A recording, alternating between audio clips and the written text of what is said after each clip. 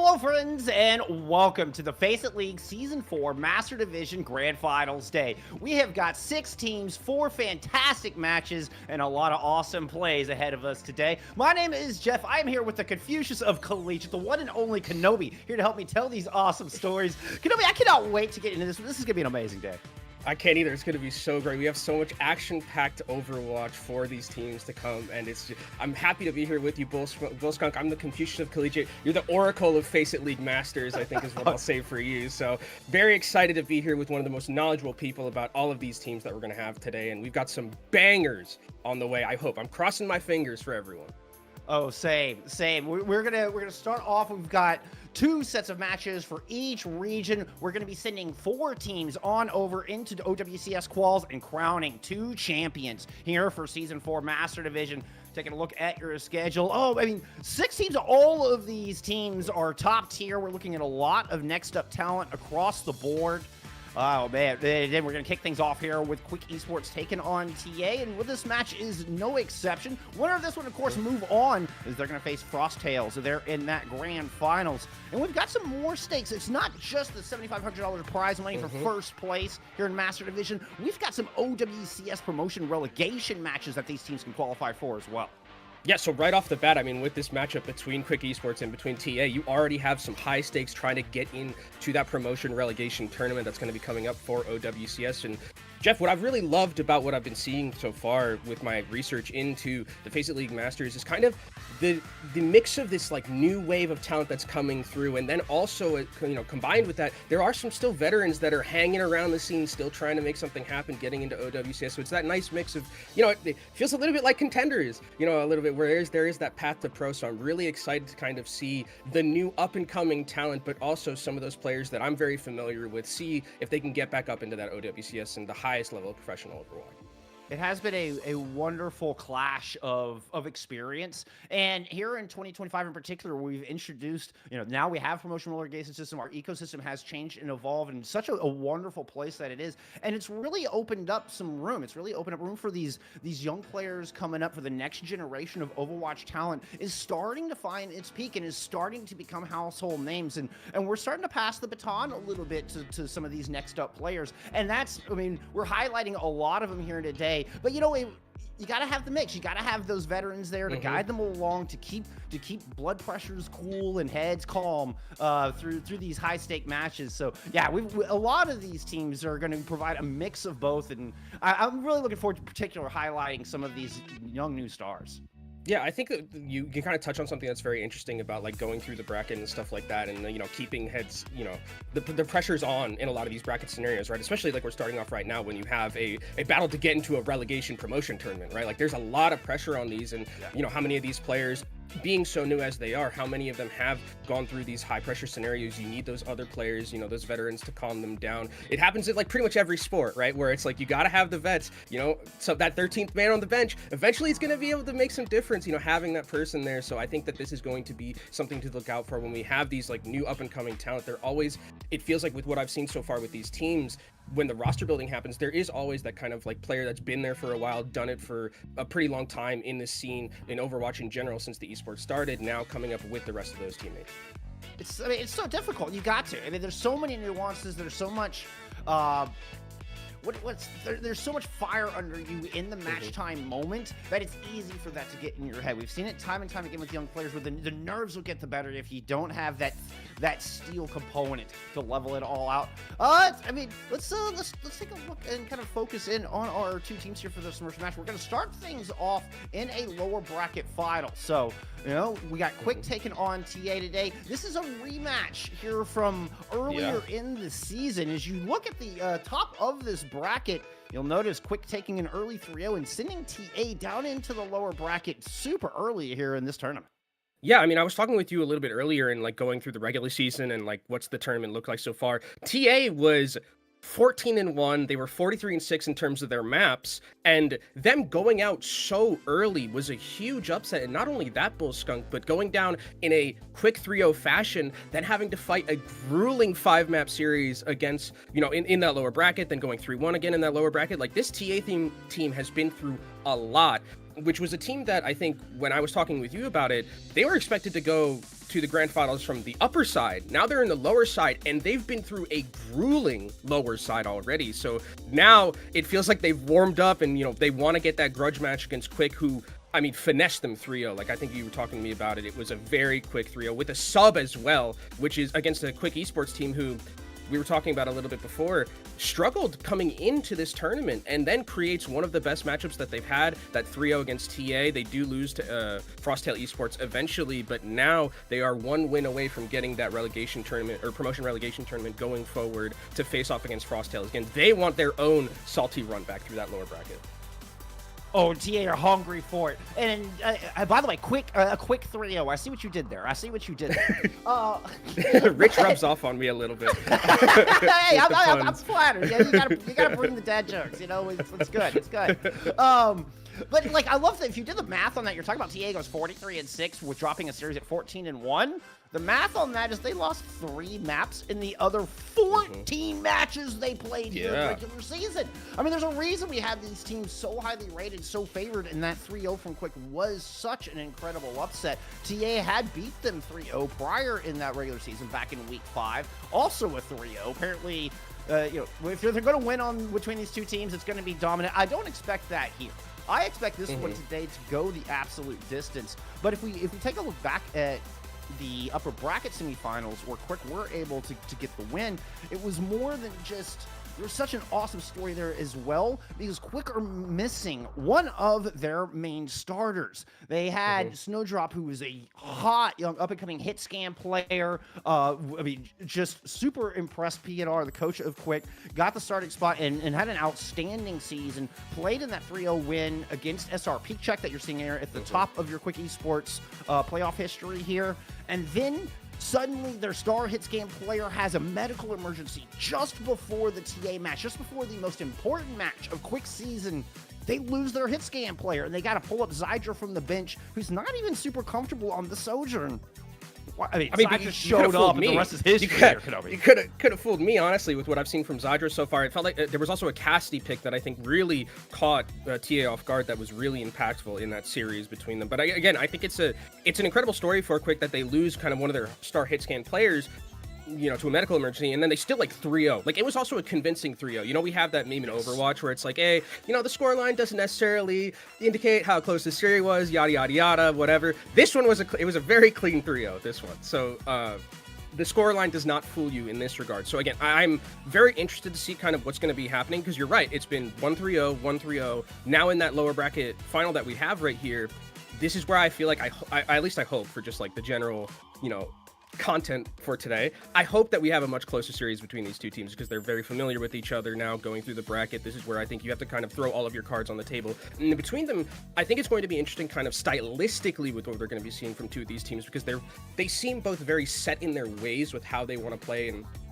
I think one of the things that I'm kind of the most interested in is the dive composition that we're going to be seeing from TA, because TA is very dive favorite. Like, they love the dive more so than anything else. And I think that is in what I would imagine is the current state of Overwatch right now. Map dependent heroes are and compositions are very important, right? Like, maps dictate a lot. So when we go to hero ban and we go to like pick ban for maps as well, like, that's something that, especially when I look at a team that is very like compositionally, not one note, I'll say, because they can obviously play other things, but like favors a composition so highly, pick ban becomes super important. Incredibly, much more so than if you're in kind of a mirror meta where you're constantly seeing the same 5 heroes play for both sides. In the state that Overwatch is in right now, the chess match and the amount of advantages you can get in the pick ban phase between hero bans and being able to control compositions that way, and then of course between the map picks and being able to decide, you know, how the battleground influences the compositions that are played, it becomes very powerful prior to even getting into the map. Yeah, and we can take a look at the rosters here between both these teams that we're going to start things off. I think one of the, like, for Quick Esports, as we start things off, you can see the rosters right here. Snowdrop was that player that unfortunately had to dip out because there was that medical emergency. But you know, we were talking about a Bull Skunk. Willis, to me, is someone we have to be looking out for, I think, in terms of this match, in terms of this series, and just overall with, you know, the rest of the year in terms of how Overwatch is going to be played with this team. Willis is fantastic to me. I think the Hazard is one of the probably best hazards I've seen based on what I was looking back in some of these matches beforehand. Like this tank 100%. player does so much to create space for the rest of the team, to allow like the DPS to have good moments, to allow the supports to have that space to work with as well. Like the tip of the spear really for this Quick Esports team is Willis on this tank pick. It usually the hazard that I see, but there is some other things that you can play with this Quick Esports team. I think the biggest thing that I would say is a weakness for this Quick Esports team is kind of the compositional diversity, which is something that TA also has, but if they can play this hazard composition and let Willis like have a lot of value in creating that space, engaging and making the dives work for the rest of the team, Quick Esports is a very difficult team to deal with if you can have that. Yeah, I think Willis is not just a player to keep an eye on here for Quick, is a player to keep an eye on in all of EMEA. I fully anticipate Willis to be a future star of Overwatch and become a household name. I mean, just turned 17, actually played for Quick Esports prior back in 2023, but was too young to play in Master Division, didn't meet the age requirements, but had the chops, didn't recently, became of age, rejoins Quick Esports here for 2025, and Willis has been a absolute shining star of this entire region. Yeah, and I think, again, it's going to be really reliant on the tank matchup, as we can, we talked about Quick Esports, now we can look at TA. And kind of when we talk about the matchup and like the hit scans being important, the tanks being important, I think dive also is something that we have to be looking out for, especially because if you are playing against like a team that is super reliant on like that dive that TA seems to be really, set on playing, holding that space and being able to create the space away from the dive team is kind of going to be the important thing to look out for, right? Because you have that ability to stand your ground and not let the dive really impact you so heavily. And that's what I'm going to be looking out for when I look at Quick Esports' team. Are they going to be able to soak up the pressure of the dive? And with how Willis is played, I think that ability to hold space should be able to give Quick Esports an advantage if they can play at their own tempo. They've also got some wonderful experience, next up-and-coming talent, as well as veteran players to help keep the heads cool. You've got Natsuki and Yoham in this backline, both more experienced veteran players to kind of help dictate that and help protect through those dives and bring that more mental game. But speaking of cerebral, we take a look at TA. Tama is known for being one of the biggest brains in EMEA tank play right now. Yeah, I think this TA team, like I was talking about how they like rely on the dive a lot, and it does. I mean, Tama is like very much playing chess in a lot of these matchups, and that's why I think the tank matchup is going to be so important, because it does feel like, you have the cerebral play of Tama, who's coordinating these dives, and Willis, who's like very aggressive, very dynamic, being able to create and hold that space. I think that this is a team that they like to like swarm you like a nest of bees, right? They just get on you with those dives, very aggressive. They're crispy, they're clean a lot of the time with their dives. If they can get those dives set up, that's really where they have a lot of value. And to me, the biggest weakness of this team, a little bit like Quick Esports, is that they do have this very dive-centric play style, and it's kind of their most preferred composition. So now when we go to maps where dive doesn't necessarily work, are we forcing dive on a map that doesn't work? Are we going over to Malga or something like that, where you don't necessarily have the same amount of compositional value as you do when you're playing your best composition? That's really what's going to be looking out for me, because whenever I see TA play, they're always banning like anti-dive. They're banning Torb, they're banning Junkrat. They'll even ban Sojourn, because Sojourn is pretty adept at like getting away from dive and stuff like that. So this is a team that like very much will try their best to play dive at any point that they can. And if not, it does look a little bit less, less crispy as it does when they are on that dive composition. I mean, it makes them kind of predictable. Like, there's no hiding what they want to do. There's no hiding what maps that they're going to want to play on, what heroes are powerful for them and powerful for their composition. I mean, it's obvious, and their opponents are going to know it going into it. It's just a matter of, can you stop it? At that point, can you still do anything about it? But I mean, 100% TA and Quick Esports have similar matchups in that regard, both very specialized in what they're good at, but everybody kind of knows what they're good at.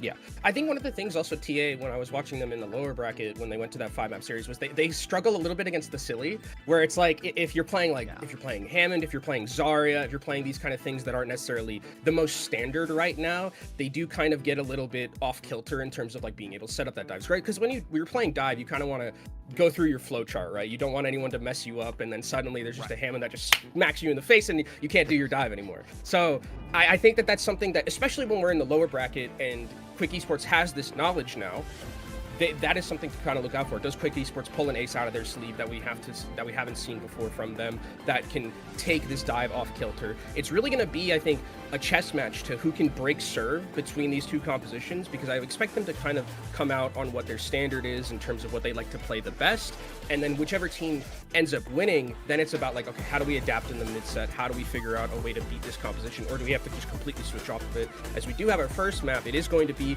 Nepal, so it is control starting things off, and then when we go to these next couple of maps that are after that, it's going to be the loser's going to be able to pick maps. So again, when we have these two teams that are very compositionally, I'll say rigid, it's not necessarily the nicest way of putting it, but it does matter. Like, maps do matter a lot, as we already see the bans taken out here. It's going to be Farah, and it's going to be the Juno taken off the table. Yeah, TA banning out the Juno, rarely plays it. You almost exclusively see Takuno in the Ana.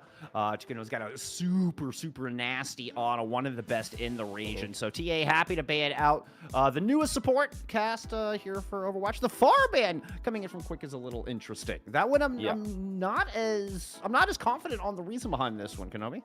I think it's a Nepal ban in particular. I think Farah's kind of always had like a little bit of a play in Nepal in particular. I think Juno is also a little bit of a Nepal ban, where it's like if you go to Village or something like that, it's very adept at like being able to speed around. It's also like, I think, good against the dive to an extent, where it's like you can use speed ring to disengage from a dive pretty effectively, and then when you don't have cooldowns as the dive team, you just go back in and you're just like you're SOL a little bit. So I think that these bans kind of make sense to where I'm starting things off. I think it won't change necessarily too much how the teams are going to play archetypically, where it is going to be probably, you know, the dive. There is possibility for rush because it's Nepal, right? Nepal, you know, you play Village, you can play dive, but a lot of people just play rush and just CP Tim on the point. So, you know, I think that that's definitely a possibility too.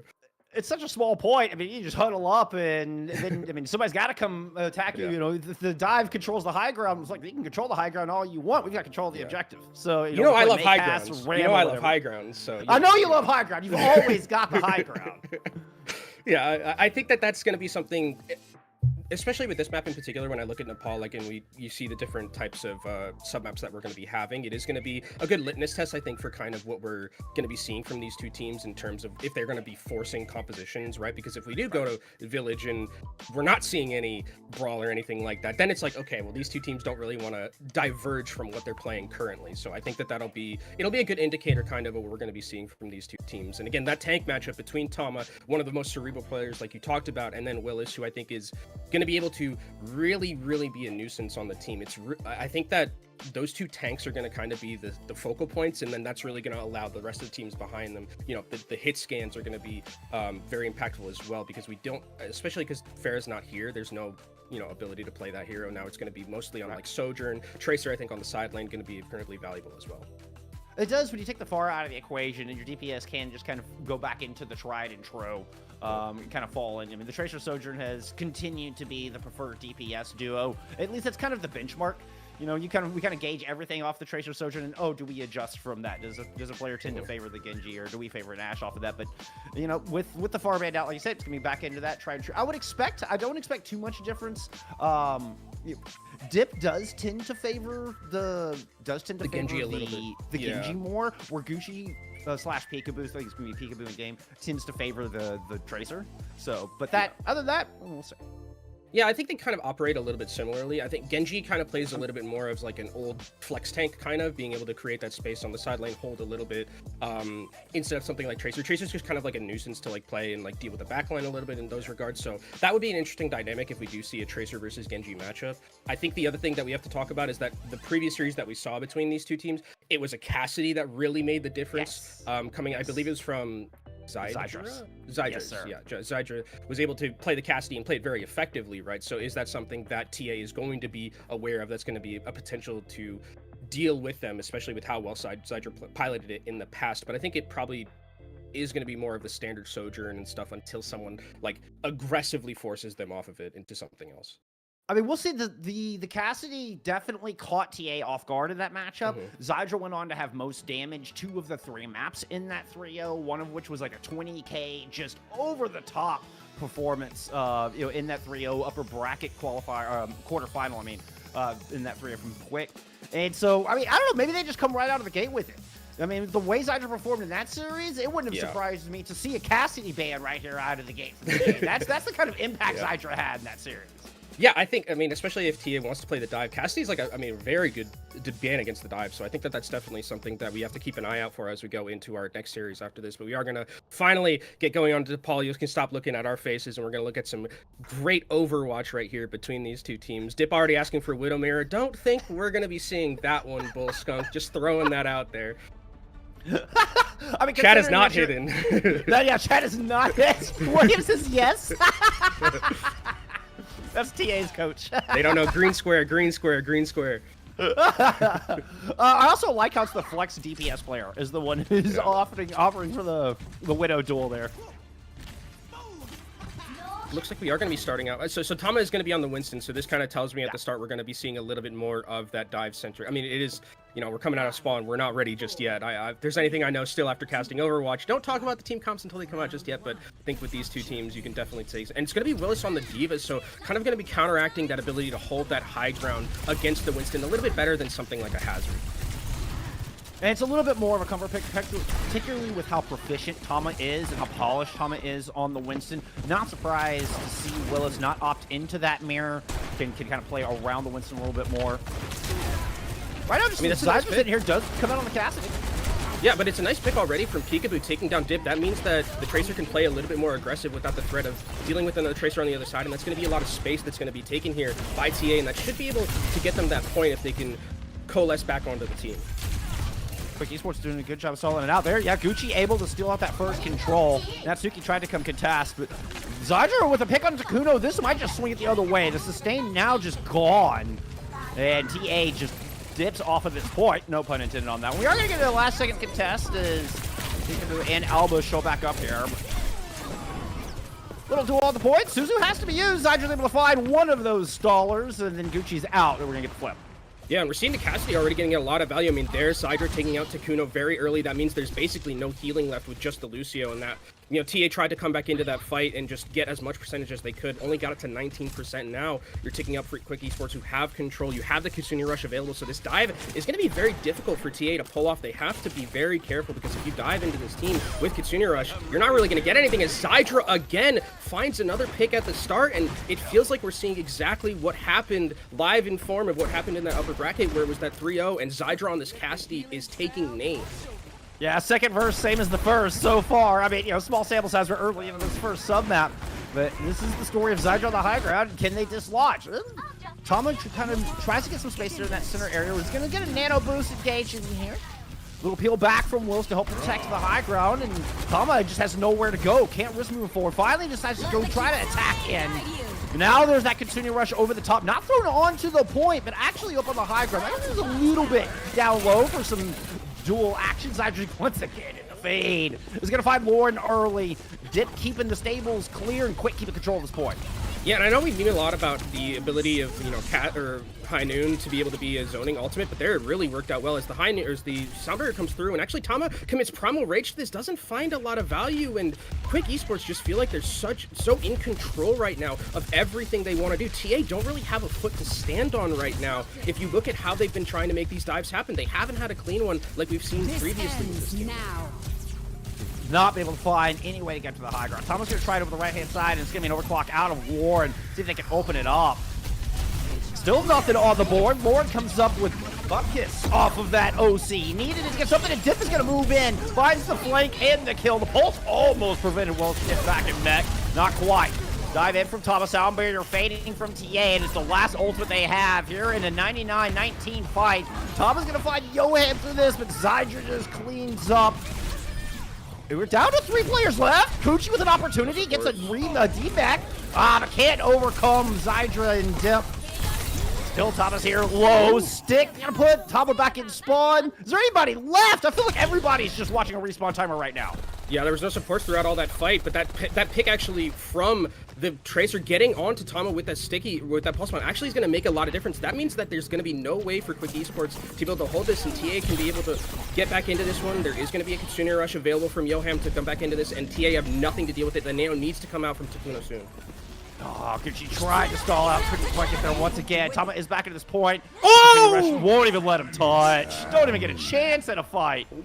That's going to be unfortunate. Really good, I mean, positioning from Willis as well. I think that this was really, really well played from Quick Esports altogether. The one thing that like really shone to me was that one dive engage that we saw with the nano boost, and then there was the high noon used by Zydra just to zone off. Like that nano boost got no value whatsoever. And I talked about a little bit how we meme about high noon being a zoning ultimate. There it like did exactly what it needed to do. That completely no value off of a nano Winston, which is what you need for a composition like this, right? You want to continue to cycle those ultimates. You want not that time. They're sticking with the Winston coming in here to Sanctum. We're going to get a bit of a change out of Quick. They're going to go more ground and pound. Dip goes into the anti-dive. Yeah, I mean, I really like this decision making. Look at all these heroes. They're basically going to make sure that Winston doesn't get to have fun. Tama does not get to have fun throughout most of this so far. They have to be so crisp and clean with these dives and effective as already. Never mind if you can get an anti-nade onto Dip, and that means no Torbjorn. Tama gets a nice engage as well, and that's really how you're going to be able to beat this Quick Esports anti-dive. Room up top, and Dip has gotten set up over there. Rotation from Alba and Takuno to try to come shut this down. Cannot give up all that free space, and I just lost my feet. I also. Well, we're back. We know what's going on here. We were here all along. In my mind's eye, we'll radiocast the rest of it as Dip actually manages to find a couple. And I mean, I imagine what happened there was we saw the rotation a little bit before before we lost the feed. They did a really good rotation. I think that was very smart from them. They like.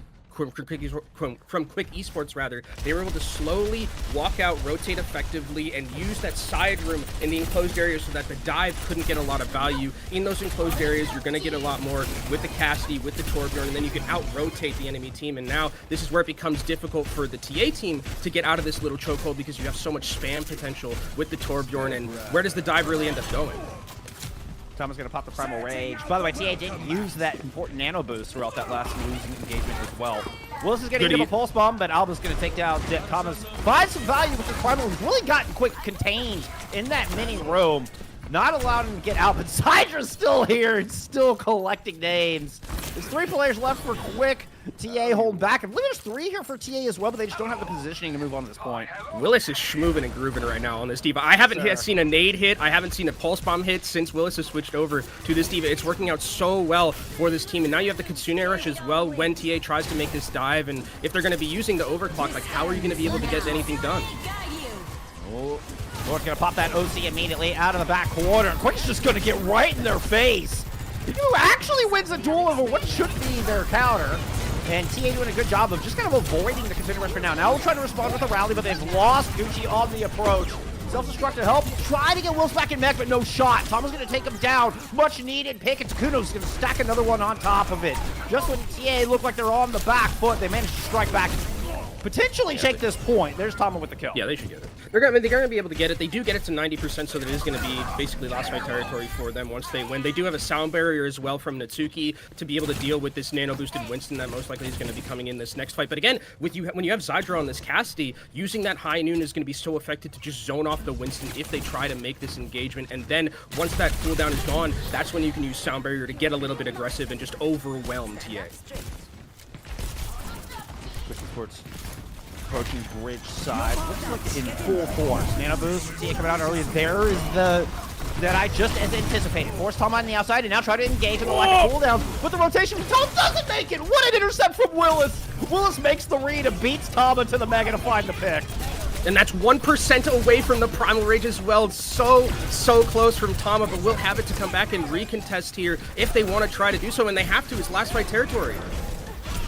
There we head up to 99. Zydra's gonna pick off 2 before they even get close. The Primal Rage was popped, but I don't know if it's gonna be enough to keep TA in this fight. They're fighting from such a deficit, and Quick will 100% clean up. No casualties here in this final fight. And this yellow bar is going bye-bye. Quick Esports start with a 1-0 here in your lower bracket finals. And I mean, we talked about it a little bit. This is like which team is going to be able to break serve first, and this is Quick Esports. I mean, figuring out the dive pretty much like throughout all of that. Like TA had a foothold a couple of times, but for the most part, Quick Esports just maneuvered so well around it with the way that they were playing the anti-dive, just so effective with the Torbjorn, with the Cassidy as well. Zydra looks phenomenal. I think it's actually potentially worth a ban at this point. Like, especially if it's going to be TA continuing to play dive for the most part. I think you really have to be thinking about taking this Cassidy away from this player who is phenomenal on that map, but just the entirety of Quick Esports, the way that they were rotating around the dive, the way that they were making these engagements. I mean, Willis just finding that pick onto Tama at the very end, 1% away from a Primal Rage. If that Primal Rage is there, maybe that fight looks completely different. Just really, really good stuff from Quick Esports. That with the raid, knowing as soon as the pressure went into Tama to force them on the outside, immediately Willis makes the move to go get the intercept, immediately knows that the one escape route that Tama had, Willis is there to cut it off. Not only dies 1% to Primal, but like one step away, the body falling onto the Mega. That's always the worst when you ragdoll onto the Mega. Yeah, it's like, oh, I couldn't have done this a second earlier. But again, I mean, I think the way that they just Quick Esports maneuvered around this dive was really, really fantastic. Specifically, I mean, Zyd all the entirety of the day, but I mean, just the way that they were using like high noon as a way to negate negate the dives coming in from nano boosted Winstons. That means Tama isn't able to get value. Like, and we saw it make a difference, right? If Tama isn't high nooned in that fight, you know, you potentially get that last percent that gets you into Primal Rage, that gets you to be able to cycle a fight win like that. Just really, really heads up play altogether from Quick Esports, deserving of that first win. And now it's going to be up to TA to figure out, okay, how do we deal with this in pick ban? Because it's like, you know, do we got to ban Cassidy? Do we got to start banning Torbjorn? Like, where do we really feel that we can get a foothold in this match? I mean, I think you got to ban the Cass at this point. This is 4 maps in a row. I mean, if we're going back to upper bracket quarterfinals, Midwest semifinals, the upper bracket match. I mean, this is basically 4 maps in a row of the Cassidy giving you an enormous amount of problems. And I mean, I mentioned I was kind of surprised we didn't see it come out, you know, in Nepal. I'm surprised they didn't open up with the Cass ban. At this point, I think it's a must. I think it's a must. I think it's a must as well. I do have to give a lot of a lot of credit to the supports as well, because of the way that they were able to peel, especially against like a dive heavy composition like that. Like, I think that, you know, supports don't necessarily get the love sometimes, especially if it's like Kiriko Lucio. It's like, you know, you're not showing up into the kill feed too much. You really only get known for Ajaxing or something like that, right? But I think the supports did a fantastic job of just making Tama's life miserable. Like I talked about how with the composition that we saw from Quick Esports, Tama doesn't get to have fun unless there's a nade and they can get like a good engagement and really, really get value there. But if Willis is on the D.Va eating every single nade, taking that space away from you, not playing something a little bit faster than what we saw with the Ramatra, and also that's another thing where they saw the Ramatra wasn't working and just instantly were like, okay, we're getting off this. It's not worth it. And that's, I mean, good heads up play from them, adapting immediately and not letting that percentage tick up and trying to buy back in with a composition you just know isn't going to work. Another thing to consider here is exactly what I see on the board is the D.Va ban. That was the other thing I was just about to throw out is maybe you don't actually attack the Cass, but it was that swap. You attack Willis, who's, you know, we're touting as one of the strongest players in this entire division, this entire region. You know, take that big chess piece off the table. Yeah. Because, I mean, you saw the thing about Willis now is Willis is going to have to play probably something like Hazard, I think, is like something Willis is very good at. And if we're going to be seeing, you know, the Ana coming out mostly from Takuno, if it is going to be the Ana, that means like Hazard doesn't fight well against Ana, right? And neither does it. You don't have a lot of ability to negate something like an anti-nade, and that's really where when we saw success coming in from Quick Esports, anti-nades were hitting from Takuno. And now, without the D.Va, you kind of have a little bit of a better air. And that's why we're going to see the Ana ban. I think this is a fantastic ban from Quick Esports. They know that if the Ana was kind of the thing that was really, really impactful, take it off the board. That means Hazard gets to be played a little bit easier here because you don't have to be worried about anti-nade just blowing you up. So good heads-up play from Quick Esports. And this is the chess match we were talking about, where it's like, okay, both of these teams have taken away now the best thing that we have currently. And now we're going to be from the other team, and now we're going to be seeing some switches. Very smart. Love it. And Takuno has such a mean Ana. Like, that's not only is that an important cornerstone piece of the composition and the way TA likes to work, but I mean, you're talking about just mechanically, you're taking out one of the, you know, their strongest players off of their best hero. Yeah, and now it's like, now it's super interesting to me what TA is going to do, because TA has to, if they are going to be continuing to play dive, and like we have to decide what the map is as well, because that's something else we have to take into consideration, you know, with compositions. But like, you know, what do we do with the dive now? Like, do we have to play, you know, Juno? Are we playing Juno Lucio? Or because Ana is like, kind of key to what we saw from TA being so successful, and like where do we get some changes now in that regard? Do we, you know, Kiriko I think is also something you can play alongside the Lucio as well. That might be an option for them, but realistically, I mean, these were two very smart bans, and we're going to be going to Numbani next, which, I mean, if TA is the team that's picking, obviously they want to go to a very favorable Winston map, and this is definitely one of them. And now, because the Diva's not there either, do you have to, you know, play a Winston mirror here? Are you going to play Hazard still? You don't have necessarily the same amount of vertical mobility on that hero as you do in something like instantly like a Winston. So the chess moves are great from both these teams. Like they're playing at a very high clip in terms of just the IQ right now. But I'm interested to see like how this is going to work in terms of team compositions, because we saw on that first map, pretty much I don't think we'll see like entirely the same composition. Not at all. And I do know TA have been known to run the Lucio carry with the Winston.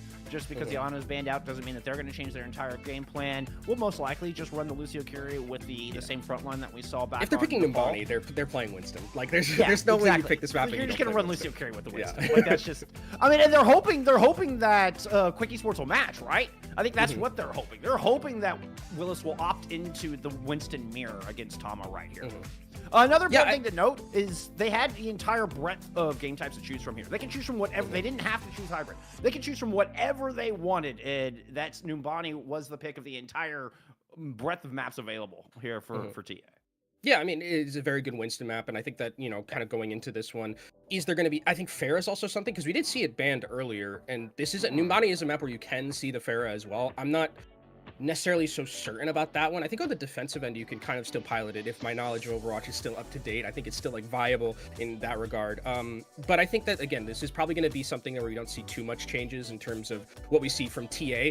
I'm really interested to see what Quick Esports do, because I feel like, to me, it's like screaming like Hazard for Willis, because you can't play the Diva, and this is a map where vertical mobility does matter a ton. Like, I don't think we'll see like Malga or anything like that. Like, to me, I think the best, maybe there'd be like a ball would be like the only other thing that I could think about, and that is something that TA does struggle against when they did play in that lower bracket. The ball was something that really caught them off guard, the Zarya as well. So if Willis is as like depth and you know, the hero ocean is there are maybe some things that you can bring to the table that is like an ace up your sleeve, because you kind of got to do it now. You're in the lower final. There's nothing after this if you lose.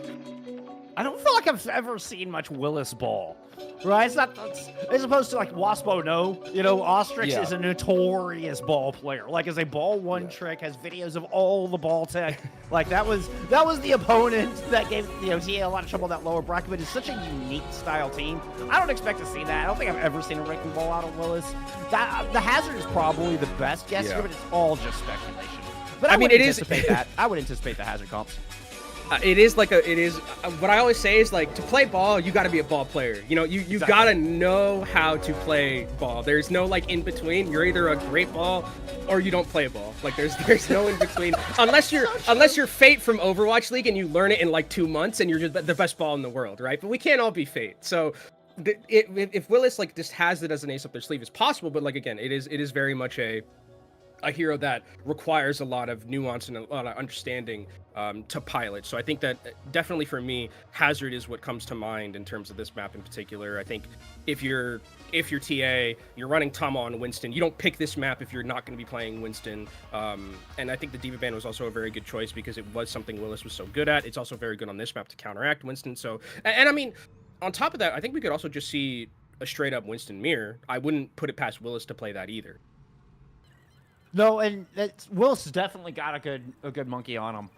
And again, I think that's what TA are hoping. I think TA are hoping that they're going to see Quick on that Winston here with the defense. TA, of course, starting us off in the red outlines to go on the attack. So they get to kind of wait and see and adjust on their attack. Please bring out.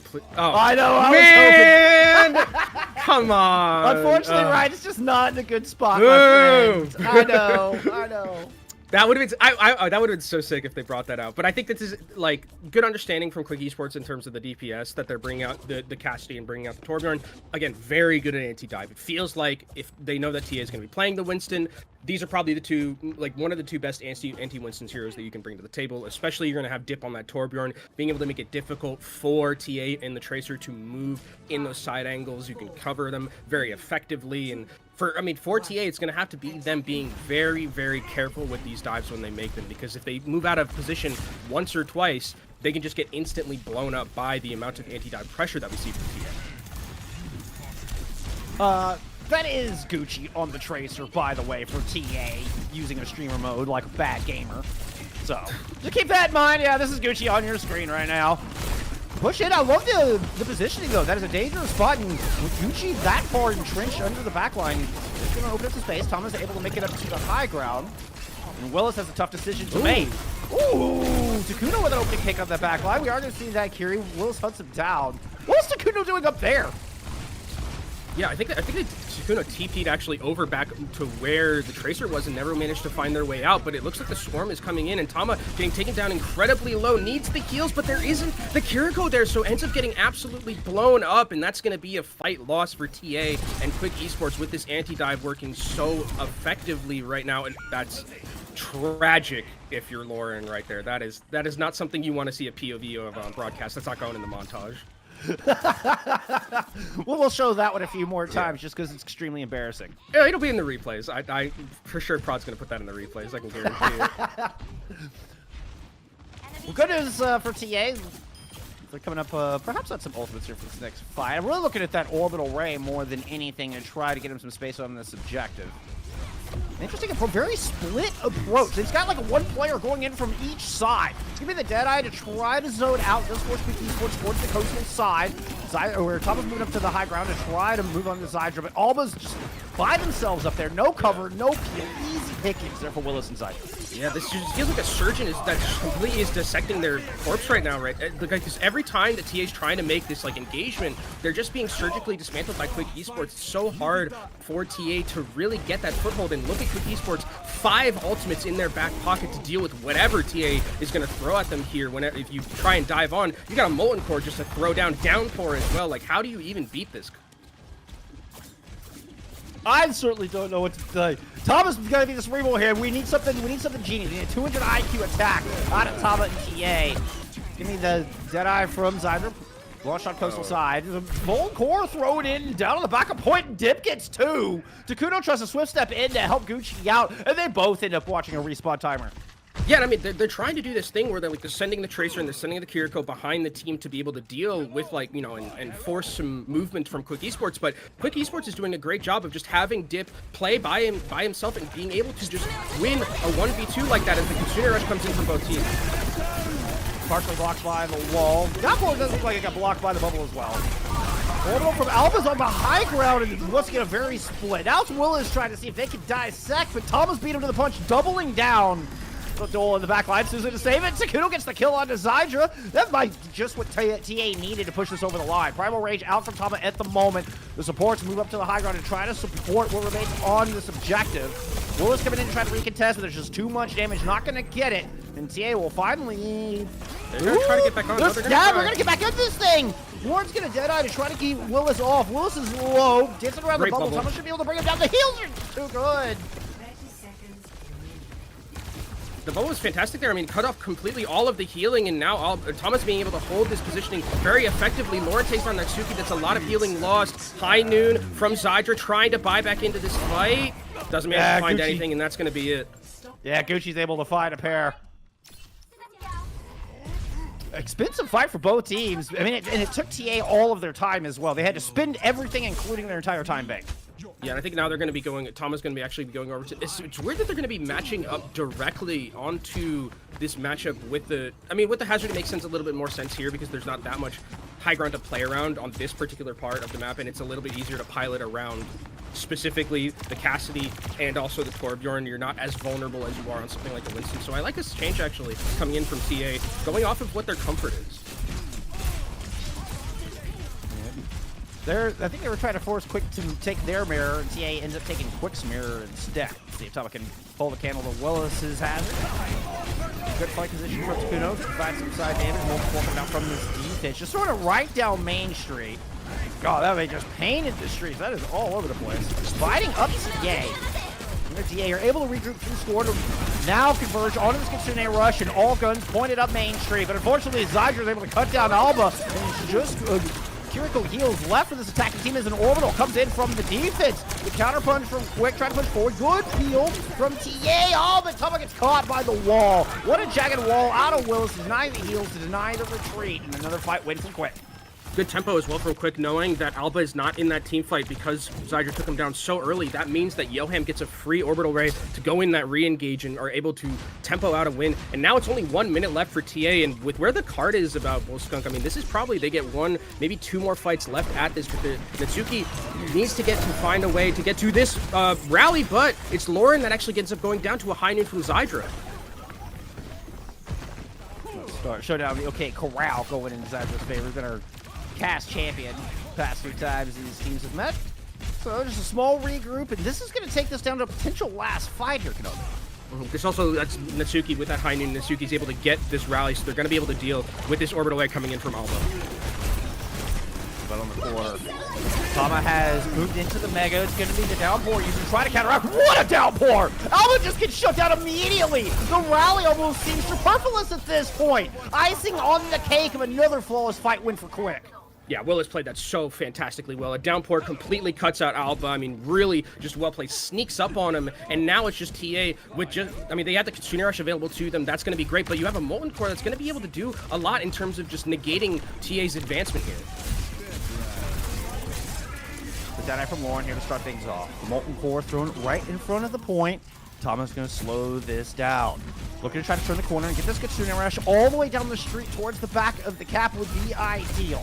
Wait for the lava to fake the eye for Zarge, trying to work on that left flank. Regroups as the attack comes in from Tama onto the back line. Downpour's gonna find, oh, just one. Natsuki was able to block it, but still can't escape. The blades from Gucci. Now Gucci goes in, trying to chase the Torb, won't find it. Another orbital up here from Yoham on the defense. And Deadeye's gonna take down Lauren. Zydra's got both DPS in this fight. TA have run out of teeth. I don't know how they're gonna get this done. Yeah, I mean, this is really fantastic macro from Quick Esports, the way that they played that. They used the Molten Core very early in that team fight when TA were trying to aggress with the high noon. You talked about how they wanted to, throw that Kitsune Rush directly right down the, right down Main Street. But because they used the Molten Core so early, that let Yoham get towards the orbital ray, which was the biggest thing that changed that team fight. They were about, I think when that fight started, 20% away from it, but because the Molten Core was used, because they bought that time, and because they were able to take enough damage but play on that knife's edge where it just got that last 20% for Yoham, that made the difference. And that's just very good, calm, cool, and composed macro play coming in from Quick Esports. God, so many of these fights are on a knife's edge. Where it's that 1 millisecond difference. If Yoham doesn't get that orbital up, they lose that fight. A very different fight. If Dip doesn't have that Molten Core, we're looking at a very different fight. Man, these feels like just millimeters between the difference between these two teams. And that's, I mean, so that's something that I learned, like I saw from Quick Esports is Little, when they play these like mid fights, they're like very calm and collected. When they like kind of have an understanding of like when we're going to be able to push our boundaries. They like, again, playing on such a knife's edge where you're taking so much damage, and like I think there was like a 2-man downpour from Tama that actually managed to get something, managed to get 2 people, but the kills weren't there, and that did enough damage to let Yoham get to that orbital ray. I mean, just really, really good heads-up clutch play, as TA is actually going to be bringing in the Pharah on the defensive. This is something I talked about a little bit, where you can play the Pharah on the defensive end with how good Zydra has been playing. I worry about Pharah players. With how, like, because I think it's very difficult to pilot around someone who's playing at such a high level when it comes to that hit scan. And don't forget, Cass's range got increased by 5 meters here recently, and that 5 meters is enormous. Oh, Lord, filling the business end of that extra range, and that Zydra's first blood here for Quick's attack. Dive up to the high ground, and oh yeah, the ground far is not where you want to be. Gucci trying to back away, but there's no more teammates left. This is a one and done on point A for Quick. Yeah, this is very quick. And I mean, they're going to have such a huge time bank going into second. I don't even think there's a way for TA to get back into this one. They're actually just, I think, going to forego it. Play Orisa on the defensive end here. I mean, it's going to be good to deal with a lot of the poke that's going to be coming through. But I mean, to be honest, like, it feels like TA are just floundering a little bit in terms of what they want to play, because they've been forced off of a lot of what made them so strong with that dive composition. Now it seems like Quick Esports have such a ridiculously high tempo to start moving forward and be aggressive with 5.5 minutes in their time bank just to get it about 3/4 of the way to second. And this guy is just trying to corral, put some entry damage, and make Quick Esports think twice about approaching this corner. And it does force him back to the previous corner, provides some space. But look at Div. Div has moved all the way into this backline, right in front of the box of victory. A lot of pressure now. There's like 4 players from TA chasing Div, and they still won't die. There's a gorgeous Suzu who missed all of that. TA going. They eventually hunt down Div, but so much space has been created that, well, I was going to say Willis has moved up close, but so much damage being thrown in that all that space has just immediately been taken away by Gucci, and a beautiful kill on the Zydra.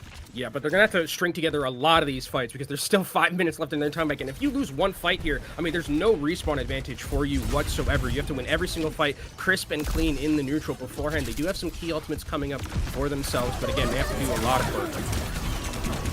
Early hold it up from you. I am on this fight, going right over the objective. Gets an air rush thrown in, but Tama goes down. Caught in the downpour. Beautiful headshot. Pair of headshots. Both supports are gone. Quick Esports have 3 sites back into a match point. It is clean sailing from here into a 2-0 lead. Yeah, Quick Esports are playing so fantastic right now, and it feels like TA have been found out with that dime composition. No way to get that touch with the peel, and that's going to be Quick Esports, like you mentioned, taking a 2-0 lead on match point, 1 win away from that promotion relegation tournament. I mean, this is what we talked about a little bit with TA, Bill Skunk, was, you know, when you're forced off the dive, like, what do? There's a lot of really good anti-dive heroes, and you can only ban one thing. Right? You can only ban one. Do you ban Cassidy? Do you ban Torb? Like, there's so many options that it seems like you've brought to the table for Quick Esports to beat the dive composition. Like, it's going to be very hard for TA because that was a map also that's very Winston favored. Like that's a map for their comp, and they weren't able to win, and it was a very convincing 2-0 from Quick Esports. Smart bans. I think taking the Ana out of the equation, I think was really hurt TA on that attack. I mean, the Ana is so powerful, and part of that Winston favorite map is Noombani. So really smart ban there. And then, you know, Quick to try to play their game. It ends up with Quick just in all of their comfort picks, and TA kind of feeling like they're having to play some suboptimal picks in their own right. Yeah, it feels like TA are always playing catch up at this point, where it's like, okay, like Quick Esports have found them out pretty much in terms of like what they're going to be playing compositionally. You're seeing some Pharah come out just to try and make something different, but it feels like, again, Quick Esports just have such a good idea of how to beat this dive composition with the anti-dive that they're playing, and TA don't have a foothold to deal with. So I think that I knew it was going to be in the replay package. I think that now it's like, okay, we have to, if we have any aces up our sleeve, if we're TA, if we have any like compositions that we haven't brought out, is there something new that we have to see? Because we've seen a lot from TA, I mean, in terms of like being able to move over to like the hazard and things like that, but it just, none of it seems to have worked. And Quick Esports are in a very good position, because even if they were to hypothetically lose the next map, they get to pick the other two to go if we go to a map 5. So they're in such a great position, not only in just the series, but if there were, you know, something that happened bad in this next one, they would be able to just be, you know, have serve, being able to pick whatever map, and then you can just take them to any anti-Winston map you want, and you're like, okay, we're feeling good. And not only that, you've gotten out 2 important bans already. Like, you know, maybe we see a Cass or a Hazard ban, but I think TA are running out of weapons in that regard too. Yeah, I think you got to ban Cass at this point with how well Zydra's playing it. Like, I thought, like, not that the bans this round in particular were bad either. Like, I think that they was really smart to, you know, get rid of the Div at that point, take it away from Willis and to try to play. But I think that, like, the Cassidy from Zydra has been so good that, and it's so good against the dive that, like, take it off the table at this point. Like, I think that's probably what I would be if I was a coach, which I am not. I'm plat, but that's where I would be going. Hey, just a reminder, friends, Zydra isn't even the starter for this squad. They're starting to hit scan, not able to play here in this bracket. Zydra called in off the bench just before the upper bracket quarterfinals. Hadn't started in like 2 months. And it comes here and puts up this kind of performance here in the postseason. Unreal. It is so awesome to see. Yeah. Unreal. Incredible performance there from the hit scan. Yeah. It feels like we're seeing, like, cause we didn't exactly see what happened in that first upper bracket, but it feels like we're just getting a replay completely, as it's going to be Dorado as our another good Winston map. That's something that is very good. High ground, incredibly important here. This is where now again, like, when we go to pick ban, like, what do you ban? Because there's so many anti-dive. Like, Torbjorn's really good here still, and it's going to be a Lifeweaver ban from that feels like a throwaway. That is a throwaway. More so than anything. That hero doesn't exist. Well, at least not in these teams. No, I don't think it exists. I don't know if it exists anywhere. The team that we're about to see coming up in our next series, they have unironically pulled out the Life Weaver, but we'll get into that silliness here in a little bit.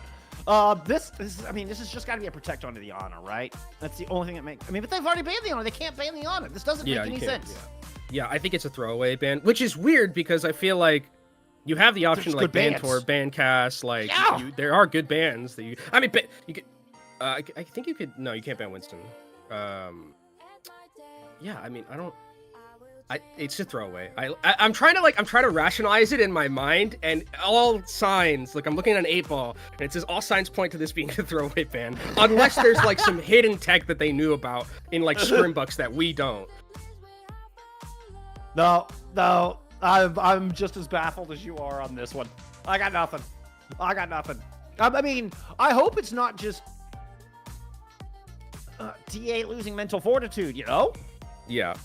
Our job is to like rationalize things, you know. It's like there's gotta be a plan, you know, all the time. This one I'm like, okay.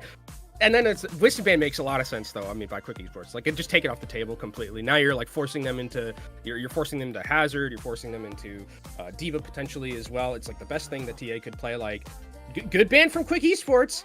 Not sure about the ban from TA. Like not my favorite. Cassidy wasn't like an option there. Cassidy was an option there. I don't know. Well. They're smarter than me. You know, they're the top 3 in EMEA Masters. I'm just in Diamond. I don't know nothing. I mean, they were the #1 team. They dropped 6 maps in 15 series. Like TA that's the #1 seed coming out from this entire Master Division Season 4. So yeah, they definitely know better than me too. But I don't think this one at all. And it's weird that like for it to end like this, where like they're getting 6-0'd by a team that they 3-0'd in the regular season. Like make it make sense to me, Bullskunk. You're the Oracle. Like it just feels like this is a complete upset and a complete fall from grace from TA. I've got it. It's the psychic warfare. All right, they're favoring the psychic warfare. They're going to get in Quick Esports' head because Quick Esports is going to be so baffled by the Life Weaver ban that they're not going to play right anymore. Are they lulling them into a false sense of security right now? You think that's what it is, or it's precisely. It's like the Stanley Cup playoffs where Edmonton was down 0-3 and they're like, that's exactly where we want them, and then they come back and they almost win it. Like, we got them right where we want them. This is exactly where TA wanted them the whole time. It was just a ruse. Well, I guess that means the reverse sweep starts here. Oh, my favorite caster line. This is where the reverse sweep needs to happen. But I mean, again, how well Quick Esports are playing, it's gonna be a lot for TA to come back from this one. It's not over. I mean, they might have something up their sleeve with the way that they can play this composition. They get the Ana back, which is great for them and great for Takuno as well. But without the Winston, I mean, it still plays a little bit similarly with the Diva, where you're just trying to farm up towards that nano and, you know, find value with the nades. But with how good Willis had played beforehand on this against something like an Ana, find it very difficult for this Ana to find an incredible amount of value if Willis is always checking in. And this is TA's season on the line. This is TA's shot at OWCS promotion relegation on the line. This is an extremely important map. Maybe the single most important map of TA's season right here, right now. Yeah, I mean, there's do or die right here. There's no other map after this if you lose, and good start already for Quick Esports as they're holding this high ground very effectively. You can see Tage trying to farm. You know, their health bars are a little bit low, but that's going to be good for Takuno being able to farm towards that nano boost and then get very aggressive once that nano boost comes online, dive and take away that high ground. But it is going to take a little bit of time here. Wolves does eat a purple and just a bit of staging going on at the moment. Good job from Wolves to not allow free cart progress. And keep this offense pinned on this first corner. Make them work through each and every piece of positioning. Zydra catches Lauren, peeking for just a little too long. Takuno threw a nade up top, and I think TA were hoping they could follow up on it, but they keep their eyes out of cover, and Zydra just puts a bullet into both of them. Yeah, and Takuno wasn't able to get towards the nano in time, so that means that there's going to be, again, more time taken off the clock right here, and it's already a minute and a half, Bullskunk. Like, this has been a lot of time that they've taken off, and they haven't been able to find anything, and Tom is just going to switch back over to the Hazard. I mean, maybe you can make an engagement here with the nano boost and get that Hazard onto high ground, but again, the way that we're seeing Quick Esports play so effectively right now, utilizing these corners effectively, not playing super over-aggressive and waiting for the engage to come to them, that's what you want to do with a casting competition. Yeah, they're safe as could be up on this high ground. Oh, and Dip is even gonna find Elbow with the pulse. No shot. This is just going from bad for worse for TA. Gucci won't let it. That gets themselves killed. Oh no. Tama's okay. Tama's finds the first kill here for TA on this attack with a nano boost engaged. Get a little bit something going, and at least you have forced Quick back into the Fountain Courtyard. It will be a lot of space given, which is going to be great for this team because now they kind of broken this defense and now they're playing on a little bit more of an open field, which is going to be much better for the Hazard to start maneuvering through. Right side mania room, Helford now. Ooh, good speeding range. Almost forced that backline back. Yeah, it was the boot from Willis that kind of broke the rotation there from TA as they tried to huddle up in that safety room. Rally up here from the defense. Ooh, Natsuki's low trying to back away. What an orbital. Yoe puts the orbital right on top, and they're able to cancel Alba's rally. Battle to the Briggs goes to Natsuki. And the vet leading Quick Esports here to another fight win. And Lauren's going to be taken down here. Oh, actually manages to survive, doesn't get caught out at the very end of that one. As we're going to be seeing there is an overclock available. This should be able to get a good amount of value. Hopefully shooting down Main Street right here alongside a downpour coming in from Tama. Yet another ball pop. This will not land on Alba. Just going to drop the dead ice, but this Lauren's overclocked. Good NT. I think needs to open this up. Needs to find some paper and do it now. Has the overcharge for that extra damage, but just doesn't have any good targets in front of him. Can't line it up in the OC fades. Good catch in the corner there from Tama, but somehow Natsuki survives, gets out of that dangerous spot. Bio lands onto Willis, forces them out with about 50 health. An opportunity here for TA, gonna throw in a downpour. Catches Alba in it. Oh, can't quite get it. See, Johan caught in it. Zydra does trade out for Takuno. That pick from Willis might just be the in for TA. They needed that nano boost. They needed that sustain. Tama is just lacking and now is down. Yeah, I mean, you're going to have one last chance at this with 10 seconds left, but it's do or die right here for TA. Nano boost and pulse bomb. Tama's going to switch over to the Doomfist just to try and get the touch. Helix should be able to get there in time to proc overtime. The nano's going to be thrown onto Gucci as well. The pulse at the feet of Natsuki, but no dice. Couple of ults here for the defense. The Dip has already taken down their counterpart. 5v4 here for Quick Esports. And the stick lands. The block negates some of the damage, but not enough to keep Tama alive. 3 strong. TA are running out of options. It's just Lord and Alba left. Their run on Dorado stops here. I mean, I want supports that play as well as the supports for Quick Esports because I saw Zydra being swarmed by like 5 people and the peel and the healing was immaculate throughout all of it. Like Zydra was taken down to like 50 health, surrounded by 3 members of TA and never went down. The supports are playing so fantastically for Quick Esports right now. And that's, again, it's something that the Cassidy does super well where it's like, you have that little bit of ability to sustain yourself with that role and with the damage reduction you get. Like, and if your supports are playing as well as Yoham and Suki are, like, you're pretty much unkillable a lot of the time. So really, really heads up play from Quick Esports, who look like, I mean, it looks like they are ready and willing to get that, you know, salty run back against Frosttail Esports in that grand final. Ready for battle. They're about 1.5 points away. It's super winnable. Like, this is going to be a tough hole. The TA are looking to pull out an unusual pick. Try to perhaps catch Quick a little flat-footed here as they show us, I don't know. Is this fun? Is this desperation? Or is this really cooking here, Kenobi? I mean, you do have, like, pick potential with the Hanzo. I haven't seen, like, too much Hanzo, but Hanzo does offer a little bit of pick potential, right? It's something different. It's not necessarily the Widowmaker, which is what I would be a little bit worried about, is the fact that the Widowmaker just out of spawn can instantly pop you, but I think the Hanzo's fine. Like, you are able to scout a little bit, you're able to hold some high ground with yourself, and the way that they're going to hold this defense is you do get, like, a pick in the neutral, and you're able to find a headshot, and somehow, some way, just continue to cycle those, and that's really how you make a defense like this with... It's what they need. Is actually Quick Esports going to completely switch their composition, and now this is where Helix gets it's going to be a little bit more scary because Helix is going to be dealing with a lot right here. I like the opening little ambush position. Get some early damage onto Wills trying to hold this down. Oh, that is 3 blue outlines from Quick. Up to take the high ground. Gucci goes right back up there. Like, no, this is my roof. Gets a bubble even. A lot of investments here, just trying to keep Gucci positioned forward. You see, even with all the pressure, still right back on top of Orange House, trying to hold this down, and it allows Lauren some room to get first pick. So, yeah, so far so good here for the defense. if they're going to be putting up so much pressure to take down this Hanzo, it's going to allow the Pharah to get a lot of value, just continuously spamming, continuously putting that pressure down. So I like how TA are maneuvering right now, but the card has been moved so far throughout all of this. It's almost at the very end, and Willis does end up going down, so that's more time taken off the clock, and got to continue to, if we're TA, to string together fights like this if they want to be able to have a chance to win. Very dangerous for that card being pushed up as far as it has, because then you worry, is TA gonna have to give up this high ground, or if they do lose the fight on this high ground, is this map just done? Yeah, we're in that one fight territory. Yeah, we're definitely in last fight territory. We're definitely getting close. TA need to be perfect. They have no ults to work with here, still in the neutral. Dip is gonna find the kill on the Pharah! Oh no! That is not who you expect to take the Pharah down. I was in trouble taking pressure from both sides. Team Torpedoes to keep them alive, but Willis was coming from the other direction. Woo! Beautiful headshot out of Gucci. Finds Dip. Still has Willis to deal with. Willis is actually going to back away. Deadeye here to try to buy some space right in front of the box of victory. The bubble's going to fade in a nice move out of Natsuki. Might buy a little bit of room for TA to get back into this defense. They do have some dragons as well as Barrage to work with.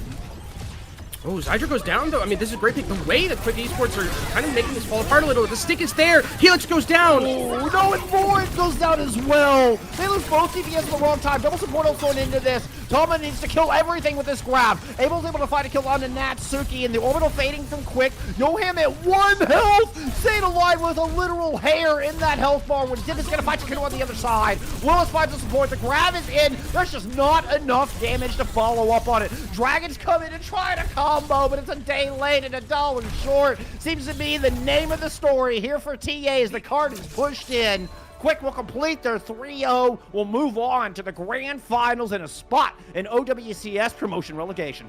Quick Esports with a convincing 3-0 get themselves that relegation spot that they wanted. It feels like it was destined for them to match up against Frosttail Esports at the very end in that grand final. Well played to Quick Esports for just completely reading TA like a book and figuring out that dive composition that was so good. I mean, it can't be overstated how good that dive composition was throughout a lot of this bracket so far, how well that they were playing. Very well deserved for Quick Esports. Cerebral players playing very well. Unfortunately for TA, just like you mentioned, 1 inch, a couple of bit shorts a lot of times. It felt like there were a lot of team fights where it was like 1% of ultimate, 2% off of ultimate, 1 inch. Things like that just made the difference, and unfortunately TA are going to be bowing out at third.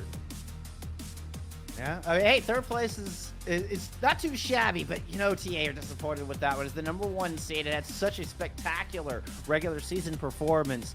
They were certainly hoping that they could find their way into those relegation matches, but Quick Esports handed them 6 map losses in a row to get their rematch against Frosttails. Woo. Congratulations to Quick. I mean, that's we were touting Willis as the best tank player in the division. I think certainly showed it there. And then, of course, the super bench player of Zydra. My God. Yeah, super sub Zydra coming in. I mean, looking fantastic on that Cassidy, and didn't even cop a ban. But I think if you're Frosttail Esports and you're watching from the sidelines, waiting in grand finals, maybe we got to start thinking about that Cassidy being put to bed for at least a map. But we do have that Frosttail Esports versus Quick matchup in our grand finals. You can see the bracket and how we got here. Another rematch from the upper bracket final, which was a very good series between the two teams, and I can't wait to see what happens with these two in a best of 7 now for the title.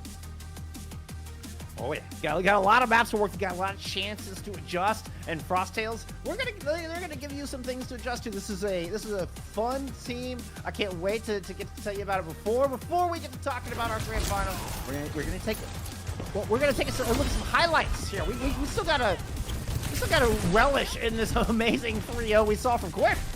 Yeah, I mean, it feels like there weren't really that many highlights for this map in particular. I mean, this is just an unfortunate one from Helix, gets stunned into the own pulse bomb, but this was a great series from Quick, and I mean, they're warmed up, they're ready to face up against Frosttail Esports in that grand final.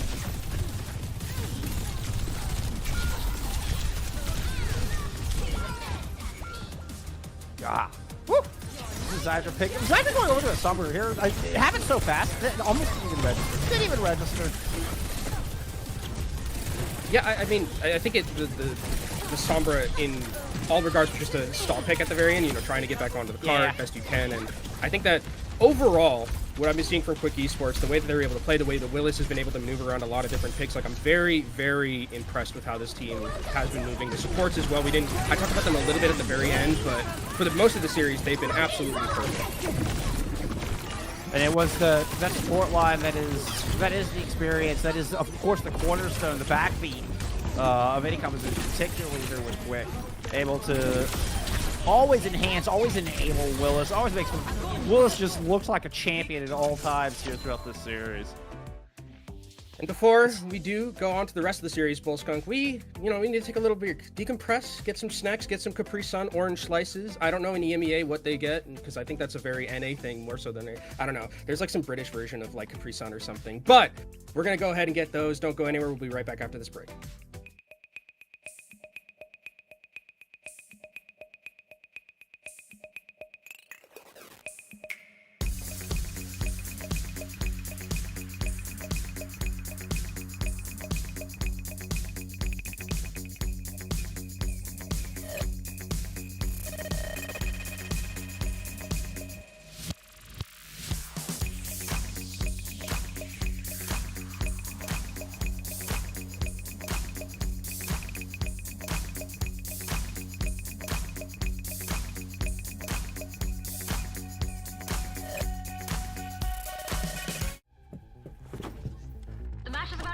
Sorry I'm late.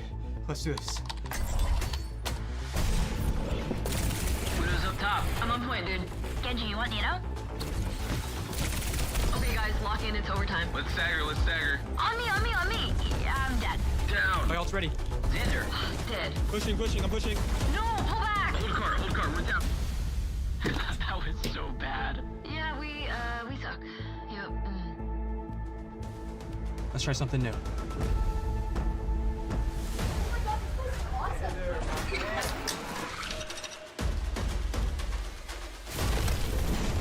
Diving backline. Nah, I'm dead. Widow's down. Matrix, battle. Oh, no!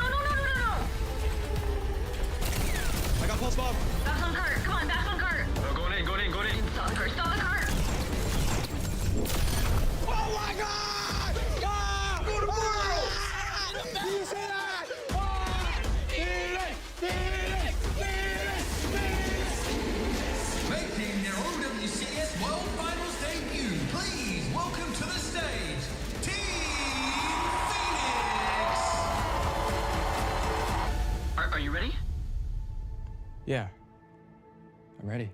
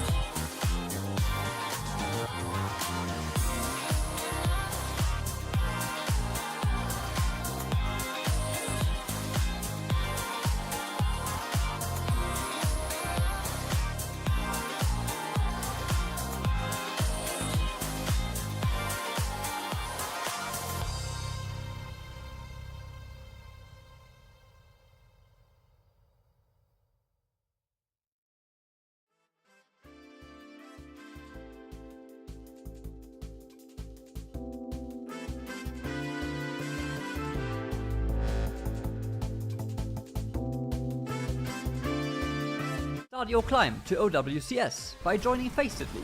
Gain competitive experience in weekly FACEIT League matches. Rise to the top in divisions balanced for your skill level. Learn more at fce.gg/s4.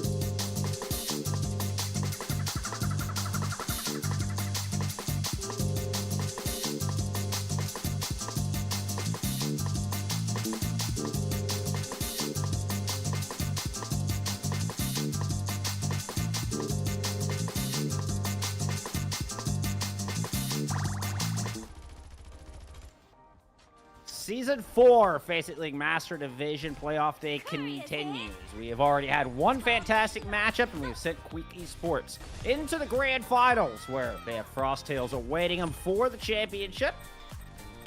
There's Jeff Economy back at you here as we're about to get into our second match of the day. Yeah, they want that rematch. The salty run back is going to be here for Quick Esports. Now, this time in a best of 7, not a best of 5, like it was in that upper bracket final that we saw. And I mean, this is a matchup that I think is going to be very interesting because we've seen Frosttail Esports. I think you described them as the silly team of EMEA, getting all the way to that grand finals. Kind of surprisingly, again, you know, with how TA was so dominant throughout that regular season and going down to the lower bracket so early, then losing to Quick Esports 6-0 in both of the matches that we saw from them. So Quick Esports, they're warmed up, they're ready to go based on how they were playing in that lower bracket final, but Frosttail is no slouch either, and they're a team that I'm super interested to kind of look at. They're, I think, you know, one of the only teams, there were a couple of teams that had like, you know, the same nationality in the roster. A lot of the teams are mixed, but this team, a lot of them are French, pretty much. I think most of the starters besides one is French. There is Kiwi, who I believe is British in there, but I think that it's interesting kind of when you look at, especially in bracket phase, where it's like that language barrier is like one less variability that you have to, you know, kind of deal with, especially in these high stakes situations where it's like you're not worried about comms too much. Everyone's French. Everyone's probably yelling at each other in French, and maybe if they win, I'll get to interview someone in French, but we'll see. They still have to go through a very, very good Quick Esports team. Something I never really thought about is, you know, we're just removing that layer. We're removing one more factor of communication and how much that could just really be a boon here for this Frosttail squad.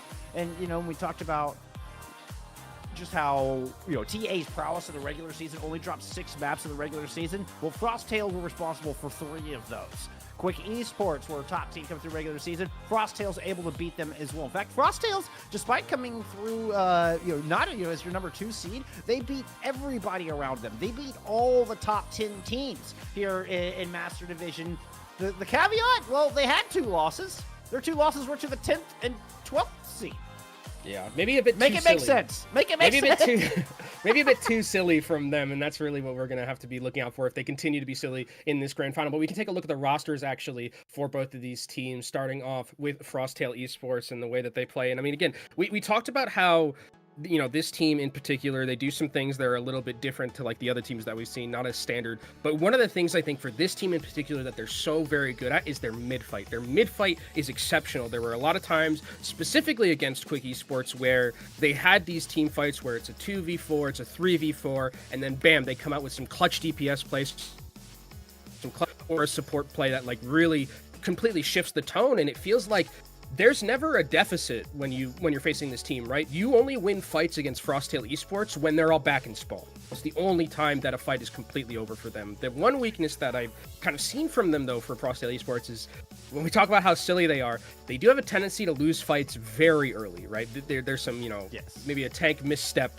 They're a little bit inconsistent, right? They start these in the neutral fight at the start, they lose members, and sometimes they lose them in a way where they can't, you know, mechanic their way back into a team fight. So that's something to look out for when we start, you know, seeing this team play against Quick Esports again. Is like, how is that start of the fight going to end up going? Because if it gets to the mid fight and they're like close to even, they definitely have an advantage. Yeah, you have to give the edge to Frosttails almost every time. Hey, it's on the back of some wild picks and some just shenanigans out of that team as well. We've seen just we've seen the Roadhog played unironically. I kind of touched on it earlier. We've seen Life Weaver played unironically from the Frosttails team this season. They will pull out some wacky stuff. And then, of course, the more tried and true, the team we just saw take the 3-0 down on your screen. Willis, the highlight here. The tank player for this squad, definitely a future star of Overwatch, and was big component of that 3-0 we just saw, and the reason Quick Esports are in this grand finals here right now. Yeah, and I think one of the things that I'll be interested in is like, where does Willis go in terms of like style of play going? Because I think for Frosttail, the last time they played, Frosttail was like totally willing to like match up in the hazard mirror and said that they were totally fine with that. It felt like they actually were willing sometimes to play that, and Willis didn't necessarily have the same amount of value that we saw against TA, where Willis was playing phenomenally. Even the Divas sometimes didn't end up matching up too well against what was brought to the table from Frosttail Esports. But again, if there is going to be Frosttail Esports, you know, making these mistakes sometimes in the early fights, where Quick Esports, they love having good tempo, they love setting up and being effective in those like early dives, early engagements. That's really where I think this matchup's going to come down to. If Frosttail is like just kind of on a clip and they're like continuously just really setting that tempo, not letting Quick Esports set up on anything, that's really where I think Frosttail is going to have an advantage. Because even if you like, if Quick Esports, if they're not like completely crisp with their dives and they aren't like taking kills effectively,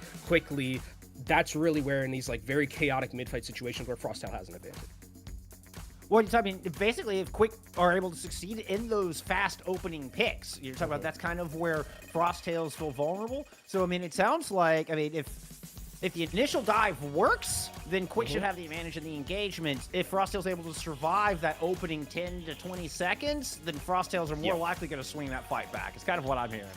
Yeah, that's basically it. And as well as the kind of like, how is that space going to be created by Willis? Because Willis, I mean, if Willis can create the space for the hit scan, we saw how good Zydra was playing on the Cassidy and how effective it was. I think probably would go over to Sojourn here, just based on the fact that I don't think there's going to be that much Winston coming in from Frosttail, and I think Cassidy loses a little bit of value when it's not just against a Winston wholeheartedly. I think, you know, Sojourn gets a lot of value because you can kind of just farm your rail off of the hazard pretty easily. And that slide.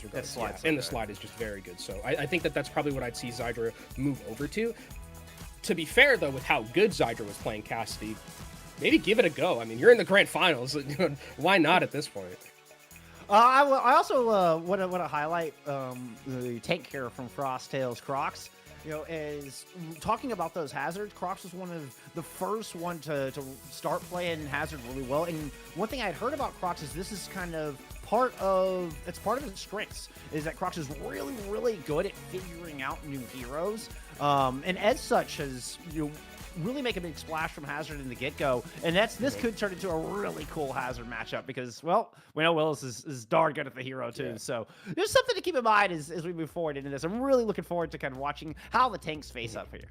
Yeah, Croc's a little bit of a typer as well, I saw in match chat. Oh, Crocs is a ham, man. Crocs is a ham. Crocs is a typer in the match chat. But yeah, I think that, again, kind of going with like Crocs and Willis and like how that matchup's going to go forward between these two teams as we do get into pick ban. I think Crocs is like, has a little, sometimes those moments where like that inconsistency shows where it's like, okay, you'll see like some really good engagements from Crocs, some really good positioning as Quick Esports is going to take away the Junker Queen, which is something that Crocs actually did play against Quick Esports the last time, and it worked out really effectively. I believe it was on Dorado on a matchup like that. So I think that getting rid of Crocs' hero pool is a good pick for them in terms of the ban. We'll see what Frosttail goes for in terms of their ban at this end. I don't think we have the map just yet, so we'll see what they're going to be opting in for, but already a good start from Quick.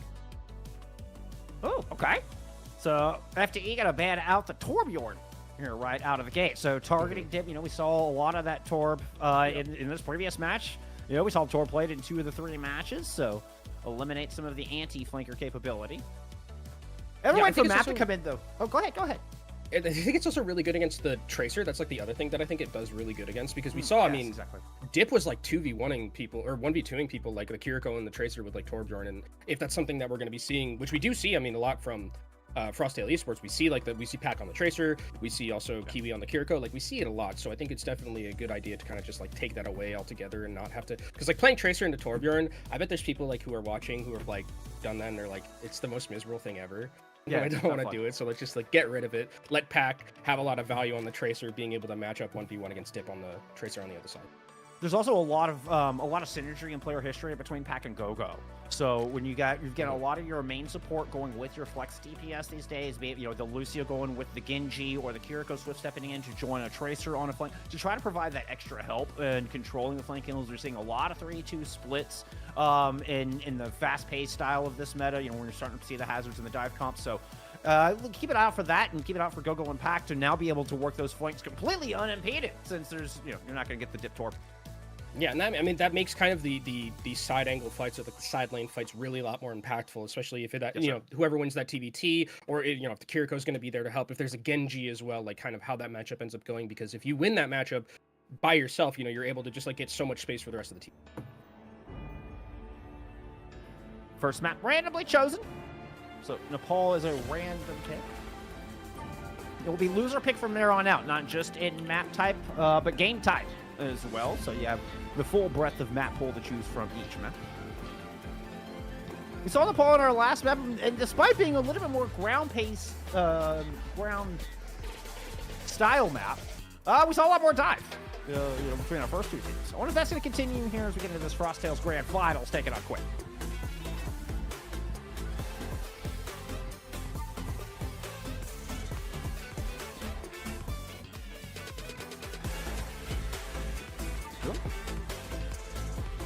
Okay, I'm back. Ah! I just saw that. I was like, wait a minute. Hey, online broadcasts, sometimes tech issues happen, and that's just how it is sometimes. So I'm back. I'm here. I'm sure what you said was smarter than anything I was going to say, anyways. So.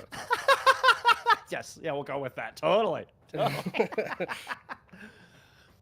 gotta say, I got to talk with Crocs a little bit before this weekend. And was asking Crocs about the keys to Frosttails' success, and how they're able to take down all these top teams, and not really playing as serious perhaps as some other squads yet, showing up some of the best performances. Crocs told me it's all about the power of friendship. Quite literally, that's the love for each other and the love for the game, that they just have fun, and that fun has resulted in immense success so far here this season.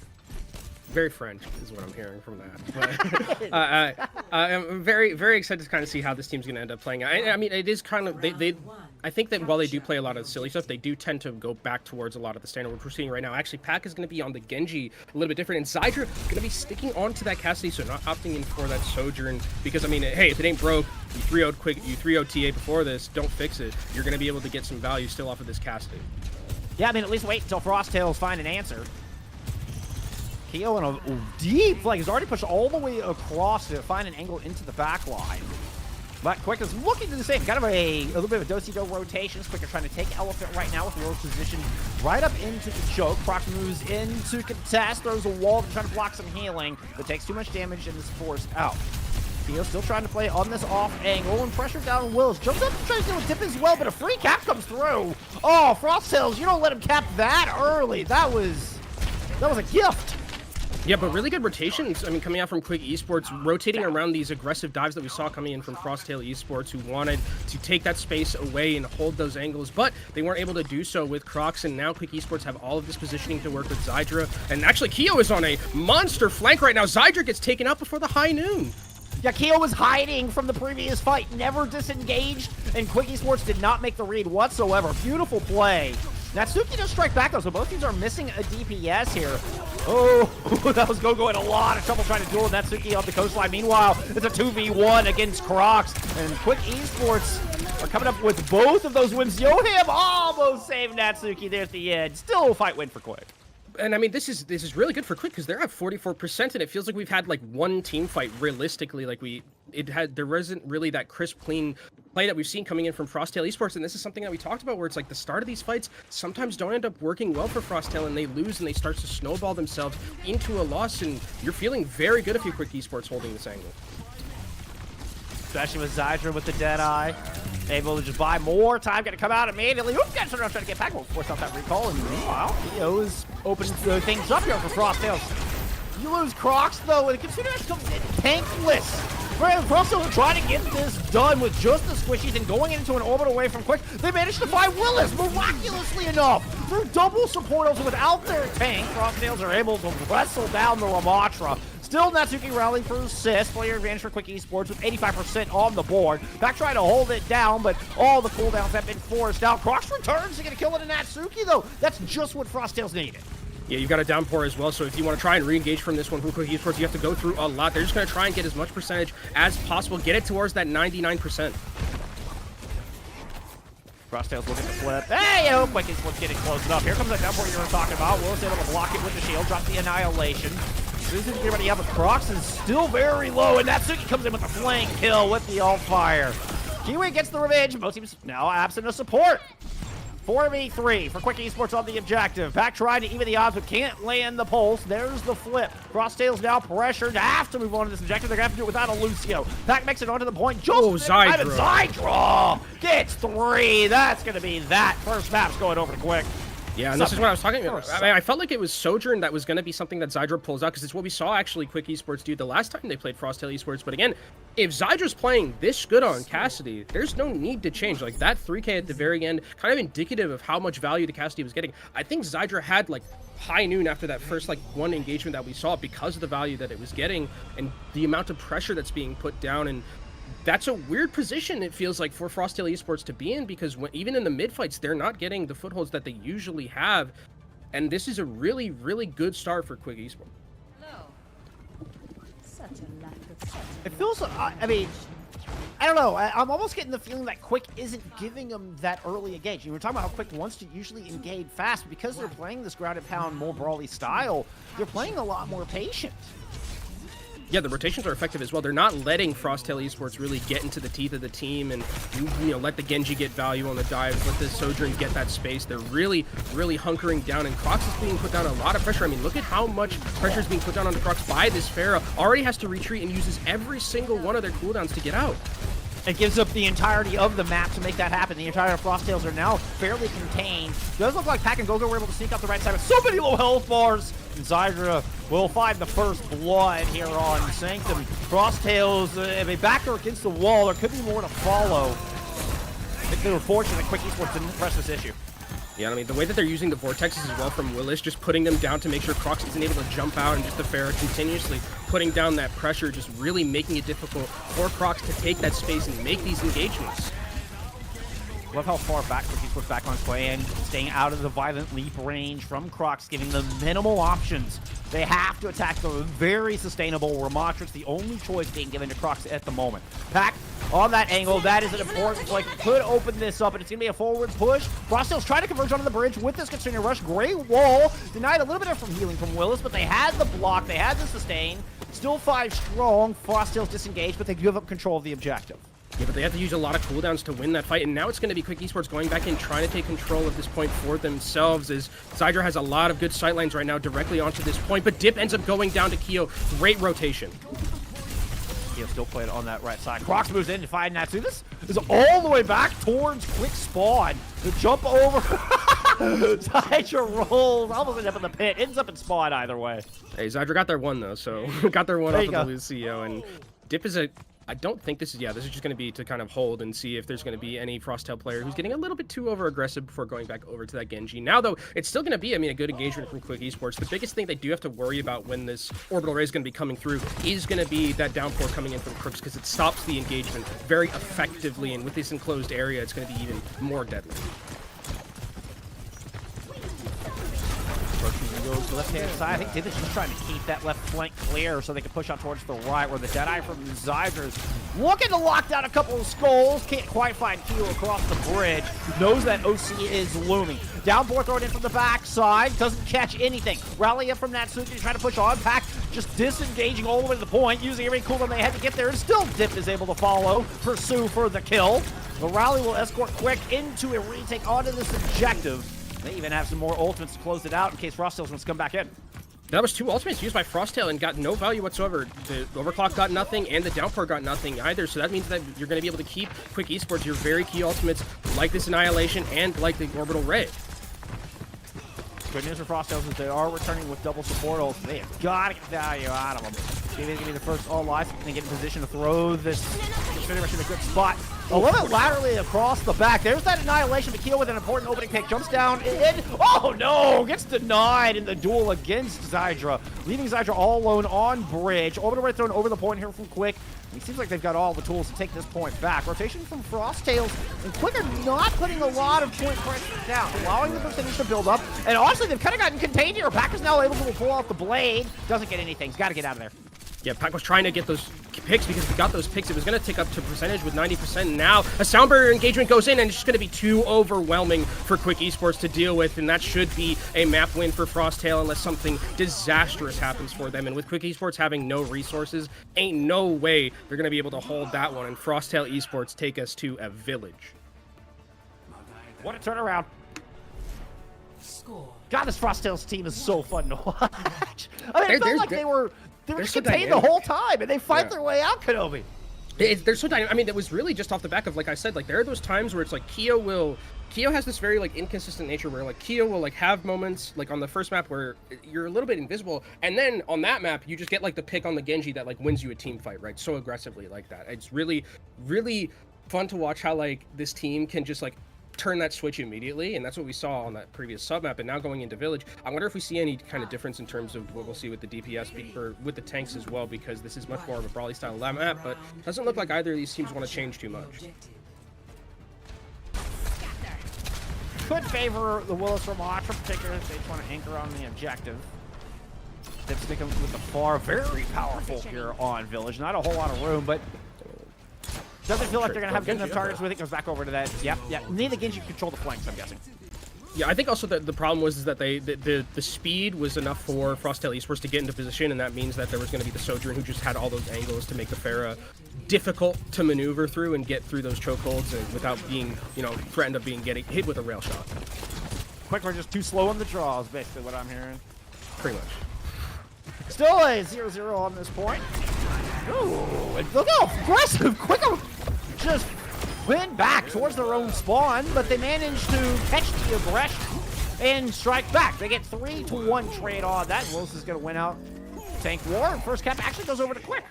And you talked about it, Bullskunk, where it's like if Quick Esports off that first initial engagement from Frosttail Esports, if Quick Esports can just absorb the pressure and just lose maybe 1 or 2 members, but still like trade back and forth, that does end up working out for them relatively well, and that's what we saw there. It was a great engagement from Frosttail, but just the amount of peel and the pressure that was soaked up from Quick Esports completely turned that dive into nothing, and now Quick Esports have all of this ability to hold this positioning, and this is where Zydra becomes even more lethal. So much room to work. Deadeye will keep Frosttail's pinned into kitchen while you've got Pack and Crocs on the objective. Dip looking to hunt down on the outside, and will chase down Pack, eliminate one of those threats. Meanwhile, Zadra is going to move into the kitchen. We're going to go cook themselves, perhaps, killing some tasty Frosttails for lunch. And that's one of the things as well that the casting brings to the table, that, opposed to something like a Sojourn where it's like you're just constantly, the pressure is constant, right? With Sojourn, you need to farm towards that rail. You have to play a little bit more slowly, and Zydra, while that's happening, is just continuously hitting headshot after headshot. So dead. Big rotation from Frosttails. Moving in, but it wasn't clean. Here comes Willis to try to hunt it down. Willis finds themselves in the middle of a Fox Blade and Kitsune rush, though. Pass the force, put the block up. Crocs moves in, finds Zydra out of the back line. How did Zydra get all the way back there? Whew. Crocs dive, lands one hit onto Natsuki, and Keel with the follow-up. Now Crocs is on the point with an ultimate and a +2 player advantage that Keel is going to leverage into a flip. Frosttail soon gets percentage here. And that's something I'd actually like to see from Frosttail a little bit more, is those kind of aggressive engagements directly onto Zydra. Like, Zydra should not be left alone in these scenarios on high ground to be able to just continuously just plink away at your team. It's actually a very aggressive push from Frosttail. They're using ultimates here. Trying to throw Deadeye on the Hydra. Dip is going to have to use an ultimate to get out. In fact, we're just going to get an ult fight right in front of the shuttle, where Crocs is going to pick up 2 on the back of the sound barrier in from Gogo. And, that was expensive. That was expensive, though. I mean, that was 4 ultimates, and now you look at, Quick Esports comes back into this one. You've got Rally, you've got Orbital Ray. You can kind of just walk onto point here. Like, it's going to be really difficult for Quick Esports unless there is, like, something like a pick in the mid-fight with the Kitsune Rush from Kiwi. Like, this is a very winnable fight for Quick Esports, and they're at 80%, and they are that one-fight territory. Just a Kitsune Rush for Frosttails to hold it off. Dip going on a solo mission on the outside. Willis with the raid is going to go in. Forces Crocs back. Crocs goes over to Coast to escape and chases down Dip. Disaster. It's a complete disaster, Bullskunk, because now you've just given more time over to Frosttail Esports to start continuously getting their ultimates, and we're at 61%. By the time we get to this fight, it's going to be around 80% for them, and they are in that last fight territory for both of these teams. You still have the support ultimates for Quick Esports, but realistically, it's walking into a Kitsune Rush, which is still so difficult to do. Going to take those support ults just to get through the choker. The Kitsune Rush is up. Willis trying to punch through. Crocs cannot escape. Turns attention. Nice! Accuracy finds Gogo on the jump. That's a quick 2 there for Willis, and a much-needed fight win for Quick. At 80%, and particularly with Pack doing a little bit of stall, I think we're going to get one more fight. They're going to get one more fight, but it's going to be pretty much a complete neutral fight. Besides, Willis going to be having this annihilation, which is actually going to be something that's going to be so difficult for Frosttail because they're walking into this and they have to fight on point. And when you're fighting on point against an annihilation, Ramatra's just going to get so much value there. Actually, Keo is just behind the team by themselves, almost taken down. 1 health gets him from Dip. Oh! We saw it work out for him in a previous submat, not that time. And it's an easy 5v4, not to mention that annihilation you talked about that is just going to leech damage onto Frosttails. Anybody get close to the point, may not even need it. Zydra's going to get another one here. It's up to Crocs to try and come and touch. Double bar is going, and Crocs just has to sacrifice for themselves. Quick'll win out first map. It takes 3 sub-maps, but they will start with the 1-0 lead here in your grand finals. Quick Esports are winning. I mean, 4 maps off the trot for them. They look very, very good right now with what we're seeing. And Frosttail Esports, I mean, for them, I'm a little bit worried. We talked about how in the mid fight they're so good, but we never really saw any of those. Like, we saw, I think, one from Keo where we had that rail shot that was really impactful on the Genji. But besides that, there was none of that like very high dynamic play in the mid fight that we saw. It felt like it was Quick Esports who had the footholds for the most part and were being the aggressors, the ones setting the tempo, and that's something that you can't let happen if you're Frosttail Esports. That's the little bit of inconsistency that we've seen coming in from them we talked about a little bit before. Yeah, and there's moments where we see Crocs able to pop off, where you see Keo able to hit some shots and look like, that high accurate, DPS dealer. But I think we got more of the inconsistency on map 1 outside of perhaps Sanctum. I mean, we saw some flanks that did end up working well for Keo, but it felt like a little bit disjointed from Frosttail for the most part. Like, there were a lot of these like hero plays that I didn't necessarily see from them the last time they played Quick Esports. And Quick Esports, like I talked, they're totally fine like taking these advantages, and if the mid fight isn't going to be completely turned around like we've seen sometimes with Frosttail in the past, like Quick Esports feel very, very good about winning these fights early, which they did a lot of the time. Like, there were some picks that just shouldn't have happened realistically, like Keo just going on these very aggressive flanks and not finding value. And if you're Quick Esports, you'll take that any day of the week. I will say, I mean, Nepal definitely kind of favors the more ground and pound style. Yeah. Very close quarters objectives on both Village and Shrine, where the 2 sub-maps Quick are able to win, pulling out their monster here. But Quick also have, I mean, we know that they've got the ability to match in the hazard, if not surpass. I'm really curious how Frosttails tries to answer this fight. This fight was really where Frosttails lost it. Like, I love the aggression, but why did you spend 4 ultimates? Yeah, it was I think way too expensive, right? Like, the sound barrier was the one thing that I was like, okay. I mean, at that point you kind of have to use it and you have to go all in because the fact that Dip was coming in with the Dragon Blade, like, you don't want to lose completely that fight because you've committed so much already. But yeah, from a macro perspective, that fight was just like a complete disaster. Like, they were really lucky that Dip got a little bit too over aggressive and that like one pick came through, but they were just so far behind the 8 ball when it comes to economy. Like, 2 support ultimates usually is going to beat 1 no matter what in that regard. So I just really like the way that Quick Esports played. I also like Willis on the Ramatra, because I think Ramatra kind of does the thing that, like, against Winston, it's very good being able to throw down that vortex and basically you can't dive out of it. And that's if they're going to be able to focus down that that hazard effectively in those, and not even like, I mean, I don't even think you need to get kills necessarily on the hazard. It's great if you do, but just like putting down that pressure and just like forcing out so many cooldowns, if the hazard's also diving away and not using that cooldown effectively to like make that engagement, take that space away, then you're feeling fantastic if you're Quickie. I mean, in Vortex, you can just eliminate that option, which we saw, we saw Willis able to do, where the Vortex just doesn't even give you the ability. And then it's, then Crocs has a tough decision to make. They can't jump out usually. More often than not was ending up dead, just trying to force up the block. Yeah. But yeah, really smart play. Willis continues to impress. Every single map, Willis continues to impress. Such a joy to watch. I'm very impressed with, and I think that now the thing that I'm going to be looking out for Frosttail Esports is like, okay, where do we go from here? Because they seem like a team that was like very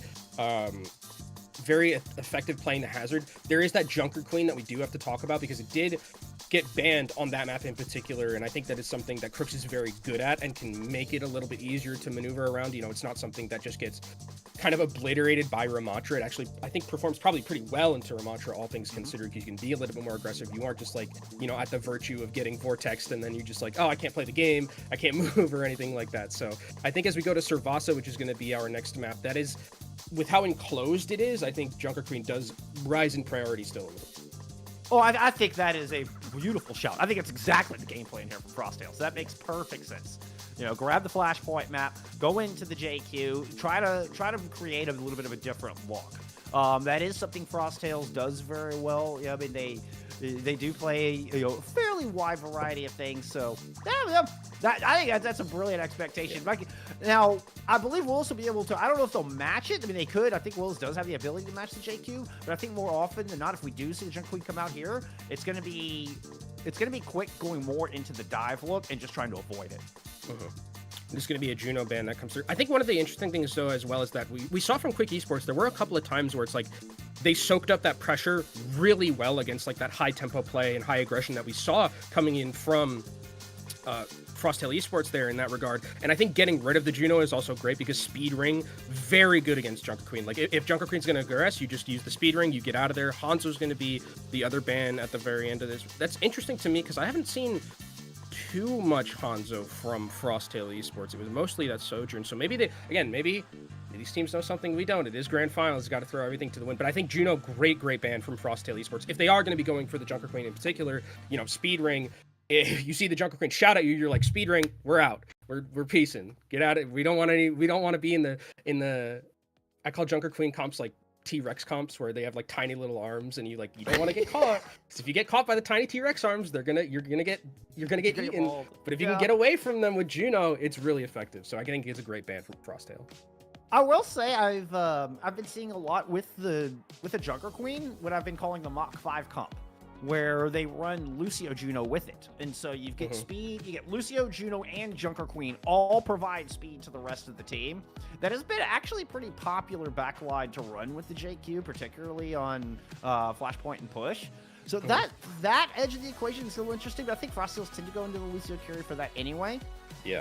Yeah, I think that's what I was also expecting, where it's like, okay, if we're banning Juno, we're probably Lucio Curie more so than anything else, especially if it is going to be that Junker Queen that we're talking about. Maybe they just, they could also still play Hazard, but based on what I've seen so far from Frosttail in the previous series, they do feel like they really are high priority on that Junker Queen in particular. So we'll see exactly what's going to be happening as we go to Servasa. This is the map pick for Frosttail. So now, I mean, if you're Quick Esports, if you win this map, think about it in the Grand Final, you break serve completely. Because you've beaten them on their Hazard comp, you've beaten them now on their Junker Queen comp, which would be incredible, because I think you could consider that the Junker Queen might be Frosttail's best composition, and then if you're Frosttail, you're like, well, what do we do now? 5, 4. Quick sit with the philosophy of, if you haven't beaten it, we're not going to change it. Zydra with the cast, Willis is on the Ramattra once again. We are, in fact, seeing Croc show us that JQ with the Lucio Curie. No unexpected anything here, as both of our teams will approach the stairs for this first fight. I do like the Dip is going to be on this Pharah as well, being able to put on a lot of spam. There's not really a lot of mitigation coming in from Frosttail Esports composition. It's just going to be off the basis of the geometry. A nice knife pulls in Willis, and this could be a moment where Chris can get a little aggressive. Pack is already down, though. Yep, Dip is able to just find this angle. Frosttail is trying to stage at the bottom of the stairs, and it's just fish in a barrel here for Dip. Yeah, I mean, this Pharah pick worked so well. Like, Pack walked into that fight at half health because they ate a direct right to the face, and Quick Esports, I mean, playing so effectively right now that the Junker Queen composition wasn't able to get those tiny T-Rex arms into the teeth of Quick Esports, and this is going to be, like, Zydra and Dip are going to have a great time just continuously spamming down right now because there is no mitigation, no shielding like I talked about against this Junker Queen composition, and you have to play it around cooldowns relatively slow. Like, if you don't have your speed, you can't get to this Quick Esports composition. Quick is just going to play down this long sight line with Willis holding up front. You see a couple of Quick players, including Dip, on the high ground, trying to stay elusive. That's exactly where Keo would like to find the shots. Ooh, it's Crocs who gets it. Keo forces Dip off of the high ground, and Crocs catches them as they were falling back down low. Beautiful pick, and that's all that they needed. Keo's going to leverage that into a couple more. We get a flip here.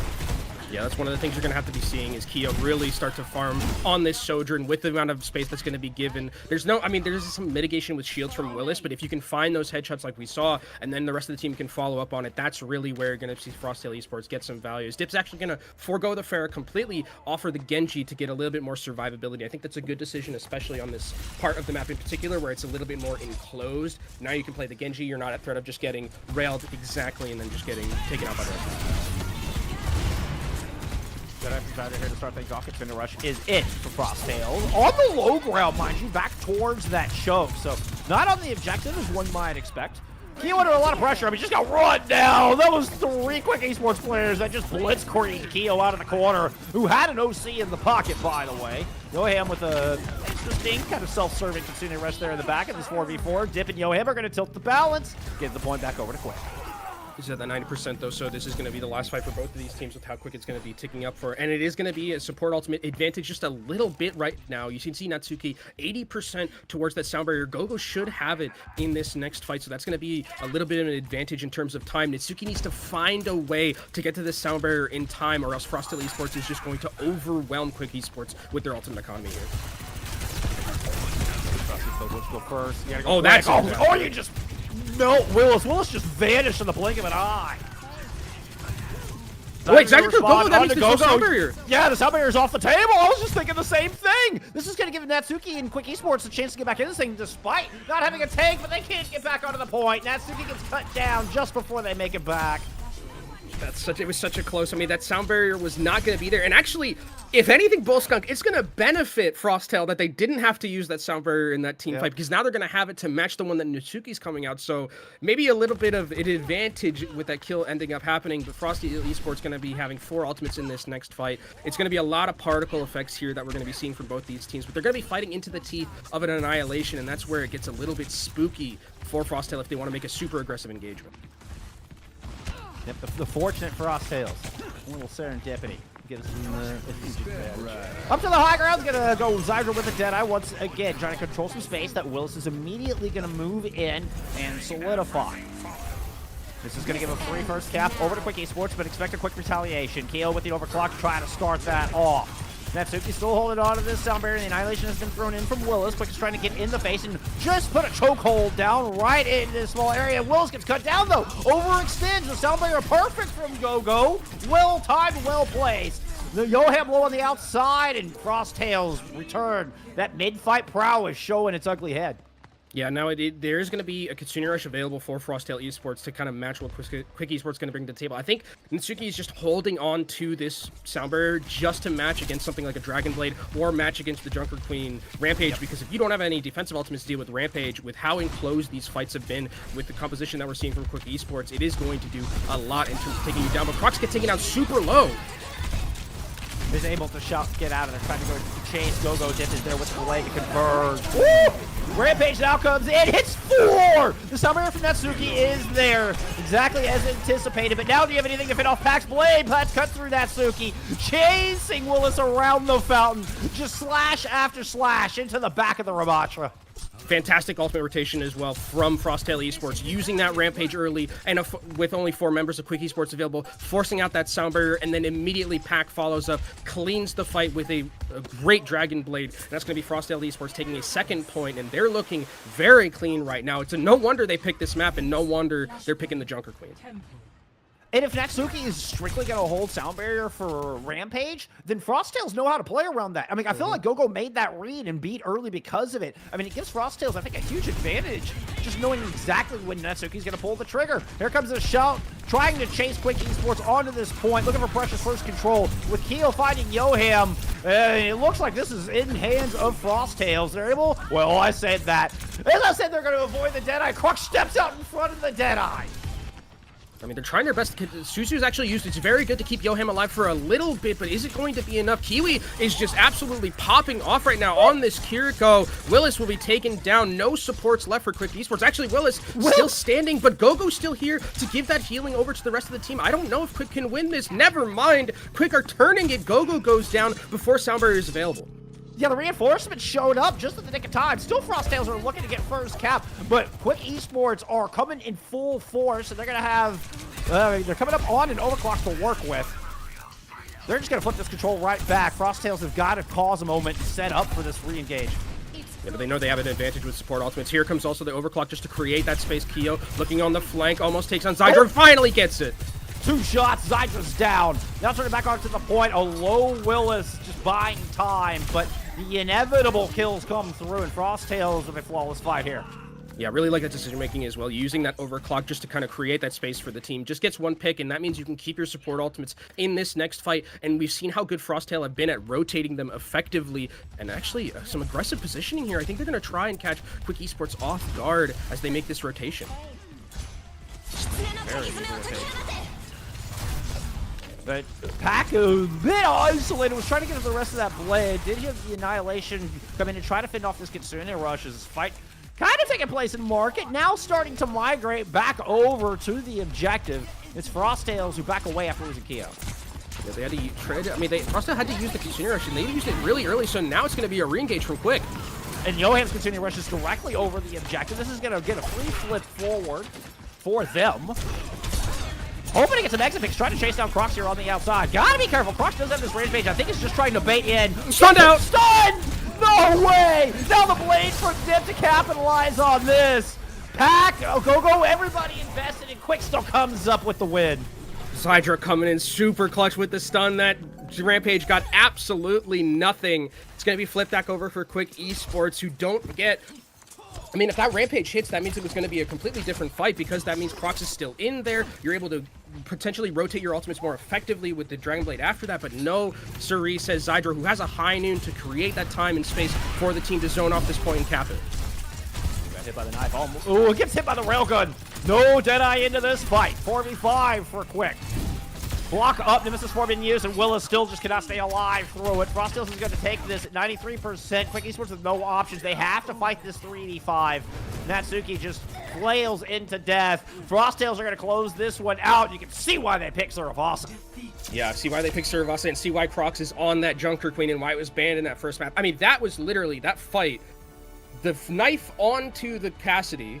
If that doesn't happen, it looks completely different, because Cassidy's going to have high noon. You have that space to work with, but really good coordination and target selection. The knife comes in, the rail follow-up, fantastically played at the end there for Frosttail to win at a deficit, which is something that we talked about, Skunk. They are so good at in ultimate deficits, in man deficits. They are very good at just kind of finding these picks and finding ways to win a lot of the time. And that looked like the Frosttail that was, like, you know, made their way very quickly through the upper bracket, as opposed to what we saw on that first map where it was a little bit shaky. That one was convincing. 100% complete turnaround. I mean, the difference from Nepal and into their map pick of Saravasa is, I mean, well, that's the difference between a team losing and winning these greater finals, looking competitive here. I mean, this, if you just take it off of the small sample size of map one, you're thinking, man, Quicker look like head and shoulders the better team here in this matchup. But, I mean, you know what? You can say the same thing and flip that. I mean, we talked about just how important your map picks are, your hero bans are. I think put on brilliant display here, the smart pick from Frosttails. They're able to play into the Junker Queen, and now it is truly up to to find an answer, and, well, I think finally get forced off of this Cassidy Ramatra look. I think they're going to have to change it up at this point. I'll be super interested as well now that Juno's going to be available for the rest of the series, like, because of the fact that I think that Juno does offer a lot to kind of maneuver around Junker Queen, you know, with the speed ring. I think if you can just, again, get away from the teeth of this Frosttail Esports composition with this Junker Queen, that's really where you can kind of find a lot of value to make Frosttail work for basically every single inch, force all their resources to kind of chase you, and then, you know, once they've used all their resources and they get to you, yeah, they get to you, but you are now just kind of caught.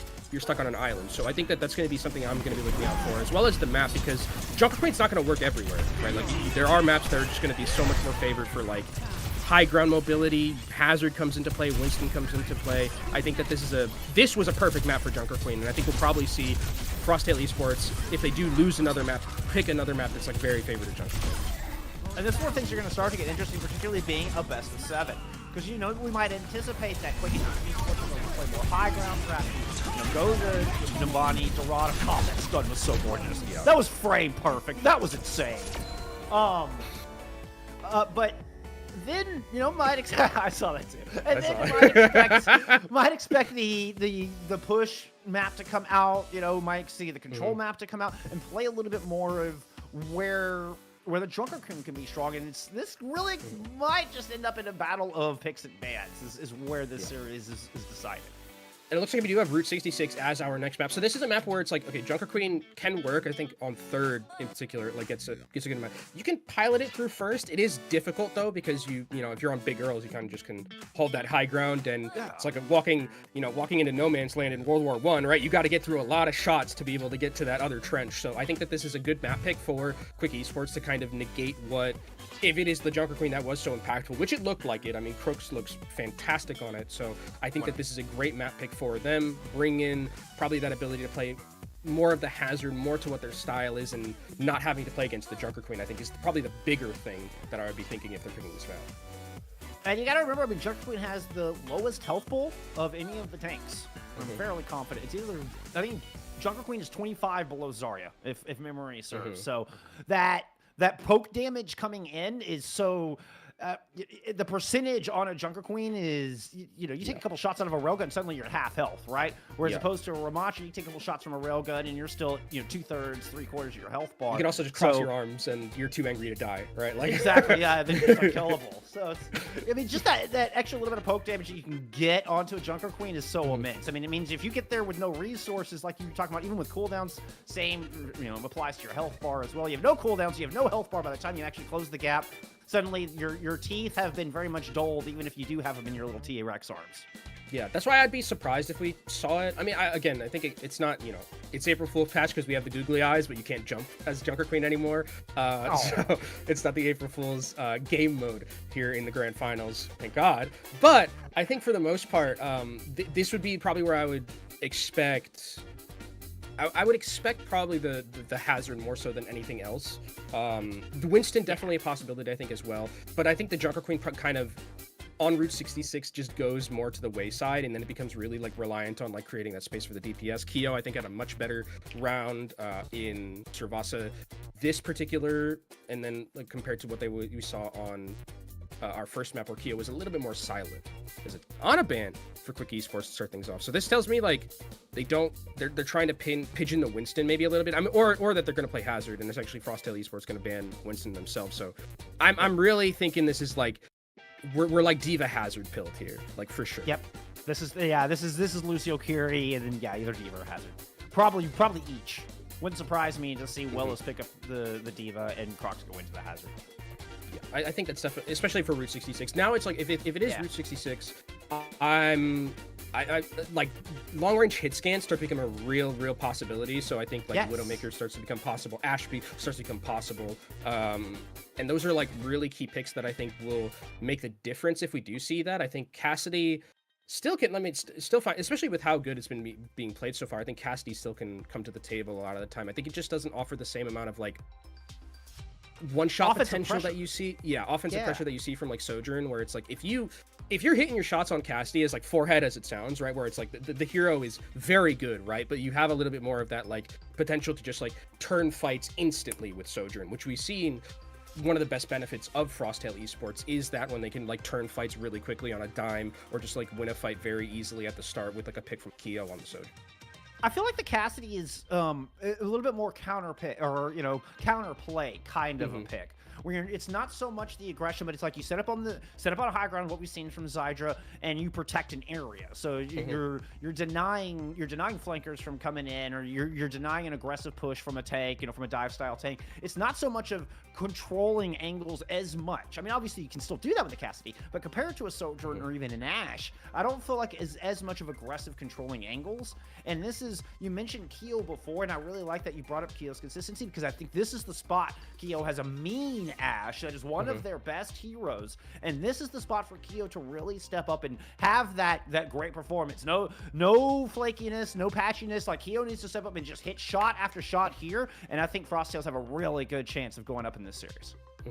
So unfortunately, Bull Skunk, we have lied to the audience a little bit here. We talked only in hypotheticals. Unfortunately, Jedis unfortunately don't deal in hypotheticals. So we're gonna get you the right the right information that we're going to be having here. It's going to be a Lucio ban and a Diva ban, and we are on Dorado, I believe, instead of Route 66. So I hope you liked our little analysis of what's not going to happen for this next map. So now we get to do some real analysis here, and I think this makes, like, Lucio Diva makes sense a little bit, I think, in terms of, like, Dorado. I'm surprised it's not still Winston, actually, with how good it is on this map, but I think that taking it away from Willis, I think, is a big deal, because I think Willis's propensity probably to play the Diva is a little bit like higher. I think Willis would want to pilot that more so than something like a Winston. So I think this is a really good ban kind of targeting on the side of Quick Esports. So we talked a little bit about Route 66 and now we're talking about Dorado. Some of the things still matter where it's like long range hit scans still work, but I think Cassidy still gets a lot of value on a map like this. Yeah, Cassidy's a lot stronger on this map than on Route 66. I also like how the Dorado music felt like 3 times as loud. Like we were just like, we're going to Dorado, okay? It's Dorado. I didn't know there were peppers here. I play on like low graphics, so like whenever I see like prod like Dota stuff, I'm just like, I didn't know any of this was here. I don't see it. Yeah, I'm looking at that going, who cuts a bell pepper with a cleaver? So Chad, I want to meet that person. I want to have a meal with that guy. Whoever's doing that. You want an apple? Here, let me get out my machete. I'll cut it into slices for you. Oh, if you, dude, people who like go hiking and like cut apples with a knife, I'm just like, just eat it normally. Come on, like just take a bite out of it. Just take a bite. We know you have a knife. We know you have a knife. Okay, it's like cool. It's dirty, you know. The knife is just filthy, you know. But we do see kind of what. I mean, Crocs is going to be still on the Junker Queen, which I think, like, on this map in particular, when you have the ability to use that elevator, if there's no elevator, I don't think Crocs is playing this. I think the elevator really makes it able to hold this high ground, and it's going to be pretty easy for Kyo to just, like, stand up here. If anyone comes, like, and tries to make an aggression, you have that stun available to you with a flashbang grenade. You also just have Crocs, who's going to get a really good, who can get a lot of good carnages. But already, Dip has won the side lane battle against Pack. And this is going to give Dip high ground access. Dip is going to use that to try to press up. Oh, and Yoham opens up on a kill with Kiwi as well. That's from the low ground, or did Yoham might have switched step up? Either way, flank control. In fact, the entire point A control is just here for quick. Yeah, and that the matchup between Dip and between Pack is going to be incredibly important because if one of the Tracers loses on the sideline, that just opens up the map very aggressively for Quick Esports there at the start. You saw Frostdale had to just try and buy back in, went near the spawn, didn't manage to find any picks because the speed ring placement was so good from Nitsuki just to maneuver everyone out of those sight lines, and Frostdale Esports going to try and get back onto this one to contest. Kyo going over to Kyo coming in on that side from the Cassidy, trying to play off that short flank angle while Crocs moves in from the other anchor onto the car. Kyo takes a lot of damage, just running deep into enemy territory, and Dip chases him down. It's a bit of trade onto those Cassidys, but a nice hold in the back line. Willis and Natsuki bit off one naked true, trying to pursue some support. Frosttails are going to hold. That's a good stick. Ooh, I'd say that. I mean, Quick can come back into this one. It is a little bit spooky. Recall already forced from Dip, but the respawns are closer for Quick Esports here. Yoham does end up going down, but Quick Esports will come back onto this cart in time. Suzu used already aggressively, and Kiwi's going to end up going down. Yeah, that pick on the Crocs was enormous. Quick get the respawns in. And it looks like the old Mater imitator. Oh, drawing close. Crocs trying to get back on, but that poke damage reared its head there. That's a point on the board. Dip is playing fantastic so far. Won the 1v1 against the Tracer at the start, and then gets that pick onto Crocs with that Pulse Bomb. If that Pulse Bomb isn't there, Crocs is able to just continuously stay in that team fight without that burst damage taking him down, and it's now Quick Esports who have a very good time bank moving forward. 4 minutes about for themselves to get through second. They have all control of this high ground, and actually Crocs is going to go over to that Hazard, which I think makes sense because you don't want to be playing Junker Queen here where high ground is so important. I mean, even with the changes to the map and the stairwell, you still need to be able to just go up and down at will. Dada's going to buy a lot of space here from this high ground. Zyger tried to zone out Crocs. Coming back for the peel as Crocs goes in, hunting for a support, and just ends up flash fanned into spawn. Yoham's a little bit of an aimer also. This has been 2 fights in a row where like Yohan has just found picks randomly on the side angle, not really playing with the team, playing more selfishly as, Pack, that was not where that dash wanted to go. Recall forced out, almost 5 health, almost taken out. That would have been one of the worst POV caster curses we could have seen right there. Oh, I mean, you know what? You were bragging about Yoham, and Yoham almost just danced all over, just dismantled Pack on the Tracer. Now the Kitsune rush up in from the Kiri. Actually, dueling Kitsune rushes downpour into the back line. That catches Gogo out of the air. What a downpour. Follow up onto Kiwi as well, and it's a beautiful fight here from Willis. Quick are schmoving and grooving right now. They're looking swifty on this hazard composition, and they're the ones setting the tempo. It feels like Frosttail haven't really had a foothold throughout all of this, as we do have a pause because there is a disconnection. But like, to be honest, the way that Quick are playing overall, they're the ones who are going first. They're the ones who are getting picks first in like a lot of those neutral fights. Like the way that they're playing is so incredibly crisp right now. Yoham is like finding these picks out of nowhere. Pack is winning, or not Pack, Dip is winning the side lane matchups on the Tracer. Like, realistically, there hasn't been a point in this map where Frosttail feels like they've had a foothold. It's always been Quick Esports. Not at all. I mean, tempo is being controlled, the map is being controlled, what ultimates are being used, everything is being dictated by Quick Esports right now. It's also a mechanical difference, I think, which is weird because Frost, like, looking at it, Frosttail, like, going into this felt like they were, in terms of just mechanics, the better team based on, especially with what we saw when they last played each other in that upper bracket final. Now Crocs is going to be going back over to the Drunken Queen. Makes sense on this part of the map because it is so enclosed. It's going to get a lot more value, but you have to defend for 4 minutes right here, and that's going to be a tall task even for a team as good as Frosttail Esports. Just sneaking in the back line, lands 3 shots, but can't quite put one on the dome of Keo, so they're able to survive with a little help from Crocs' shout. But now with that cooldown used, here comes Quick Esports. They're able to at least equalize. Defender's advantage on the spawns. Quick are going to get some lean off of this, but they're going to need more picks if they want to go any further. That's if we will deliver one onto Keo. Pack playing up dangerously close, gets that recall forced out. Quick Esports are able to kind of hold the line here as they wait for the reinforcements to return to complete this push. Yeah, they're still holding their positioning, which is good for them. Now they will just eventually back out, but the cart is still moving pretty far, and now you have the High Noon as well coming in from Zytra to zone out and try and take this high ground away. Zytra was trying to get up to the top but couldn't quite make it. Crocs was running it all the way. Oh! Oh no! That might have just done it. Willis shuts down Gogo's ultimate, catches them out of the sky. No orbital, no extra healing, no extra damage. This is Quick Esports with a lot of reinforcements. I will say a good stall here at the end isn't enough to buy some time for the defense to get back. Yeah, but they're walking into a downpour, and already just an aggressive dive from Willis, negating completely what this overclock is doing. Yeah, Keo gets nothing from the OC, gets rooted. Oh, but Pack with the save.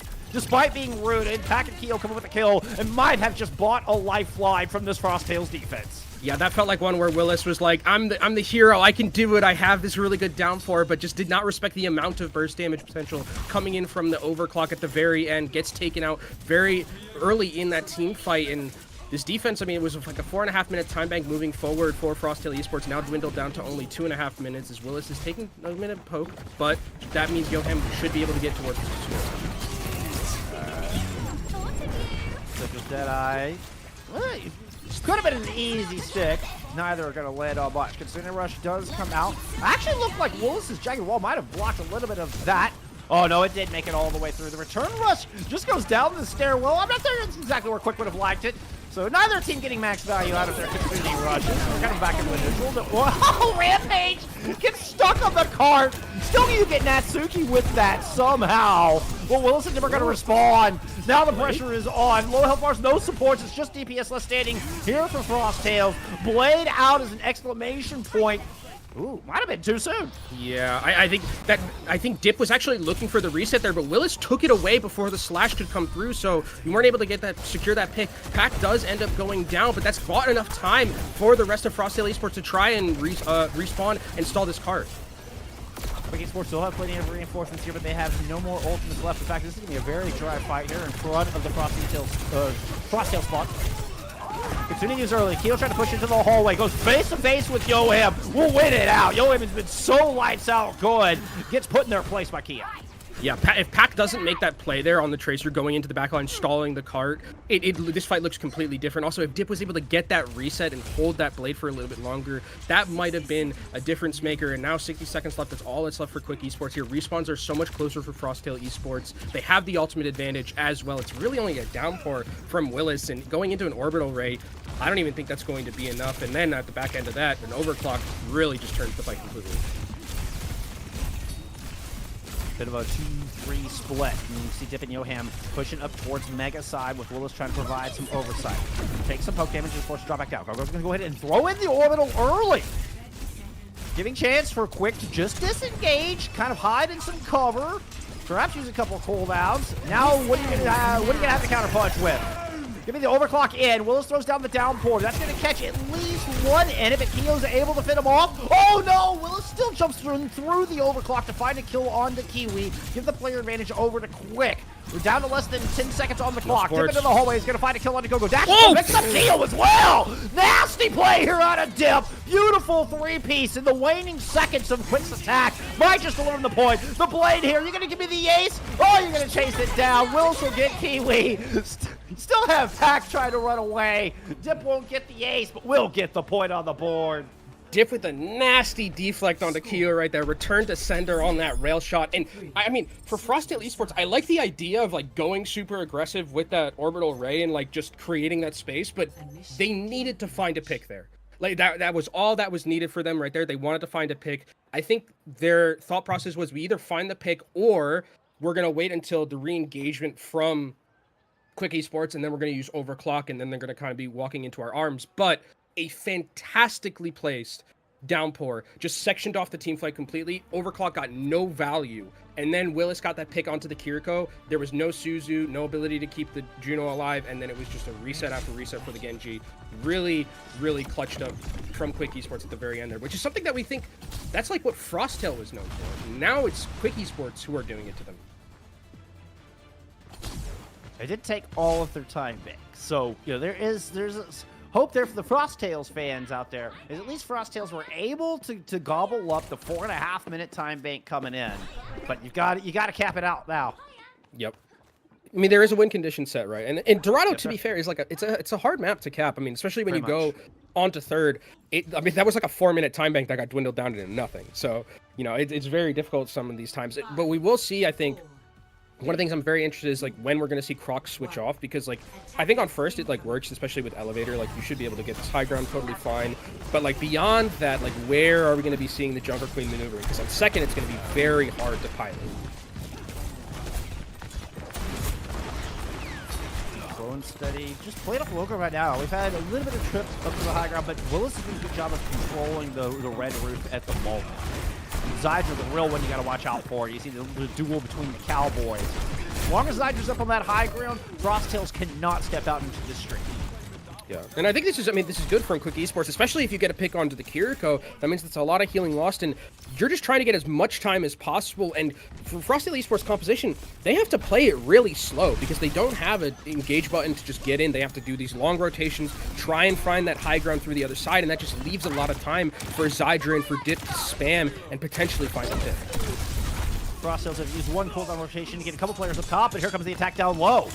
Crocs finds Zydra to clear off that high ground, and Dip has been thwarted in the attack on the support. So far, everything looks good here for Frosttails to get through the opening leg of point A. You still have Willis to deal with it at 63 health. Yeah, there's the finish. They're just trying to die hard and stall as much as possible. They will get one last recontest if they die quickly, which they will end up being.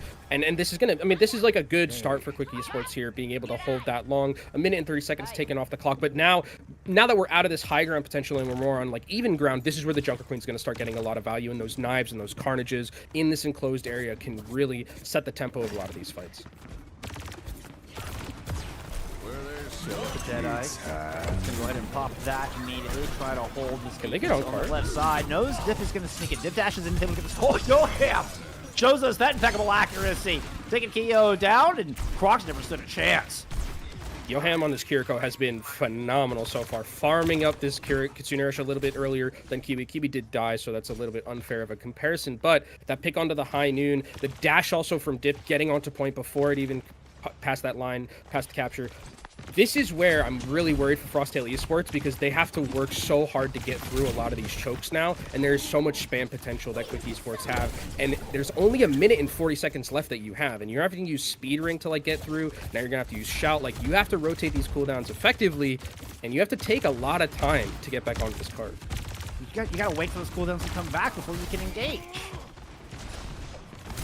Pack has managed to sneak in on this right-hand side.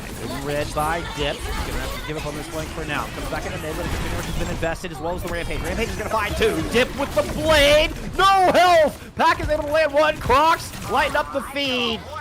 And Frosttails win the old fight they needed here and push this one over the line.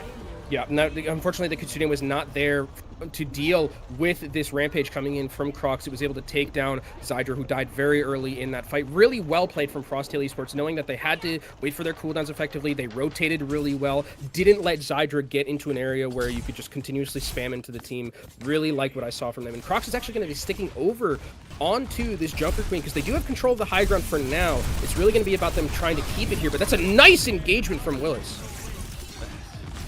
Just one little boop, and it sends half the team back down to the low ground. It gets messy. Frosttails are thriving through this chaos, though. Big slice. Sends Natsuki back. All right, we're going to continue rolling.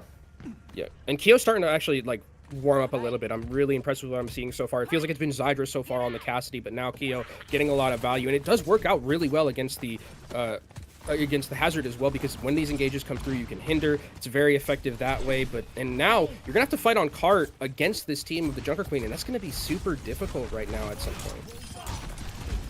It's funny how, you know, all this high ground, well, all the theory goes out the window. Willis just assassinates Kyo 3 seconds into the fight. Big rotation from Frosttails as they retreat. And now they're going to have to start going through this, like, this World War I trench and to get back onto the high ground. Luckily, there are the stairs, so it makes it a little bit more palatable for them to try and retake this. But 2 minutes left for them as they move forward. Nice knife. Can pull back Willis. So desired, but just waiting patiently. Yoham again on the flank. Playing very, very selfishly, but it's working out relatively well. Not often you see a carry on a 1-4 flag. Yeah, Teru. Jedi from the opposite high ground. Yeah, that little. Ooh, that's a Zydra! Zydra! Come on, bud! That was an ego peak. That was an absolute ego peak. Yeah.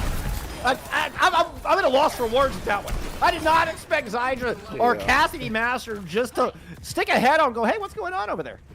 Yeah, that was ego. I mean, that was a high noon as well. Like, Zydra was thinking, I'm going to beat this high noon. Easy peasy, but Kyo comes out on top. I think it's the Spark skin that's really what did it there, channeling Shy. As it's going to be Quick Esports, who now, I mean, this is disastrous for them because this is where the Junker Queen gets the most value probably at any point on this map. This Junker Queen gets to control a little bit of high ground. It's so much more enclosed, and this is really where FACEIT Esports can start taking it to Quick Esports. Downfall is going to catch Kyo. They are able to trade one out. Knife from Crocs is going to give the edge back over. You're going to check the 4 kill feed. 3 for 3 left on this point. Knife lands. Axe lands. Torpedoes with a heal. Willis is able to find Kiwi despite being super low on health. They ignore the Junker Queen and try to cut the sustain out from underneath the comp. And I think it succeeds, despite the fact that Crocs is coming up with kills. They've run out of reinforcements. Yeah, without Willis here, I think they have to retreat just a little bit. They do have both of their healers alive to keep, you know, just dipping onto the cart with Dip, but you are going to need Willis back in if you want to try and come back to contest this. And there is another Rampage, so you're going to be looking out for that Suzu, specifically from Yoham. Can you negate what this Rampage is going to bring? Because in such an enclosed area, it should get a lot of value. The Rampage is going to hit 3. I don't see any cleanse. Yeah, they do get it in, but it's too late to save Natsuki, which means you're not going to get an orbital into this fight. Quick just evaporating off of this point. Frosttails have snapped their fingers, and, well, they took down more than half the team. They took down the entirety of Quick. Yeah, and I wonder if there's even going to be a contest here. It's getting close. They should be able to potentially with stall picks, but they got to go now.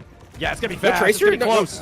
Genji's Dip is there. Dip is there. Jedi from the high ground. That was orbital right coming out. Nice kill. It's Yoham. Of course it's Yoham who delivers the clutch pick for Quick. So clutch, but I mean, it is going to be scary here coming into this next fight because now that means that Gogo has the orbital ray advantage and you can just walk in to this point. But again, with kind of how Junker Queen is operating, you have to walk through so much spam. And Yoham takes down Pack. That's a big pick. That means that by the time we get to this next fight, Bullskunk, it's last fight territory. There's no other fight that they're going to get. They need to win this one, and they're going to try and push a little bit more aggressive to get that space for their DPS to find a pick. And High Noon is committed. That's a Zydra, another High Noon that's just so aggressive. It does not pay off at all. Willis at 1 health is going to get taken down. What are they? This feels so bizarre because, I mean, Frostel already have players on the point. They're already starting to put some pressure here. Are we going to get a recontest? Was that just a total feed out of Quick? We got the Summer coming back from the side. He's going to get taken out immediately. Orbital way over the point is enough. We're headed to extras. I don't know about that one, man. That was, I can understand the idea where it's like, we got this one pick on the pack. We, like, need to push our advantage. We're so close. But, like, they could have just walked back into their, like, they could have walked back into their spot and been like, okay, we took, like, the one pick. We should be totally fine. They probably knew they were at ultimate disadvantage, which was the thing where it's like, because we don't have orbital ray, and they probably knew that the other team did, maybe we could catch them off guard, force an orbital ray in their spawn. But that fight just went completely awry with Zydra going down with that high noon. I mean, I think that was just a very strong gamble from Quick Esports that didn't pay off for them. Yeah. And now that you mentioned, it does make sense. If they're making the reads on the ultimates, they're like, that's their only choice. We have to play first. That was 100%. But they so overextended. Yeah, I mean, I get it where it was like it worked out probably the worst way it could have, right? Like I understand the idea, but it could not have gone worse. Like that was the worst case scenario where they just completely fall apart. If they like trade 1 for 1, then like yeah, it starts getting a lot better there. But they did like the fact that Zydra went down during that high noon, like immediately the fight was just like it was over at that point. Oh, well, Quicker back on the attack because they have 19 fewer seconds of time bank. Dip with an opening shot towards this top high ground. Was hoping to catch a Juno peak and no such. Block the Frosttails are too wise to fall for that one. Gets over to the Genji. How much can you get done in 1 minute here on a very difficult point? Dorado. Now, who's going to determine who takes the lead in this series? It's Yoham. Of course it's Yoham. It's always Yoham with first blood. Making second blood too. Yoham is playing at an extremely high level on this Kiriko. I mean, to be fair, Yoham is also like benefiting significantly off of Zydra. Zydra is hitting so many headshots. Like every time I look at the health bars from FACEIT Esports and Zydra has openings to like get this value, they're at like half health, they're at they're at like a quarter health. Like every headshot seems to be hitting from Zydra, and you can see the difference between Zydra and Keo and how much value they've been getting so far. And this is already a good push. I mean, with just a minute left. Will's in a bit of trouble because it has to be used to get the tank out of that tight little hallway. Keo's going to rotate around towards Mega to see if they can find access to the back line. Meanwhile, Crocs moves up front. Dip keeping him at bay. Both of those players rotating meat on the point. Willis has found Keo, I believe, in that right mini room. Dip's still doing that. He's been able to keep Crocs at bay. Good job for a Genji, able to hold off the Hazard for as long as they had. Now Hazard trying to roll out, see if they can deal with Pack, but Crocs has managed to find entrance into Yoham. Take one of those deadly players off a quick, but Dip and Willis respond. Zydra lights up the feed. This is a 4th point on the board here for Quick. Yeah, you can see Keo is like completely foregoing to Cassidy right now, just going over to that Sojourn just to offer a little bit more mobility to get away from these very aggressive dives. Because Willis is putting a lot of pressure onto Keo when they're on the Cassidy, and you know, the flashbang works a little bit, but if you're just using that defensive, you can't really take down the Hazard throughout all that. So this is, I mean, at this point, if you're for Esports, anything you get after that first point cap, with how much time you have left, is gravy. Gonna buy some. Oh, that one landed. Oh, Zydra, you could have canceled and rolled. Did not react fast enough. Down 4 over the top. Ooh, blocked by the jagged wall. Nicely done. Dip is gonna pull out a blade. He's able to find Keo. It's low, about 25 health for Dip with the end of that blade. Crocs is just dueling it out in a 1v4. Here comes the reinforcements from the FACEIT defense.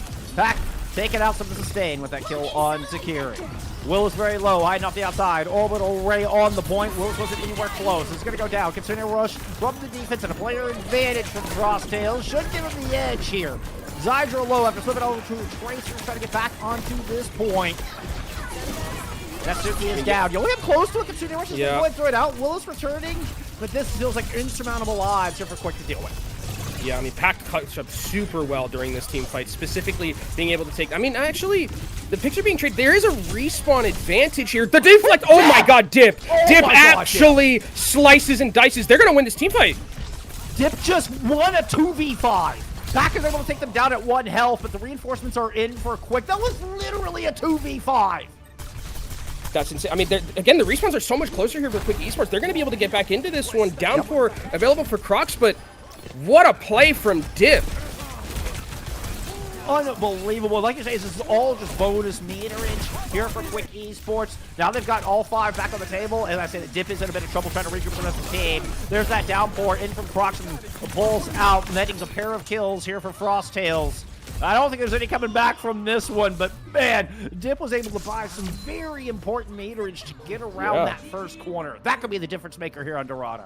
I mean, that's like, I think it's like 15 meters. I'm not really, math is not my strongest subject there, but like the different, I mean, that was a pretty good chunk of the map that was actually captured by Dip, just literally like clutching up a 2v5 fight, like with that deflect. It was complete, like, because there was, at that point, the respawns were so much closer for Quick Esports, and yeah, they ended up losing the team fight after because Crocs used the downpour, but I mean, if Dip doesn't get that, that could be a difference maker, like you mentioned. Quick Esports just capping first with a minute left and how well they played that, like, that's already enough for them to try and get this win condition.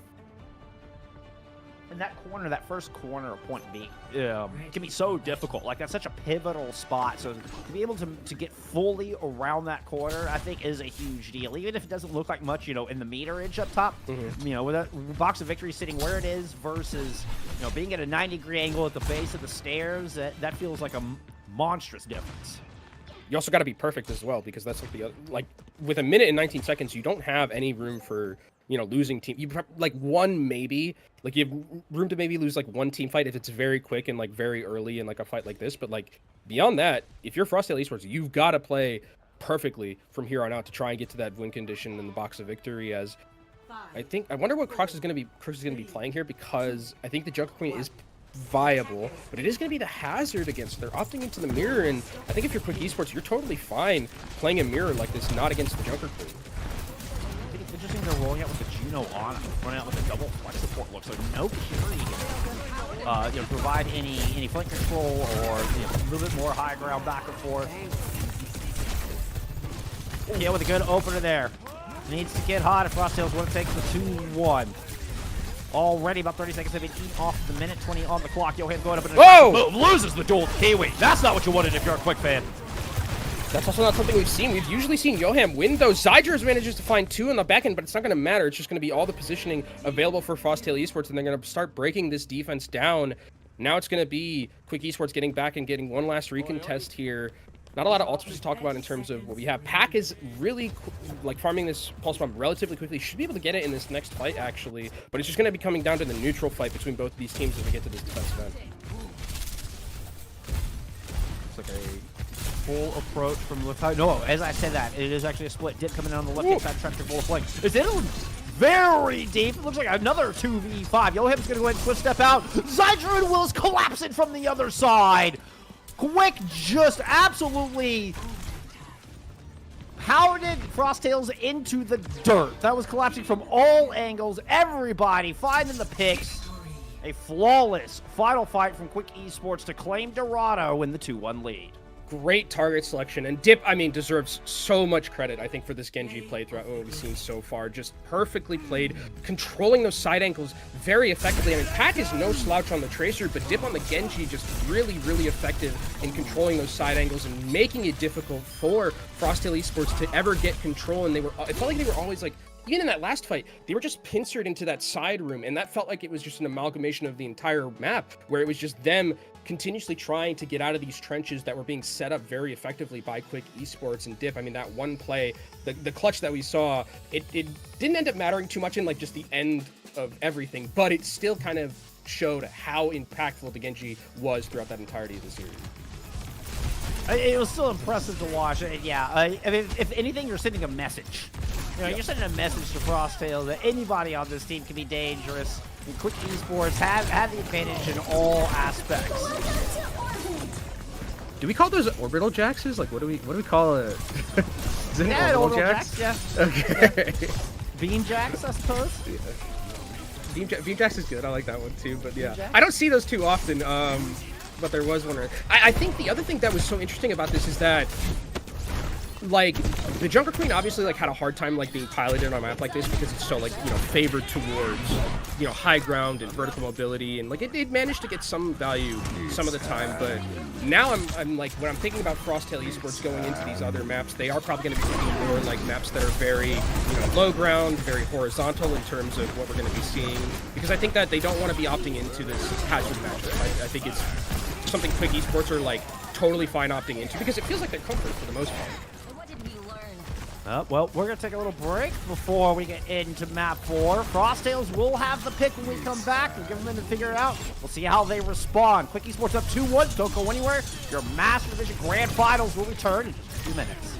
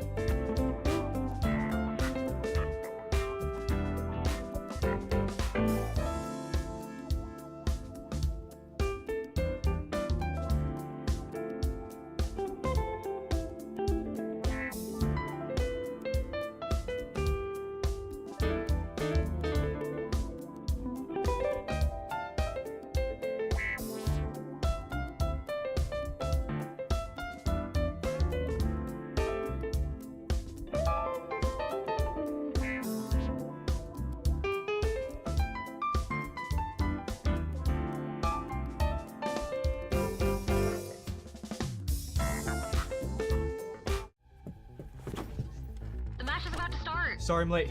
Let's do this. Widow's up top. I'm on point, dude. Genji, you want Nino? Okay, guys, lock in. It's overtime. Let's stagger, let's stagger. On me, on me, on me. Yeah, I'm dead. Down. My ult's ready. Xander. Dead. Pushing, I'm pushing. No, pull back. Hold car, we're down. That was so bad. Yeah, we suck. Yep. Let's try something new.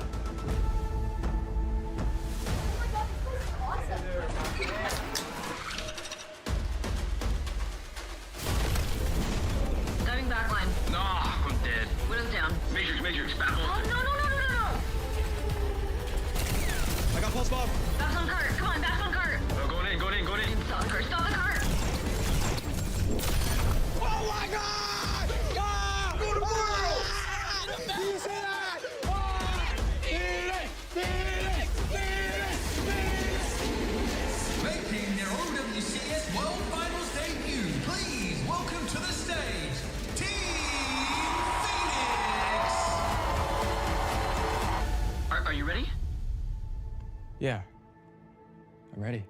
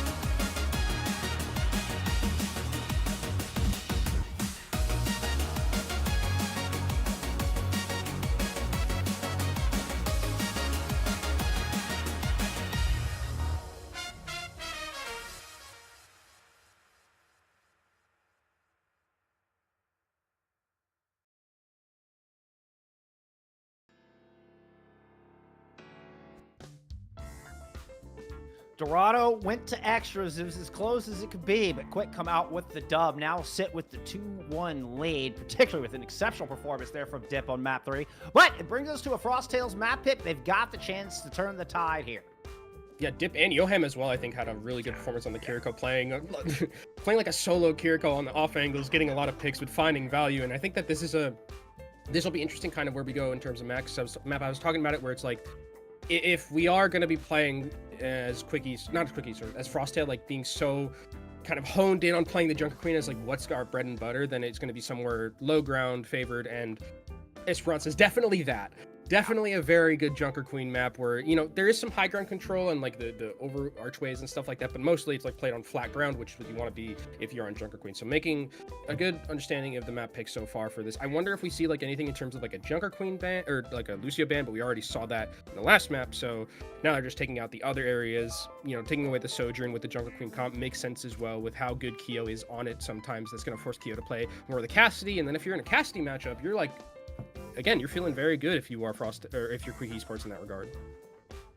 Now, with JQ, Juno, and Lucio all previously being banned, now all available here for map 4, it wouldn't surprise me to see the Mach 5 comp. I think they go hyper speed here. And because that will also, so you're talking about like the bridge fights can be very important on Esperanza, but you have that nice stairwell. So we often see ground-based compositions played on Esperanza where they can rush up that stairwell to go take that all-important high ground. And I think having the double speed will do that. You can use one speed to get across, and then you still have a Lucio speed and a Junker Queen shout to be able to push and pull with that. So it wouldn't surprise me to see them just go full invest and go as fast as possible here in map 4. Yeah, we're going to do some F1 racing here. But I think it kind of, based on what we see with the Ana ban as well, I think that definitely kind of like moves it towards playing a very like high-speed comp like that. Because if it is, you know, if you're playing this Juno Lucio thing and you're playing against an Ana, you get hit with one nade and then they're like your engagement's completely gone. So now you don't have the Ana available on the other side. You're going to be able to play a lot more aggressively without the threat of the Ana available to you to like get those anti-nades. And I think that, because like if you were going to play Kiriko, like it wouldn't matter too much, but because it is going to be that Ana ban, that definitely kind of leads me towards what you're thinking, where it is going to be like, yeah, we want to play the Lucio, we want to play the Juno, we want to be, you know, set the tempo very aggressively, not let Frost or Quick Esports really just stand on ceremony with their DPS kind of continuously poking us down, which has certainly been a problem. And I think we're also looping the Kiriko into that DPS, right? I think there's for Yoham, yeah, I think Yoham definitely, yeah. Yoham is definitely one of those DPS. Yeah. It's a triple DPS look, I think, so far here out of Quick. Yeah. I mean, hey, if it works, it works. And I think the other thing about the composition that I'm seeing from Quick Esports and how they're going to deal with it, like, you only have so many ways to stop an engagement like that, where it's like, okay, so you have a boop, you have a stun with like the flashbang or something like that, but and like Suzu's good to kind of negate a little bit of the incoming dive, but like you're gonna have to really, you know, be very on alert with your head on a swivel to deal with something that's as aggressive and high tempo as this. Maybe they even bring out a Juno of their own where they're just going to use their own speed ring to try and disengage as best as they can, but it'll be hard against the Junker Queen composition where you just have so many avenues to just set that tempo, keep the tempo going. So we are going to have Frost Tales coming out, showing us the Junker Queen. Are in the red outlines here. Keo opted so far kind of looking to match Zydra there in the Cassidy battle. That one surprises me a little bit, to be honest. I half expected them to try to go to the Ashe and try to outrange them. Yeah, I think the Ashe definitely on this map in particular gets a lot of value too, but it is going to be Dip on the Pharah, so trying to offer a little bit more of that spam potential just into this Junker Queen composition, because there really isn't anything to deal with it, right? There's no negation on the spam, so I think this is a good decision, and you can play around this like initial pillar very good with the geometry. It's great for Pharah to kind of maneuver around. Dip kind of dueling it out with Pack at the moment to try to get control of this backside angle. Meanwhile, Frosttails are kind of holding up over in the tile area, just around main, getting robot control, but they don't really have any good sightlines down into the Quick Esports backline. Seems like Zydra is the one kind of playing with this cover, is able to peek at will. Now turning around and put pressure down into Crocs. Crocs hold up inside the cubby. There's the shout. Here comes the speed forward. Knife in, axe in. Willis is gone. Yeah, and I mean, without Willis, there's no way that you can hold right now. And actually, interestingly, we are going to be seeing the Juno. It is going to be the Kiriko variety, so a lot of sustainability that this team does offer from Frosttail Esports. Trade it back and forth, but it's not going to matter too much, as Crocs is just going to clean this one up. And this is really where the value of the Junker Queen is going to come through, is when you have these enclosed areas, when you have such a flat map. The Junker Queen kind of just runs over Ramatra, and I think Ramatra is kind of the only thing that like Willis has shown necessarily that can like match up against a Junker Queen, besides just probably another Junker Queen themselves. Sustain from a JQ, even though having that low health pool like I mentioned earlier, but there's so much sustain. Particularly with upgraded perks, although we haven't gotten into perks unlocked yet here for Crocs, so they don't have that extra bleed damage online. Keo here is gonna have our first ult in the server. Beautiful pick on the dip as well. That was nasty. Zydra's gonna respond. Finds Gogo with the headshot. Now we get a showdown at the OK Corral. Rolling up high ground advantage here for Zydra's. Not the first time I've said that here today. And with that leveraged into a fight win, they're gonna drive Frosttails away. Yeah, it's a battle of the Cassidys right here, and it feels like they're both going mono-y-mono, as now I think if you're Quick Esports, you want to try and see if you can find some picks off the back end of this and get a little bit aggressive against this team. The Deadeye out of Zyder to try to negate this Kitsune rush out of Frosttail. Oh, he even picks up Kiwi along the way. Rampage is good. Zyder's hurt. Willis is half health. Purple got hit by a big card, but the orbital comes in. The purple fades, and Willis is right back at full health. The chase down will get Gogo off the battlefield, and Quick continue to march. Yeah, I wonder if Crocs actually might have, unfortunately, pulled the High Noon into a place where it was able to take down one of the members in the backline, and Gogo, unfortunately, getting taken down so early in a couple of these fights, not able to farm up towards that sound barrier. But it is still a pretty good lead for Frosttail Esports there, and they will be able to most likely contest before it's going to flip over in terms of the lead. Slow approach. Crocs just kind of watching the bot get away from them, decide if they want to go up to the high ground. They do decide to shout move up to that high ground position where Kielo's got to throw down a Deadeye. Crocs just drops back down, control the bot. After a small disengage, Quicker looking to come back in. Did swap it over to a Torb, eats a bunch of headshots. Willis moves in, but here's the blade. Trying to cut up the sustain out from behind Willis. Wily up though! Natsuki's able to stun and delete Pack, and Quick Esports will win a third fight in a row. I love that decision-making from Quick Esports, just foregoing the fight that was happening and just going directly onto the cart, knowing that Willis has Annihilation. So if Frosttail Esports wants to fight at the bot, they're going to have to be walking into Annihilation. They don't really care that there's a Dragon Blade on the other side. A great Brigitte rally and stun takes it out completely, and Frosttail Esports feels like they're now in a bit of a sticky situation for themselves. Quick Esports going to go, retreat, leave the bot where it is, and go back up to high ground to continue to try and spam down. Which means Frosttails can't just, beat and engage into this. They gotta close this gap. They gotta find way up to that high ground. It's not as simple as just press Q and try to run forward. Although I say that, Willis is kind of stubbornly holding right here in the choke. Perhaps could be a weak spot from Quick Esports' formation at the moment. There's the push into the left side high ground. We're gonna send Gogo and Pack up there. See if I can get anything done. It's so hard. I mean, Ramon Core's gonna come out actually and trying to just go onto the cart, but now it looks like actually Q's gonna end up going down. The sound barrier has to be used on just 2 members. And it works! And it works! I would never advise just beat for 2, but you know what? It seems like it was date night here for Gogo and Keo, and they're celebrating. Yeah. Popped over a bottle of some good Portuguese wine here on Esperanza, as now they're going to be able to take it all the way back. They don't have the lead just yet. They should be able to get control of this high ground, which is going to be the big thing because Keo's got this high noon, going to be able to create a lot of space for the team, and that's where potentially you can see Quick Esports end up losing this lead eventually, because Quick Esports don't have a lot to work with, in terms of ultimate economy. And their lead, despite winning 3 fights in a row, isn't all that massive either. 1 fight win here will do it, and the Rampage is going to find 3. There's no Sluzu, there's no cleanse. Kiwi, where are you at? Oh, you're sorry, you're busy. Never mind. There's no Suzu available because there's no Kiriko here for Quick. There's nothing they can do about it. Yeah, and it is going to be disastrous as well for them because I don't think they're going to be able to recontest before they lose this lead here, and they have to make sure that they don't lose any members. Dip getting taken down low. Manages to stay alive throughout all this, but now the lead is finally going to go back over to Frosttail Esports. There's a Senior Rush available, and it looks like we're going to have a high noon coming through. Can it find anything? Oh. Yeah, that orbital race is not going to protect you to the high noon. Willis, though, able to strike back. Genesis form to find 2, and Dip just getting in the face of Pack here. It's amazing we got both checkpoints picked up. You don't often see both checkpoints picked up only 5 minutes into an Esperanza. Yeah, I feel like this is one where it's like everyone just kind of huddles around those 2 bridgeways, and it's like, okay, guys, let's Let's do like how they used to do with like the muskets, where we're just going to stand in front of each other and shoot and see if anyone ends up going down. But for Quick Esports, I mean, to be fair to them, they only had to use 1 ultimate for that team fight. Now they're going to have 4 coming into this next one, and they're going to be in a great position to use their macro to come back and try and get this lead. But there are only 3.5 minutes, so they need to kind of win these fights cleanly to be able to secure that lead and then secure their positioning on the high ground to just continue to milk that clock away from Frosthill Esports. Back into the backline with the blade. The Molten Core, and combined with the Deadeye, is going to keep them at bay. Willis not able to find safety and gets melted with the Annihilation also being thrown in. So 3 ults simultaneously, and a couple of kills to show for it.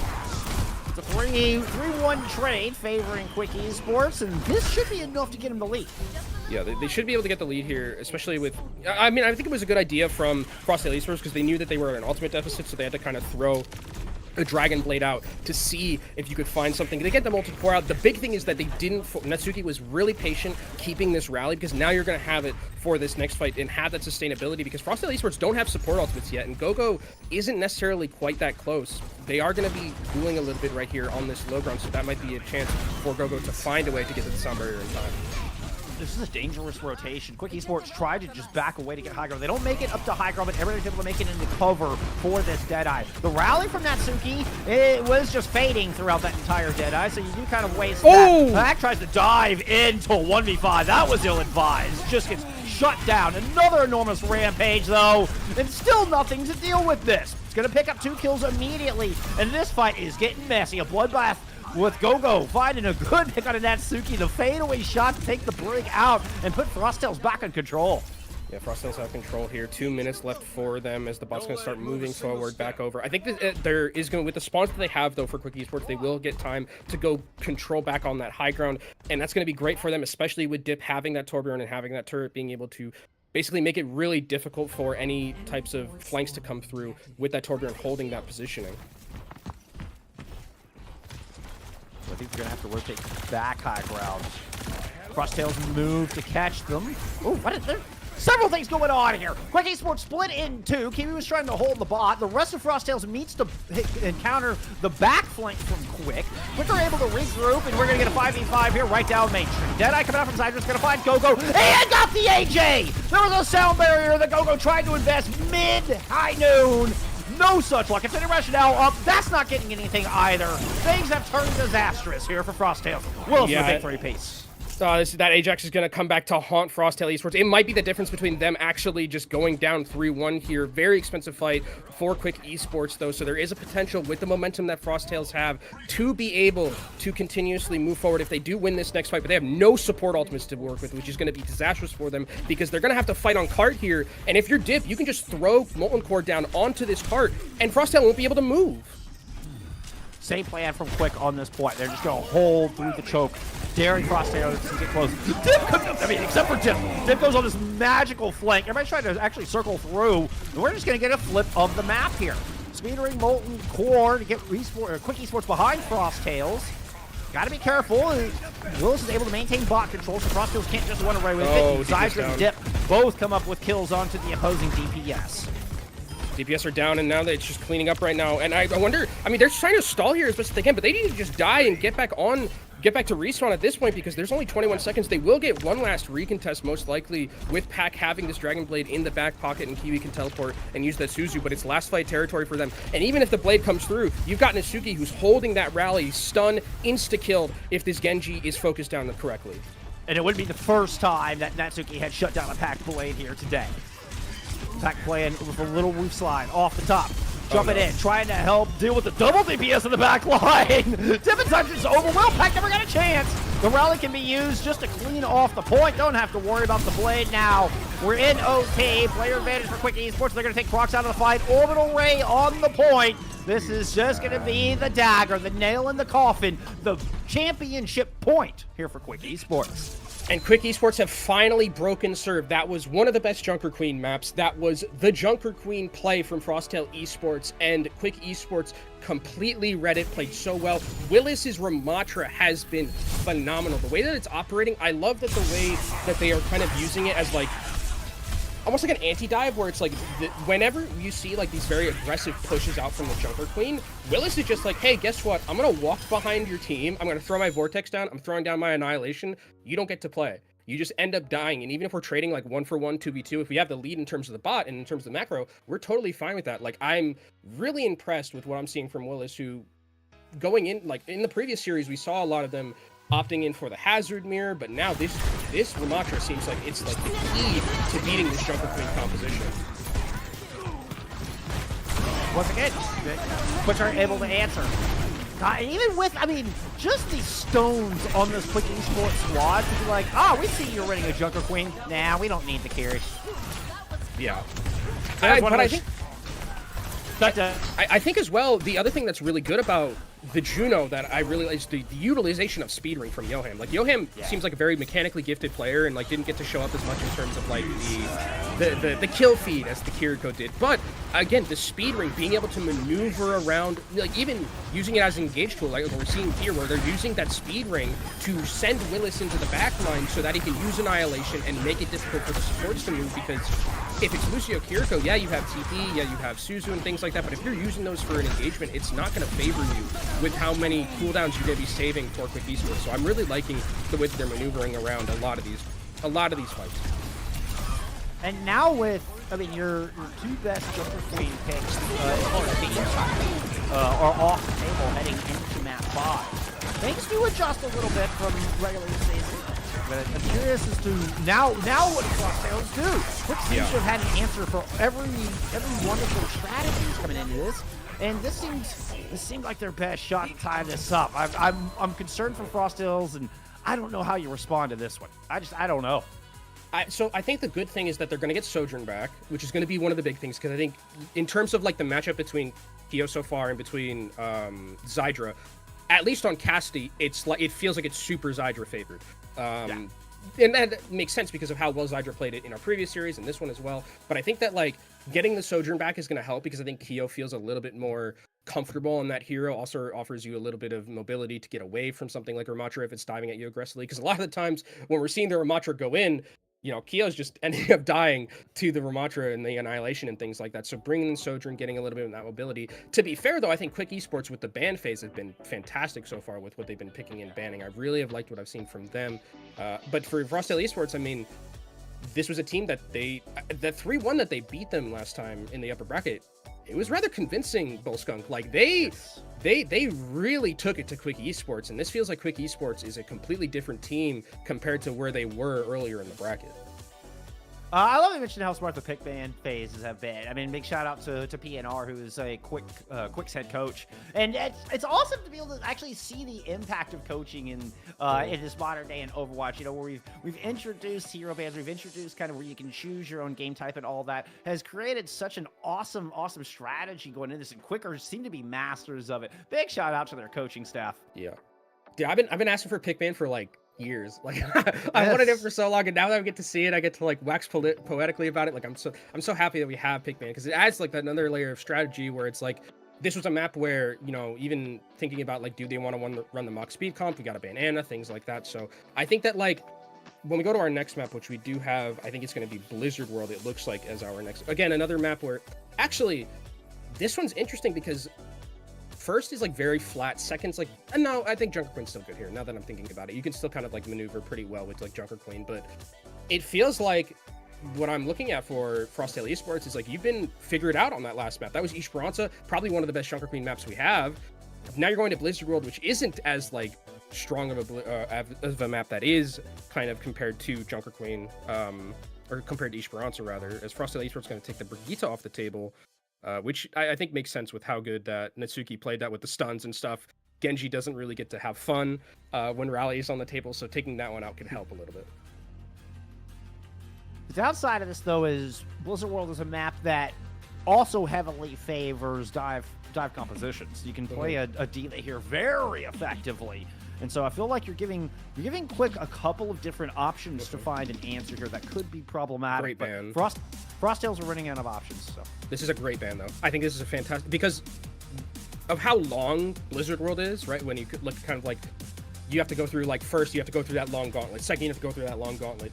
Symmetra kind of lets you cheat the engagement in that regard, so getting rid of Symmetra, not letting them just TP forward and just like have that ability to cheat the setup and get out of a way where they can, like, whereas Zydra isn't able to hit you or anything like that, or the spam isn't coming through from Yoham. I think this is a good idea for them, trying to take that away. And again, another fantastic round of pick ban, I think, from Quick Esports, knowing exactly what they want to do here on Blizzard World, which is where I think we could potentially see some longer range DPS. We talked about Ashe being a potential.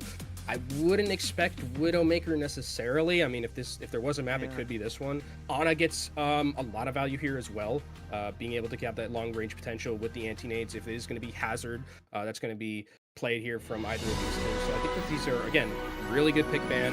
I think this is probably the one map that's left where I'd be like, okay, yeah, Junker Queen is really strong here. I'm trying to think of like other maps that could be really, really good for Junker Queen. There's not that many. I mean, it was Esperanza. It's like Esperanza and with like Esperanza and Cervasa, like those are the ones, and they went 1-1 and they got broken on serve. So Blizzard World, I think, is the next best option for what they could do if they want to continue to run Junker Queen. Now, I suppose good news is there's really it's actually tough. I was gonna say the good news is they would get a reset in types, but the bad news is even if Frosttails win this, it's gonna be all quick map picks from here on out. But hey, you know what? One step. Let's not get ahead of ourselves. One step at a time. Frosttails have to focus on the here and now. Have to focus on just taking Blizzard World. Yeah, and again, they do get Keo back on the Sojourn, which is a potential potential boon for them, because I think that it's just the Sojourn has definitely looked a lot better for Keo than something like the Cassidy has so far. So they get that. And I mean, if you're Quick Esports, there's not really a lot of reason for you to change anything. Like you've been playing this composition so well so far. If it is going to be Junker Queen, you know how to beat it. If you do have to, be forced over to something like the Hazard, I'm sure Willis is totally fine opting in for a mirror on the Hazard composition as well, because they look good in that regard. So I think that this is for Frosttail Esports, really, this is your last, it's your last chance. You're down, you're on map point. You have to figure out some way to come back into this one. And I think right now, bringing in your comfort is probably the best way that they're going to end up going there. Interesting that they're running the double flex, so Yoham gets to go back into the carry here for this defense, and Natsuki, coming off of the Brig, is going to pick up the Juno role. Attackers incoming. It's going to be the Juno, so, they're going to try and use speed ring to, maneuver Willis around, maneuver the rest of the team around. I do like that there is the Torbjorn again from Dip being able to... Yeah. This is what Yoham has been doing the entire time, right? If there is nothing to, like, negate you, if there's no, like, shields or anything right there, Yoham just finds these picks somehow. Zydra's also going to get a lot of value. Dip's going to get a lot of value. Like, it's going to be a lot for Frosttail to try and make these engagements, because they have no ability to block anything. How do you plan for that? How do you plan for Yoham just picking you off before you even make it to the choke? Unreal. Just nasty stuff here from this flex support, here from Yoham.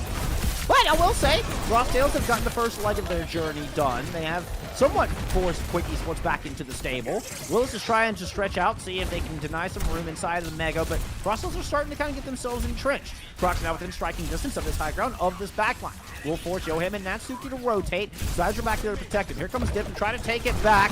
Zydra on the move as well. Recognizing a vulnerable Crocs. Crocs puts the block up, trying to get out. They leave Pack alone in the 1v4.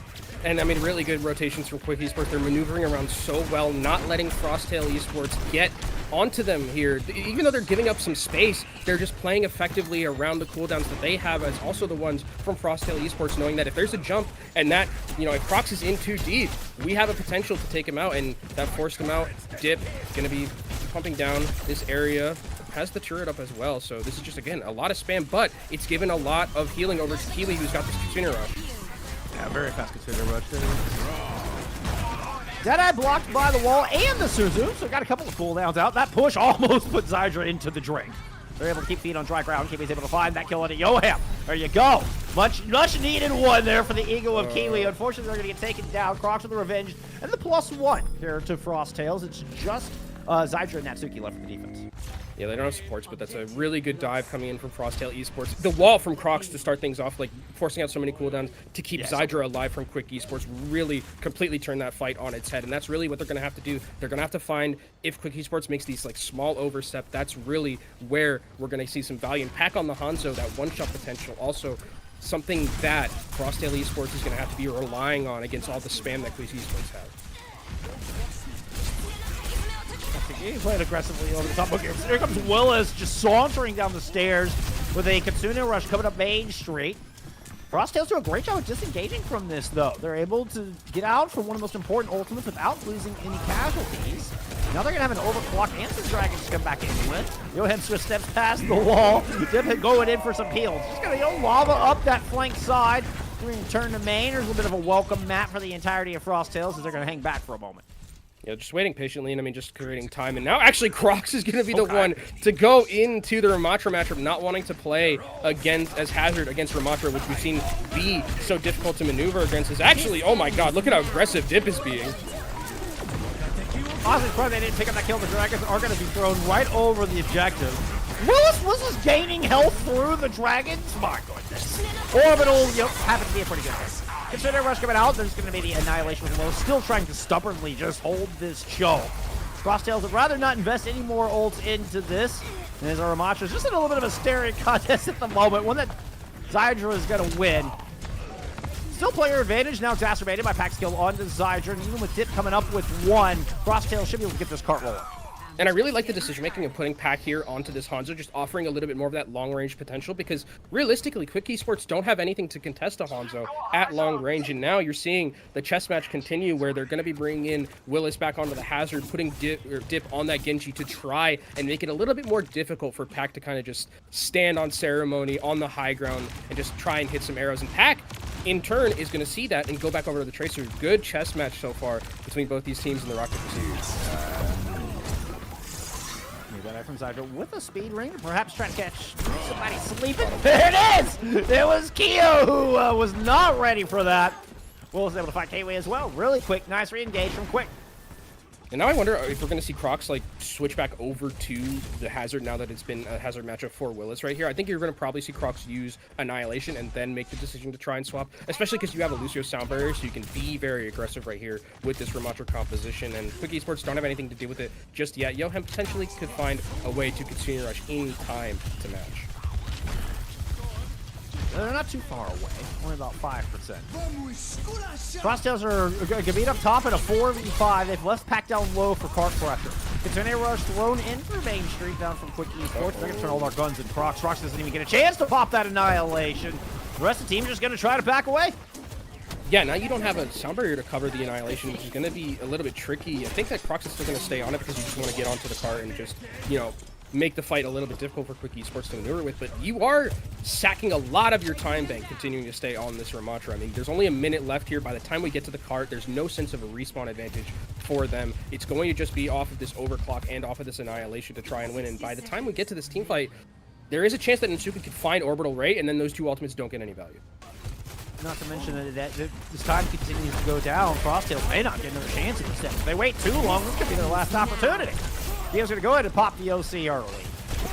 Will force all of Quick Esports up to the high ground. Keo jumps up there with the slide, but not locking down any targets. Going to back away and pull up some cover here in the arcade. Quick Esports looking to regain some of this high ground, but Dip can't stand in front of Crocs for too long. Frosttails have gotten set up now and built up 3 ultimates to try to take this back. Under 30 seconds to go as Frosttails emerges from the top side using the Kitsune Rush thrown down towards the point. Downpour coming out from Willis right over the top. That hit at least a couple. Kiwi is going to go down.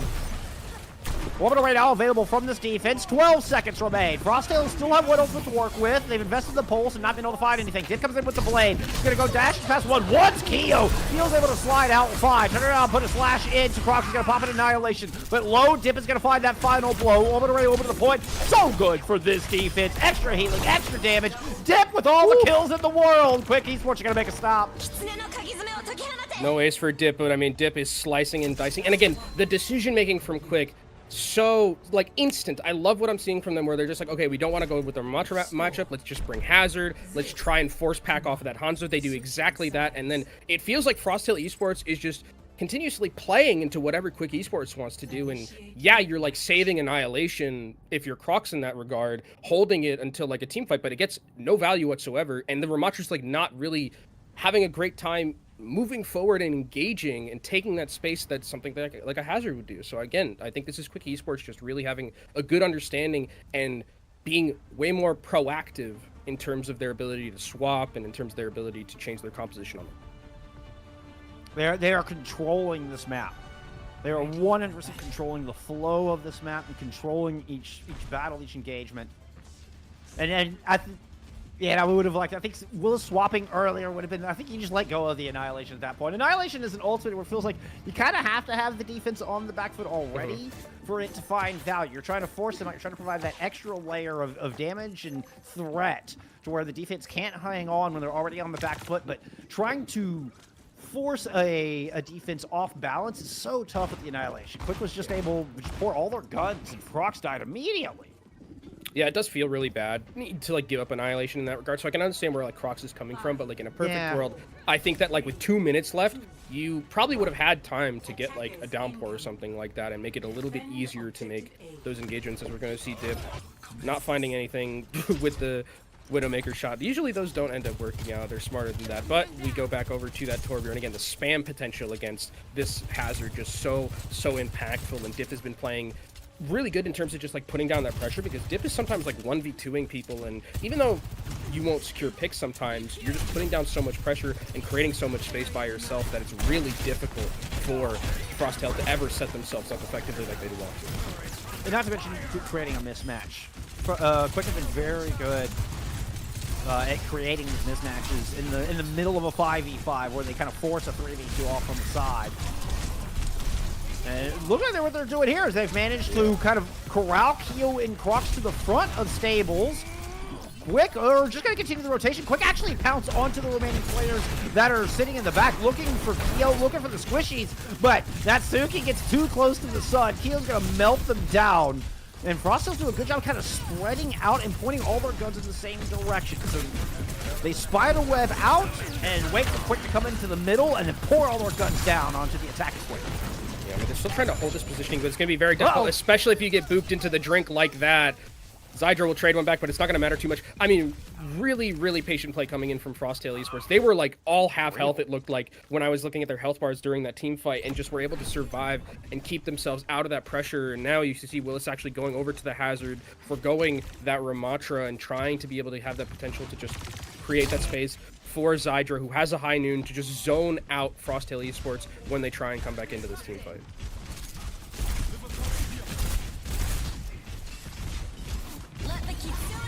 Slow approach up front. Okay. Frosttails are trying to set the tempo here, trying to regain control of this battle. Crocs goes in onto the Mega, actually steals the Mega away. Surprise, the rest of Quick doesn't try to pounce on the fact that there they are. Yeah, here comes the reinforcements as the call is made. Man, kills start lighting up the feed. Crocs just ends up isolated. It took a little longer than expected. They're eventually wrestled out.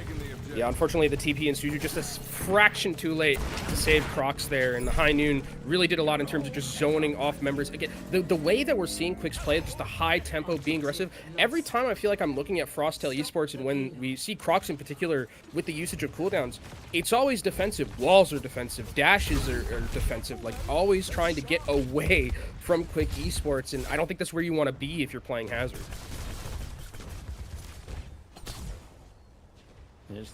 Crocs trying to change it up. Get in a position to just force Willis out. Willis is staging under. Crocs is going to match. Kind of playing a game of leapfrog here. See if they can get aggressive, but with a Kitsune rush up, they found themselves in a really bad spot. There's a sound barrier edge from Frosttails, and that's going to actually flip this. What a play out of Gogo to help them survive through that Kitsune rush. The aggressive play paying off.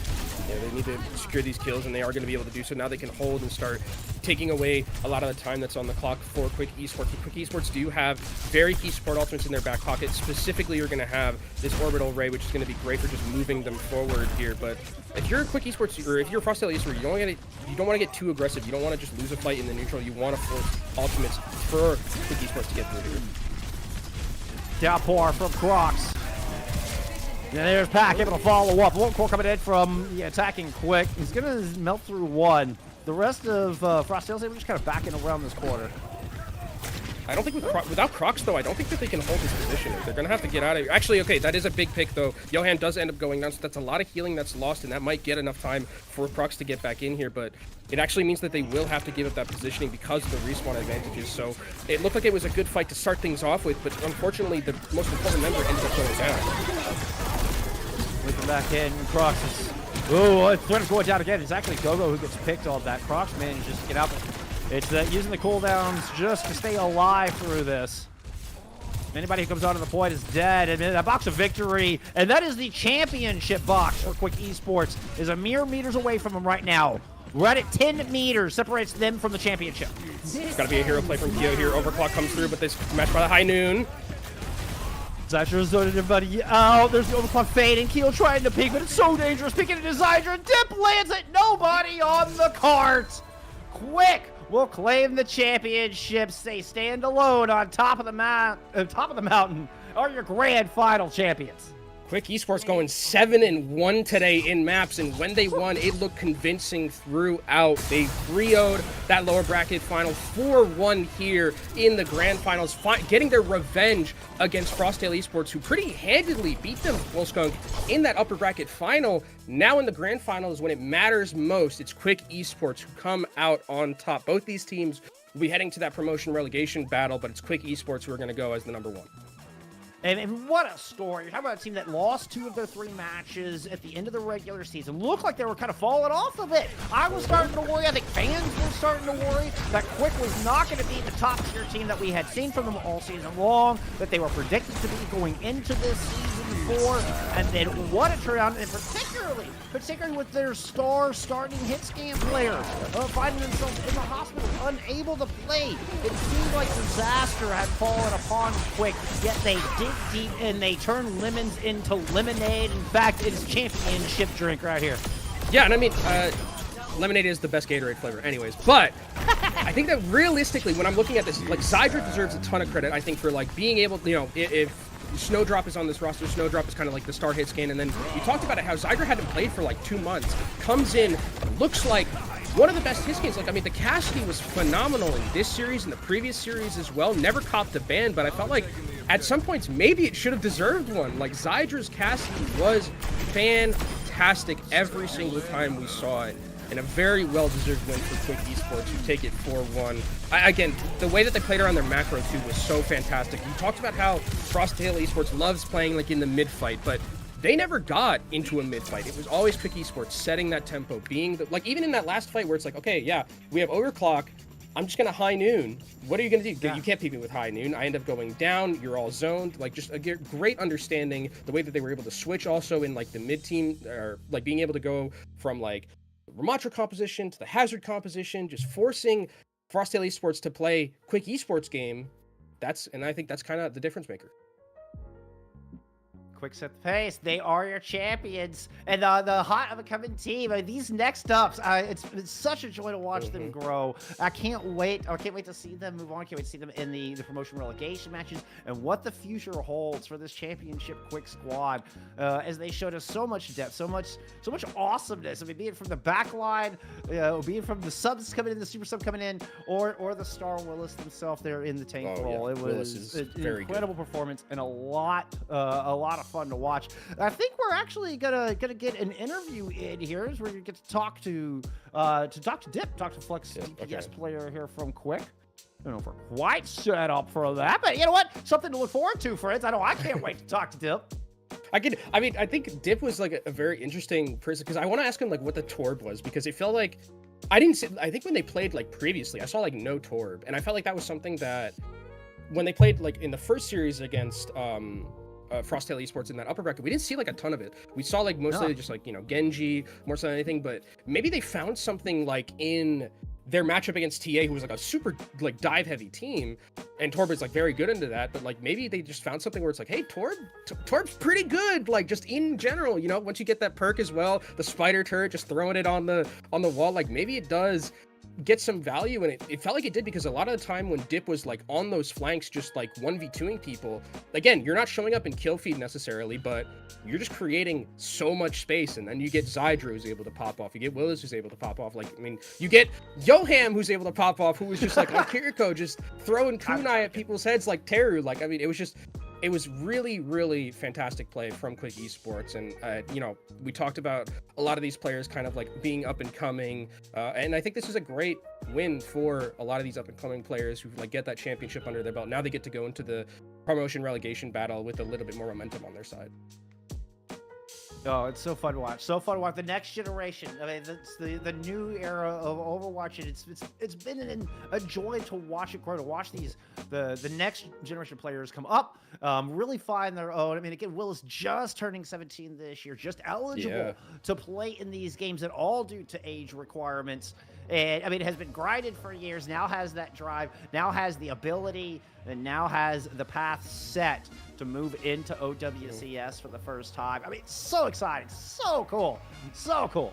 Yeah, it's I mean, it's like the new version of the Path to Pro, where it's like we're seeing these players who are, you know, might not be known, you know, like a 17-year-old superstar kind of being raised as a tank player, you know, coming in, wasn't able to play last season because of the age requirement, now finally gets to play and show himself. And Willis played, I mean, the Ramatra looked great too. Like I was very impressed with the breadth and the pool that Willis had, being able to play a lot of things effectively. Didn't see like something like a Winston or anything like that, but the Hazard looks great. Like the Ramatra looked great. Like I think the sky's the limit for this Quick Esports team and also for Willis.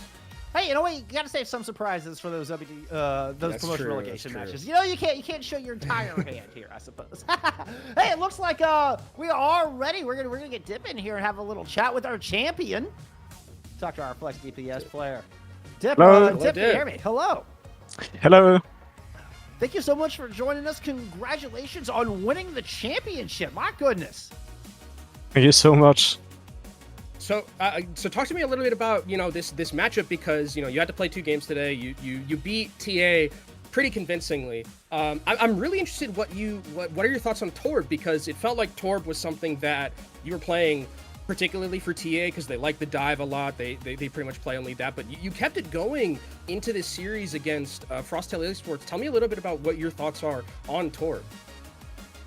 I'm a Torb lover. I think people can tell from the matches. Like I play Torb everywhere I can. I think the character is like really broken right now. It's really good against many matchups. So just had to figure out when to pick Torb and when not to. But once you figure that out, you just go all the way and you win. Okay, so what's the magic sauce? I mean, the extra armor on the Torb is good against divers, you know, good against Hazard and stuff. So when is Torb bad? Against Sojourn? I guess against really high poke comps where you cannot live, I think it's really hard. Like when you get to play against Farah, I think it gets really hard. But anything outside of like Farah or Sojourn Hanzo, for example, when they had double like hit scan, it was really hard. But then outside of that, Torb always good. Was there like a bounty for you to get a hammer kill here today in the grand final? Yeah. Yeah, I had to do it with style. You know, you can't just win and not get a hammer kill. If you get to play Torb for like 3 maps, you need to at least get 1 hammer kill. Else you're just not a real Torb.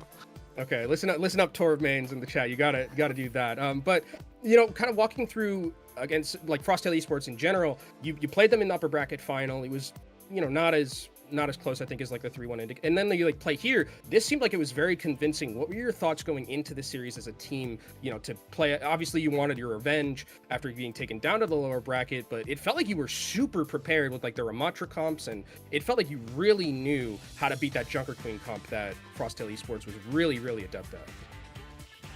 Yeah, I think we worked really hard to figure out the comp, so I have to give credit to my entire team and coaching staff. I think everyone worked their ass off to make sure we knew what to do against Squid.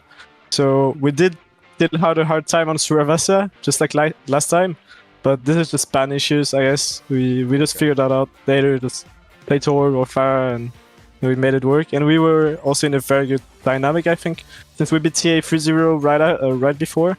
I think everyone like was feeling really comfortable, and we had really good comms. Everyone was trying their hardest, so I think every single player on our team was ready to win. Tell us about that moment, because I know with Snowdrop having some medical issues and stuff that you know, things took an unexpected turn here in the middle of playoffs. What was the energy like of the team? How did you respond? And what were you thinking going into that team match, which led into this historic run to the championship? Well, fortunately, Snowdrop is feeling better now, so that's the most important. But now we just like start like won when Snowdrop was missing with Sidra, and we just kept running with it. So I really think like it's not definitely like related to just swapping a player out. It's just the mentality of the team overall. I think it's really hard work and not giving up since we had a hard time like earlier. I think like even though we won our first match against SR Peak Shake, I think that wasn't as clean as I would like to see it, I think. But afterwards, even when we beat TA, like it got a lot better, and it kept getting better after matches, despite us losing to Frostades the first time. But as I said, we figured it out, so it's all good. Okay, awesome. So tell me a little bit about like the dynamic of the team, because it feels like you all are like super coordinated. Do you get jealous of Yoham at all, because Yoham gets like a lot of picks and like takes away like your ability to do that? Like it feels like you're super blessed with like the players that you have around you to be able to like have that pop-off potential, and like it feels like you're all just a very well-oiled machine. Like the dynamic between all of you seems like very, very good. Even though, you know, it's a mixed roster, you all seem to have like a very good cohesiveness to you. Love to see you getting early picks. I have to take that every day of the week. But I think, yeah, we have really good bounds, like team bound. Like I think we all enjoy playing with each other. So I think it matters a lot when it comes to coming into big matches like that. Like you need to show up, sorry. And if you don't have like players that enjoy playing with each other, then it's not gonna work out anyway. But we worked hard for that. Like we prepared hard for our bans, everything we could. So I really think like having a good team bond really led to this grand final and this result. How does it feel to be the last Frenchman standing? Feel good? I mean, there are still a bunch of French in relegation, but I'll take it. I guess I have Skytor, who also speaks French. In this tournament, you're the only one left, so t'es le dernier alors, c'est bon. I guess. Well, that's cool. Best French, I guess. Best French in FACEIT League, I'll take it. Let's talk about those relegation matches. If you're able to get through, whether it's in front of you, theoretically you make it. What would it mean to you and the rest of this quick squad to make it into OWCS for stage 2? I think it would be amazing. I think everyone's been working so hard for that. That's the goal. Like obviously the goal was to win FACEIT League, but like FACEIT League is just not enough. This is not something you can be satisfied with in the end, because like if you win FACEIT League but don't make it to OWCS stage 2, then like what for? What are we playing for? So obviously we're gonna work even harder to win the relegation, hopefully make it top 1 as well, and just get the better seeding, better spot, just go as high as we can, and try our best, I guess, in stage 2. Well, I can't wait to see those matches. Wish you the best of luck in those. But you know what? Go celebrate this championship. Your team is $7,500 richer from this first place. You've also got the bragging rights as the best team in EMEA T2. Big congratulations, Dip. You are a champion. Thank you. Thank you so much. Thank you for having me. Thank you for joining us. Thank you, Dip. Thank you. Bye. All right. We got one in the books, Kenobi. We got one champion crowned. One down, and you know, 2 of those teams are going to be hit. I mean, I'm very excited to see kind of what Frosted Esports is going to do. You know, having gone through this upper bracket, going through this heartbreak a little bit, they still have to play in that relegation tournament. So I'm really excited to see what both these teams end up doing as they get into promotion relegation. But you can see how we got here with the season 4 playoffs. Quick Esports taking a small trip down to that lower bracket, but then going 7-1 in their last 2 games. Dominant performance from them, and I can't wait to see what they look like in that promotion tournament, because if they continue playing like this, I'm not sure there's a lot of teams that can stop them. I think you may be right. We may be destined to see Dip and the rest of Quick there in OWCS for stage 2. I know all the Quick fans out there are hoping so. You know what? It'll be fun to watch Frostales too. I mean, you gotta love the power of friendship. You gotta love a team that's willing to throw out a little Roadhog Life Weaver every once in a while. I don't know. It's fun to watch. It's gonna be a great event. Next weekend's gonna be a lot of fun. But we still have a lot of wonderful action coming up for you later today. You know, we are done with EMEA. We have crowned your Season 4 champion here for EMEA Master Division. But of course, that means we still have 2 teams from North America to send over into the OWCS promotion relegation matches, and we still have a champion to crown. So we're going to take a little bit of a break, get set up for our next matches, but when we return, we're going to crown another champion. Don't go far. FACEIT League Master Division Grand Finals will return in just a few minutes.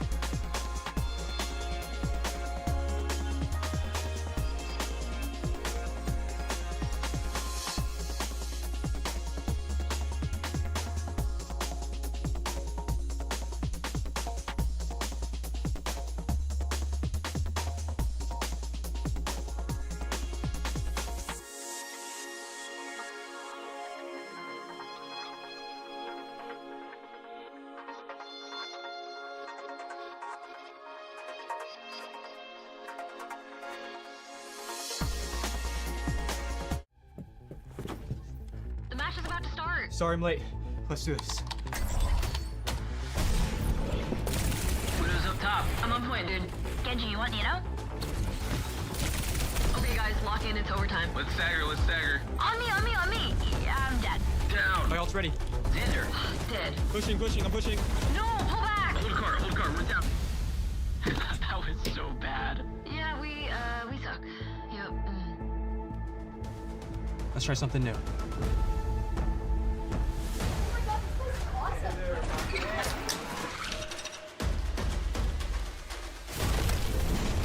Diving backline. No, I'm dead. Widow's down. Matrix, back Oh, ult. no. I got pulse bomb. Back on cart. Come on, back on cart. No, going in. Stop the cart. Stop the cart. Oh my God! Ah! Go to world! Did you see that? Ah! Making their OWCS World Finals debut, please welcome to the stage, Team Phoenix! Are you ready? Yeah. I'm ready.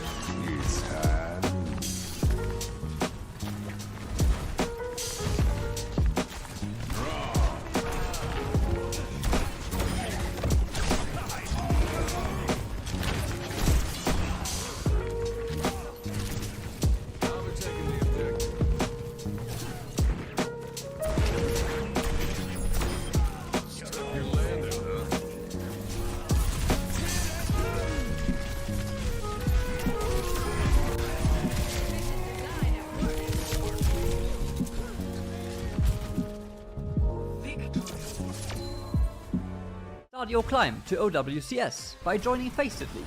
Gain competitive experience in weekly FACEIT League matches. Rise to the top in divisions balanced for your skill level. Learn more at fce.gg/s4.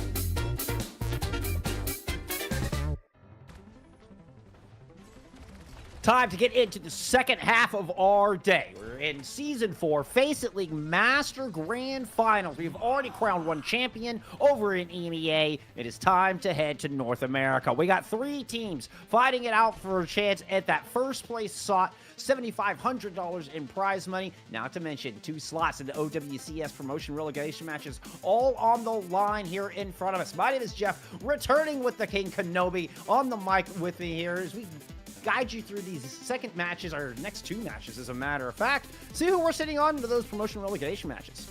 Yeah, we're across the pond now, back in NA, where you and I are a little bit more comfortable here with our accents in particular. But gonna go into this one, and we're starting things off with Rat Academy versus Supernova, and how we, again, this is kind of right back where we were in EMEA, where we had these 2 teams, and this is probably one of the most important matchups because the loser of this does not get to go to that relegation, and the winner gets to go to that relegation. So a lot of pressure on both these teams, especially Supernova, with how they got here. And it feels like there's just as much gravity, if not more, on this lower bracket final match as we see in the grand final. Obviously, being champion carries so much weight with it, and you've got that first place prize money to boot, but it really is that slot in OWCS that is the big golden carrot dangling at the end of the stick in front of these 3 teams. That is the true prize that they're going after. That will be determined here in this lower bracket finals. Yeah, and I mean, one of the things that's the big deal here, Bullskunk, is that Supernova is in this bracket, which is a shock in and of itself because it feels like Supernova should have been in OWCS already, but they lost to, I believe, Amplify was the team that took them out. Phone played out of her mind, and it was fantastic. But I think that, like, when I look at the Supernova team, not only are they in this tournament, which feels like it shouldn't have happened, they're in the lower bracket and they went early, which is even worse.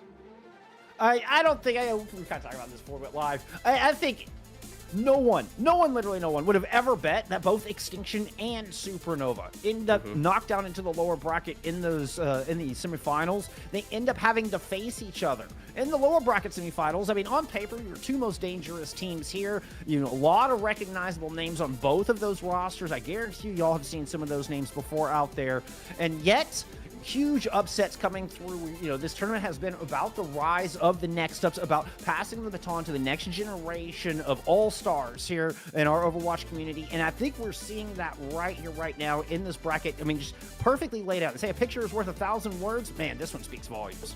100%. And Dilduck's kind of just shocking everyone, I think, making it to the grand finals from the winner's side, a 3-2 against Extinction, a 3-2 against Rat Academy. Like, that team has a lot of really key members on it that have been around for a long time that I'm very familiar with, covering T2, and you as well, covering as much as we have with Collegiate and stuff like that. And again, it's going to be interesting to see kind of where this Supernova and Rat Academy roster go, because they did play each other earlier in the bracket. You saw that it was Rat Academy who sent Supernova down here. And again, Supernova, with the roster that they have, we'll take a look at it when we get to those rosters beforehand, but like, it feels like they really shouldn't. Thank you, Prod actually is going to go right into it. Like, if you look at this team, like, all of these names are very big names that you feel like should. I mean, there's OWL players on this roster. There's very good tier 2 players that have been on this roster. Like, I'm very surprised that they're here, like, with a last shot to get back into OWCS when it feels like they probably should have already been in OWCS.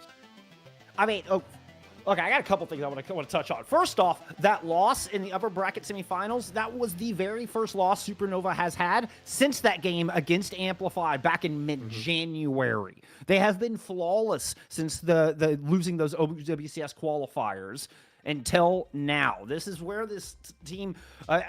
they felt unstoppable, and you can see why. Every single one of these players feels like the best in class for their role. I mean, you can literally go down the list here and be like, yep, that's probably the best tank in NA right now is Astro. Hit scan, Jutsu looks unreal. Maybe one of the newer names has been uncanny good on the Widowmaker. Ryan may be the best mechanically talented player in all of FACEIT League. I mean, I'd say up there with Haven, probably tied with Haven. Ryan has been nutty. And then you talk about the Overwatch League experience. You've got Renko kind of leading the charge on that play for San Francisco Shock back in 2023, and is absolutely an S tier caliber on a. I mean, yeah, this roster's lights out.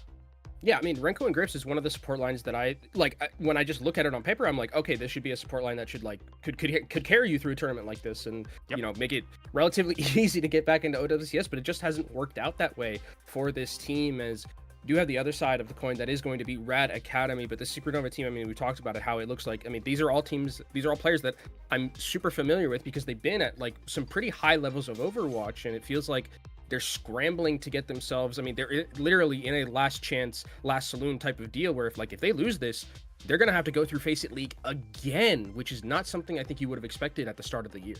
Not at all. I mean, this is the team. I mean, this is the team previously known as Fluffy Dreamland. If you were watching OWCS in 2024, you would definitely recognize most of these players. Maybe they had a little different name at the top, but it's almost the exact same roster. There's been a couple of changes, notably in the DPS line. Ryan was a sub for that Dreamland roster. Jutsu really being the only newcomer as far as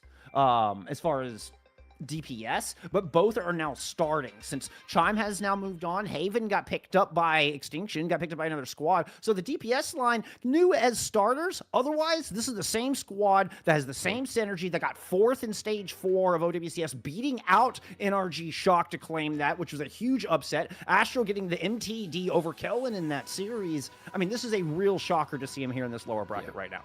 Yeah, and I mean, to be fair to them, they're like, if there's anyone that I'd like think about kind of having, you know, the chops to make a lower run bracket, it's this team. Like they've been through in this position before. They're totally fine with it, I would imagine. As we eventually can look at the Rad Academy roster, but I think that again, the Supernova team, it's been super interesting for me that they are in a position like this as we do look at the Rad Academy roster. And this is a roster, I mean, there are some, you know, big names in this one as well, performing very well, sending Supernova already in a 3-1 down to the lower bracket. Like this is a team that I think is kind of not coming out of nowhere, I would say, because there's a lot of good talent on this roster, but definitely I think punching very high, especially because they were, I think they were 4th, I believe, in the regular season. So performing relatively well to get and push their way into that top. Oh, they've definitely punched up recently. But it's been a glow up. This has been where Supernova, you've kind of got this plateau of excellence. You expect them to be good. You expect that plateau to be above everybody else, and they just sit up there, and it's hard for anybody to even climb that distance. This Rad Academy squad, or Radicad, as you'll probably hear me refer to them throughout this series, it just flows off the tongue so nice. But Radicad are on a meteoric rise and have shown, I mean, that slope is just getting more and more of an incline as they continue to accelerate up through the ranks and able to get that first win. As I mentioned, the first team to beat Supernova in 3 months. Supernova had 5 map losses in the entirety of the regular season. Radicad had 24. Just to give you a comparison of their regular season performance, Radicad, I mean, really demonstrating how far they have climbed and able to take that victory in the upper bracket semifinals.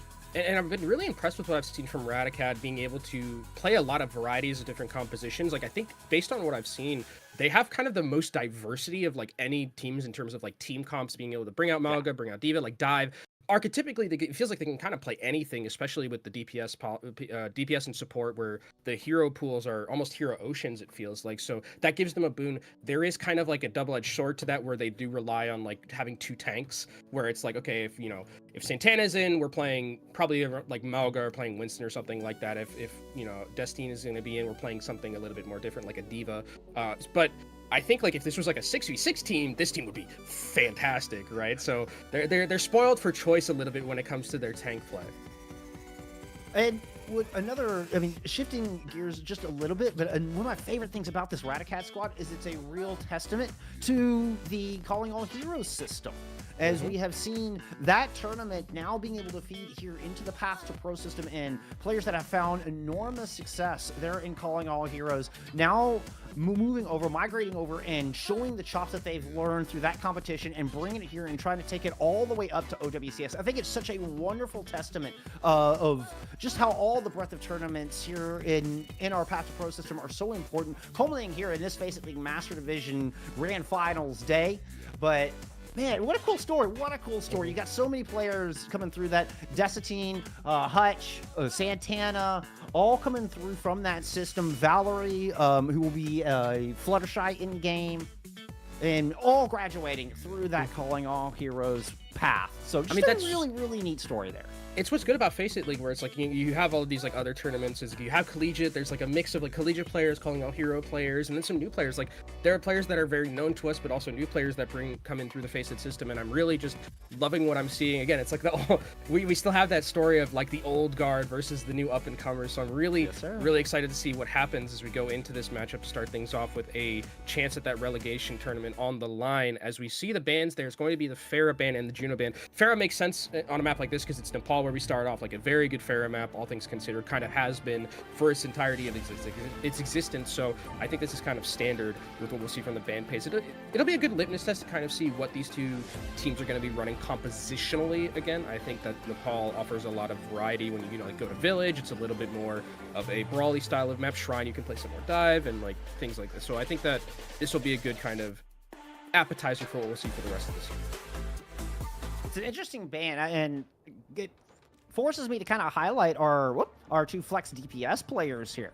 So Lich is one of those hot up-and-comers that you're talking about that kind of is outside the system, does play in collegiate, but really grew up here in FACEIT League over 2024 and has become one of the premier next up flex DPS players in all of NA. Lich is so darn good, so talented across a multitude of flex DPS players. But then you look at the other side. Ryan, I talked about Ryan was kind of a bench player for this team when they were known as Dreamland, but Ryan came in to play the Flyers. That's exactly what Ryan did. That's why we're seeing Radicad ban out the Pharah, despite Lich having such a strong Pharah in their own right. It's going to be a mirror of the Ramatras actually starting things off, so a lot of poke potential coming in from both these teams. Anti-nades as well, going to be a big deal. There is no Kiriko on either of these sides, so big anti-nades could be the difference maker, as Astro already gets hit with an anti and a sleep, but so does Fluttershy. Both these Ramatras so low, but it's both of them who actually end up going down. We end up with a tankless first fight. 4 squishies from each team kind of just backed up for a moment and then went, wait a minute, we got to fight for this high ground. Move back in. Ryan made the decision a little quicker, has a positional advantage and the health advantage over Lich, as our piles of squishies are looking for first blood and trying to stall long enough to see which tank will make it back here first. Jutsu's going to take down the Ivory, and it's a distinct advantage. Radicat tried to get the point position, but Astro's back on the case. I actually like the decision from Astro to go over to the Winston. It does make sure that you get a little bit faster back to the fight. It is going to be a bit tricky here operating against something like a Ramatra, because you do have that Vortex that is so impactful. But with Renko being farmed up very quickly towards this nano boost, the Winston is going to get a ton of value in that regard because you have a very, very good nano target. Whereas Rat Academy, not necessarily the same thing. I mean, you could throw it on your Ramatra, you could throw it on maybe your Sojourn as well, but realistically, the Winston's going to be a great potential for a nano boost here. Asher just appears out of the sky! It's raining Winstons, and Ivory got squished, Goomba stomped by the Donkey Kong. Oh, but Asher stood in dangerous territory way too long. Rinko couldn't get the heals down in time. The Nano's still just a little bit too far away. Gotta wait here patiently. I mean, they're going to be able to get back onto this point. This is exactly where you want to play if you're a Matcha, just on the point, making the enemy team come to you. You are going to have that nano boost relatively soon, but Grapes goes down 10% away from a sound barrier. Huge play from Lich, and the nano boost onto Ryan, though. Takes Lich back down. Ooh, and finds Cinnabar! But Cinnabar can't get the, Ryan can't get the kills fast enough. As quickly as Ryan's putting them in the feed, Rat Academy's doubling down. And it's actually a really, the nano goes on to both the DPS, which is not something I was expecting here. I was for sure that nano was going to be going on to Astro, but actually Ryan makes something good happen with it. So does Ivory on the back end. Doesn't necessarily find the picks, but the amount of pressure that was being put down by that Sojourn made the difference right there, as Pulse Bomb going to be available for Ryan here. Nothing on the enemy team, just like to have that one-shot potential, but that sound barrier is going to be so important. You cannot see an age out of it. Supernova able to move on to this point. I mean, for free. They're just going to flip this at the beginning of the fight. Whether casualty I didn't see, I don't know. But Radicat are now going to make a move, try to get back onto this point. It looks like a bit of game of chicken on who's going to pop this sound barrier first. Neither team wants to go first, it seems like. Astro dives in with the Primal Rage. They're going to hit the go button. Sound barrier now unleashed from both of our squads. Grapes, too late to save Rinko with that. Fluttershy's going to find the honor, remove a lot of the staying power here from Supernova. Push up onto Hutch, but they're able to find the high ground and survive. Lich goes down, but you take that trade onto Astro 2 times on Sunday. I mean, you saw a fantastic Vortex there. Astra was trying to dive up and secure a pick, but it completely disregarded by a great Vortex from Fluttershy, making sure that that Winston wasn't able to jump out. And now it's Rat Academy who get to start moving their percentage forward here and have a very good amount of ultimates to work with. I mean, their ultimate economy looks very good. You have that Annihilation. If everyone's diving into you, Annihilation is so good for that. And you also have a Dragon Blade, and there's nothing on the enemy team to deal with it. It has to be like a sleep or a boop. There's no support of ultimates. If Radicad can rotate these ultimates effectively, they can very easily take the rest of this 40%. We're in a bit of pressure. Sleep on the outside with the OC. Rat Academy could try to take us a little bit slow to build up the rest of that nano boost, but they're going to go and pop the overclock early, see if that'll be the first pick. Nano boost is actually thrown onto Ivory. Once again, just to enable this overclock, and that's going to get the point without even getting a pick, although it does cost you 2 ultimates. Yeah, but I mean, you still have the ability to use this Dragon Blade and also the Annihilation, and they're just moving forward aggressively here. Here comes the Dragon Blade, select by Renko! Oh, and the deletion even gets the purple on the Fluttershy. That's going to be the end of Fluttershy as well. Renko, you madman, that was amazing. I mean, what did I say, Bullskunk? I said you had to get the sleep. There are no supportive ultimates, and that's exactly what Renko does, showing their stuff, being able to get that sleep. Because if that Dragon Blade is going through, that fight's completely different. It's probably the end of the map, as Hutch is going to end up going down at the very end of it. So more time taken off the clock here, and Radicat have nothing to work with. Ryan looking for something with the Pulse Bomb, but there is a Diva on the other side now, potentially could be eaten. Just in low on health, find the time to try to get back on the boop. Oh, miraculously, Rat Academy are able to get the overtime going, but they're going to have to fight it in a 4v5. Fluttershy and Cinnabar both already low, and Ryan still lurking with that pulse. Doesn't even need it. No other touch to get on the point. Good boots from Supernova. Maintain control. And this one, you kind of have to tip your hat to the enemy team, where you're like, okay, like the nano boost slept, like we can't really do anything about that with how well Renko played that entire team fight. Then also committed, there was the Ramatra Annihilation committed onto that, was antied. Like, I mean, really, sometimes it just happens where a support or like any other player will just completely turn a fight around, and that's exactly what happened. They're really, really well played to Renko, and this is what we talked about, where it's like this team on paper and this team mechanically is so incredible. It's a shock that they're even in a tournament like this, because they have all the mechanical skill to make plays like that and turn fights completely on their head. Yeah, I mean, to not just get into OWCS, but it feels like Supernova have the chops to thrive at that level. You're saying Renko basically win a 1v2 against a Blade and an Annihilation. Yeah, I mean, hey, if it works, it works. And we see actually some changes here. Rat Academy going over to the Hammond, and I'm so interested to see how this is going to end up working out, because Hammond is one of those heroes that if you can pilot it effectively, you can be a complete nuisance. And realistically, I'm wondering how the peel is going to end up going. I was warned that Destiny actually has a pretty darn good Wrecking Ball on him. So far, it's just kind of playing, let's scoop up all of the health packs like Pac-Man.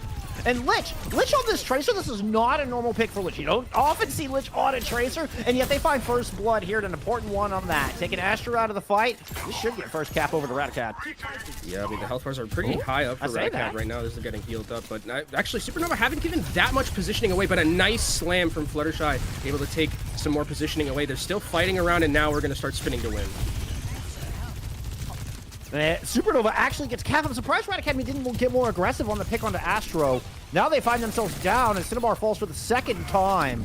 About half of the charge to that first sound barrier of Grapes. Grapes moving up to try to pursue Fluttershy alongside Ryan here, but they're going to let this one go. Yeah, I think one of the things about this Hammond composition, if you're going to be running it, you have to kind of get value off of these dives and the space created from the Hammond, and unfortunately for Raticat, they just weren't able to do so. Pulse Bomb relatively here soon for Ryan. A lot of good targets on the other side to be able to get potentially a pick at the very start of a fight. The bounce from Hutch got two. That was right. I mean, it didn't lead to anything. It was just cool. Oh, but Hutch is in a lot of trouble now. Ryan was mad about that. Goes find some revenge. Take down the Ada. Well, I mean, Fluttershy's still looking low. I mean, it was pretty even. There's the clapback. Cinnabar gets two on this. This is still anybody's fight. Raticat are going to take control. Unreal. Yeah, I mean, you say it didn't get much, but it got a lot of space, honestly, with that bounce. Completely turned that fight. I think the bounce was really just made it so that the Supernova couldn't really go aggressive because those DPS were antied. So Hutch ends up making it work, and now Nano's available for both of these sides. Cinnabar a little bit behind the 8 ball, though, in terms of that sound barrier. That could be a difference maker. We are going to get the Nano and Astro sound barrier thrown on it as well. This is one powerful Winston, but are there any targets to hunt down? Hutch has got a self-Nano. Ooh, but that nerf means it fades 2 seconds earlier, and Hutch is going to drop. Beautiful pursuit there from Rinko. Pulse in the corner from Lich. Does at least exchange the Yanas. So with that, Astro has to pop this Primal Rage to secure this fight and flip this point. Decent juggle will take care of Ivory. Jump down.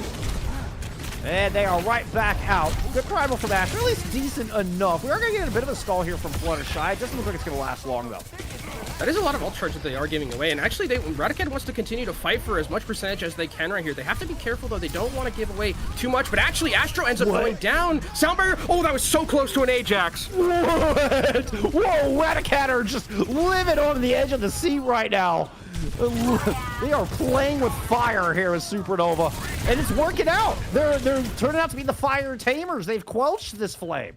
Yeah, I mean, if you're Red Academy with this composition, you just kind of want things to get ugly. Like, you want to just be in a complete mess of a team fight. You want things to not be as, like, crisp and clean with, like, a dive composition that we're seeing from Supernova. And it's working. I mean, the way that they're taking these fights and making things really chaotic is what you want from a Hammond composition like this. Even though they're, I mean, you're playing on a knife's edge like we saw. Like, I think Cinnabar was, like, 35 to Ajax in that. Yeah, I mean, at most. That was thrown in. Jutsu with an overclock as well. In fact, we got dueling overclocks on the point. Red Academy at 93%. Supernova have to be aware of who's going to touch. You got Astro on the point. Gonna find Cinnabar out of the backline. Graves still with a sound barrier available here. 99% on the board for Radicad. Bit of a battle on the outside. This is looking messy, but Supernova are keeping it under control. They don't let this one completely get away from them. They're able to contain the chaos, even though it does look a little brawly there in the middle.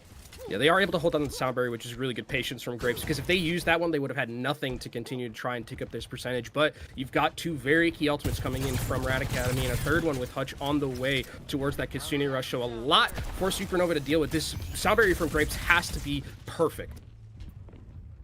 Oh, that's a tough choice. Use it for mines. I guess you got to save it for the Kitsune. You might just leave Desitine open for a huge minefield here.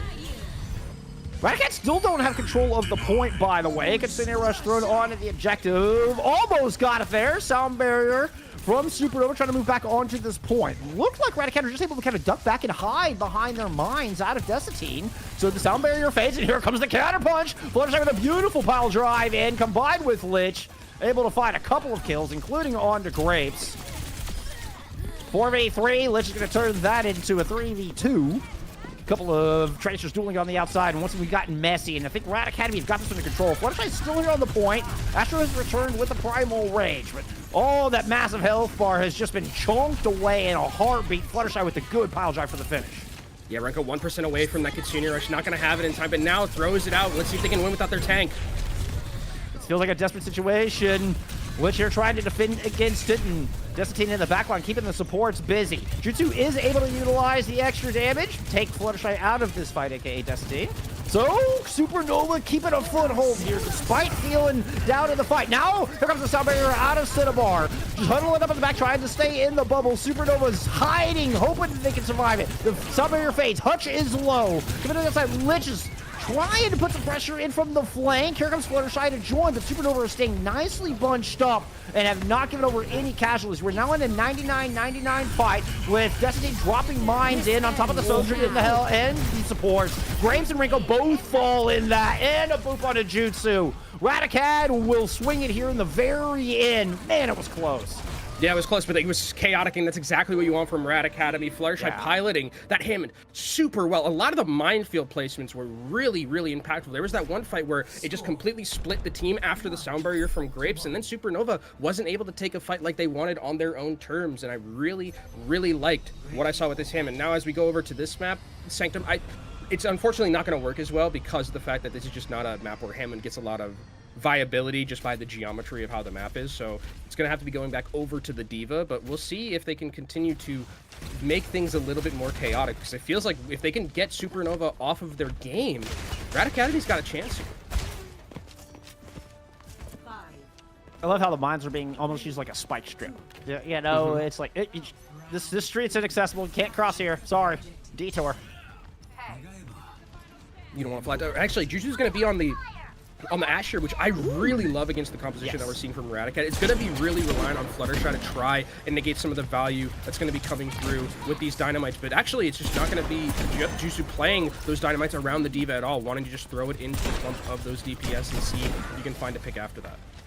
I also love this positioning. So they've got Astro to hold the bridge. Instead of sending Jutsu bridge side like you often see with the hit scan, keep it to control this flank angle. Oh, but Lich is able to muscle past.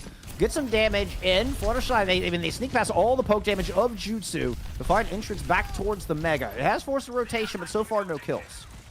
We'll see if Hutch on the flankers looking for something like an anti. Rat Academy's health bars are dwindling because the constant pressure of Jutsu, and Fluttershy does get DMEC. That's a big pick. That means that it's just going to be the Ana and also the damage coming in from the Ashe being able to pump down, and that's going to be Rat Academy eventually losing this one. That felt like just like a slow chokehold, just very gradually the walls closing in on Rat Academy on that one. Yeah, I mean, it was. I think they did the right thing where like trying to go aggressive on the Jutsu with the Genji, but they never found the pick, and because the peel was so good from Supernova, and then kind of once you've used all of your cooldowns like that, it's very hard to get back into a team fight now that it's Supernova who have control of every single one of these angles, and this is where Ashe is really going to thrive, just having control, especially without a D.Va on the other side now, and it's just a Ramatra. It's even going to be worse for them to deal with this Ashe. Not to mention the anti-nades of Rinko, both of which can find max value now. We're already seeing Rat Academy super low health bars as they even approach. Nanoboost thrown on the Fluttershy. I think as much just for the healing as well as the sustain. Gets behind Astro and creates a nice little sandwich. Follow up on the Graves is good. Okay. So Rat Academy finds some wonderful value on the back of that Nano Boost. Beautiful 3K there out of Decitine. Yeah, not bad, but now it's going to be on the other foot where Renko's going to be having that Nano Boost available. They're probably going to save it for when Astro is going to have that Annihilation. Or, I mean, you could also just throw it onto Ryan, and Ryan can get a lot done in terms of just going into the backline with something like a Pulse Bomb. That is a possibility as well. But now it's going to be a little bit more difficult for the Ashe to get value. I think you can throw Bob in to create some space and then really make it difficult for Rat Academy to hold position. Oh, what an antic. Lich is going to dash through, but that was really all Hutch. Now, I mean, it's a 2v3, it's a 2v2. Astro is able to immediately kill 3 in a 2v5 to even the odds here. Does have to back away, but impressive nevertheless. Yeah, I mean, but Rat Academy don't have their healers here, so that means that it's going to be positioning that's going to be lost. Supernova's going to come back into this one. They still have a Bob to make this a 6v5 and the Nano Boost as well. Rat Academy don't have anything because Cinnabar is not at that sound barrier just yet. The Bob is thrown on in the objective. Forces Destiny just to hold on there, not give over a free cap. A couple good shots. The third one lands. Cinnabar gets out with 1 health. That was amazing. Had to have the amp heal on that, otherwise there's no way you survive. Astro gets the Nano Boost. Rinko gets Fluttershy. Somewhere on the point, but the tank is already dead. It's not going to get any kind of value. The sleep for Lich into the hole. Rinko comes up with a pair. Wow, what a finish. Yeah, and they swapped as well using that sound barrier. I think that's one that they're going to want to have back for Rat Academy. 70% and ticking upwards right now for Supernova. They don't have any ultimates to work with, which is the big thing for Rat Academy because they have their DPS ultimates. They also have a nano. You can nano blade this fight. You can nano overclock and pretty much just win it by fiat unless some miracle happens again, like with Renko nade. Like this, 2 health instantly blown up. Very well played. It was both the nade and the dynamite that come in. You're talking about how they're gonna have to find so much more value without the D.Va. That could just be map winning right there. Ivory desperately trying to swing this. Very little health to work with. You got a Nano boosted Cinnabar on the point. I don't know if Valerie's gonna be able to get it done here. He's just forced out. I mean, trying to stay on this. Lich pulls out a blade in a 1v2. Okay, you're gonna be able to chop down Grapes, but there's just no other reinforcements here. One last purple for the road from Rinko, and Supernova are gonna take map 1. I mean, it's close though between these two teams. As Supernova does take map 1, like you mentioned, but I think like the biggest thing for me was like there are just some mechanical plays that I see from Supernova where it's like you can't beat it. Like the Renko sleep is like the big one, right? Where it's like we saw in the first sub map where you sleep that Genji. You also take down an Annihilation. Like I mean, it's very difficult to deal with that in that regard. I think the other thing that I really liked from Rat Academy was that we saw them. That's such a disgusting thing. I really like that we saw. I really like that we saw the Hammond play, and I wonder if that's something that we're going to continue to say because we see Rat Academy has a lot that they can play in terms of their hero diversity and compositional diversity, and it's really going to be up to them to force Supernova off their comfort, which they did. They played that Hammond pretty much the best you can, making it super chaotic, making things really difficult for Rat Academy or Supernova to set up and play because that really feels like where Supernova gets a lot of their value is when they can start these team fights on their terms. When you don't let them do that, they kind of struggle. And I think that the whole matter is, particularly Nepal, is one of the hardest places to play the Wrecking Ball. I mean, you have a lot more options for going forward to kind of bring that out if they do want to continue throwing different looks at Supernova. And you can clearly found some success on trying with that pick. So, perhaps things could definitely get easier here. Definitely an opportunity for Radicat to swing this one back. God, that was what an effort. That was so good. Yeah, I mean they do have map pick as well, which is going to be good for Radicat because they can, if they do want to play like the Hammond, they can bring that to they could also pick a Malga map if they want to do that and bring Santana in if they want to try to switch up kind of the archetypes of these compositions, because I don't think you can play Winston into Malga. It's just suffering. But there were some really good moments, I think, from both of these teams, and Supernova just had that, I think, little bit of mechanical advantage at the very end. Like those last two where we saw like Renko get that one nade and then Renko get that sleep, like those were really big difference makers between these two. We're gonna get another Renko kill. Just getting the auto diff on the Hutch here. Hey, I mean, it's got to be the start of the show. It's got to be a linchpin of the Supernova Cup, and really, I think, part of the win condition for Rat Academy is controlling Renko, be it either just take away their value or get on top of Renko over and over again, similar to like what we see Dust Team do in this fight, where you corner the Ana and don't give him any room to escape. Rat Academy is going to have to keep that kind of pressure on. God, that was unbelievably close. Yeah. Yeah, we had a couple of those almost Jaxes that we saw from both of these teams. Very, very close on a knife's edge between them, but it is going to be Supernova taking that win. And now, I mean, like, pick ban and map pick, I think, are pretty important here. Like, are we going to start taking away the Winston? Because Astro looks very good on it. Ana, I think, is like, at some point, I think we see an Ana ban for sure, like, from Rat Academy. I think I would be very surprised if they didn't end up doing that with how good Renko looks on it, and how good Renko has been, in the past with a hero like that. I think Winston's also something you can take a look at as being potentially a target ban here from Rat Academy. But Rat Academy, I mean, they have all of it in their court right now because they do get to pick the map. They get to pick, bans as well. So looks like it's going to be Route 66, which is interesting to me because this is a very good Winston map. And now I'm like, it is also a very good ball map. So I'm like, okay, did they just want to play like Hammond, or what are they opting in for? Are they bringing in, I think you could also play Malga on this map. Malga seems like pretty viable on a lot of the picks that we see. Even after the nerfs, I think he's still pretty playable on a map like this. It wouldn't be my favorite though. I think it's playable. No, I've seen him selectively since the nerfs, but obviously not nearly as much. It's pretty limited. Although if any team is going to pull it out, I mean, Radicad would certainly be the team. We are going to get that Winston ban. They waste no time getting rid of Astro's best hero. Now, the problem with Supernova in this tank ban is Astro's got a pretty wide, vast hero pool to choose from, and is good at all of them. And I think that's going to be the interesting thing as well, because like if you're going to target ban Astro, I mean the Winston, especially on Route 66, you just can't play Winston. I feel like, or I mean you can't like let Winston go through if you were picking this map if you were Rat Academy, because it's like we kind of just serve that one up to Supernova if we're letting them play Winston on a map like this. And it's going to be Brigitte that's taken off on the other end. So I think that this is just a really good ban from Rat Academy. It feels like Supernova, though, are totally fine with pinching the support pool, which kind of makes sense, especially when you have Renko and Grapes, who can play pretty much anything under the sun when it comes to the supports, and would probably feel very comfortable in that regard. So they're kind of trying to put the, they're trying to kind of put the screws to the supports of Rat Academy by limiting in what they can play in terms of those heroes. That's a smart choice. Can be, I think, a better way to control what your opponents want to do.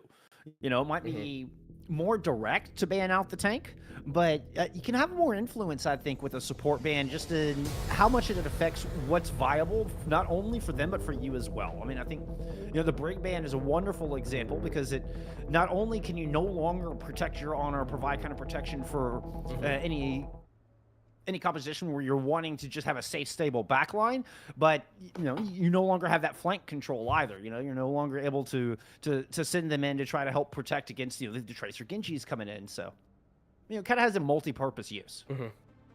Yeah, and I think as well, kind of when we look at the tank matchup, I do wonder if like the Hammond is something that we're going to be seeing from Rat Academy.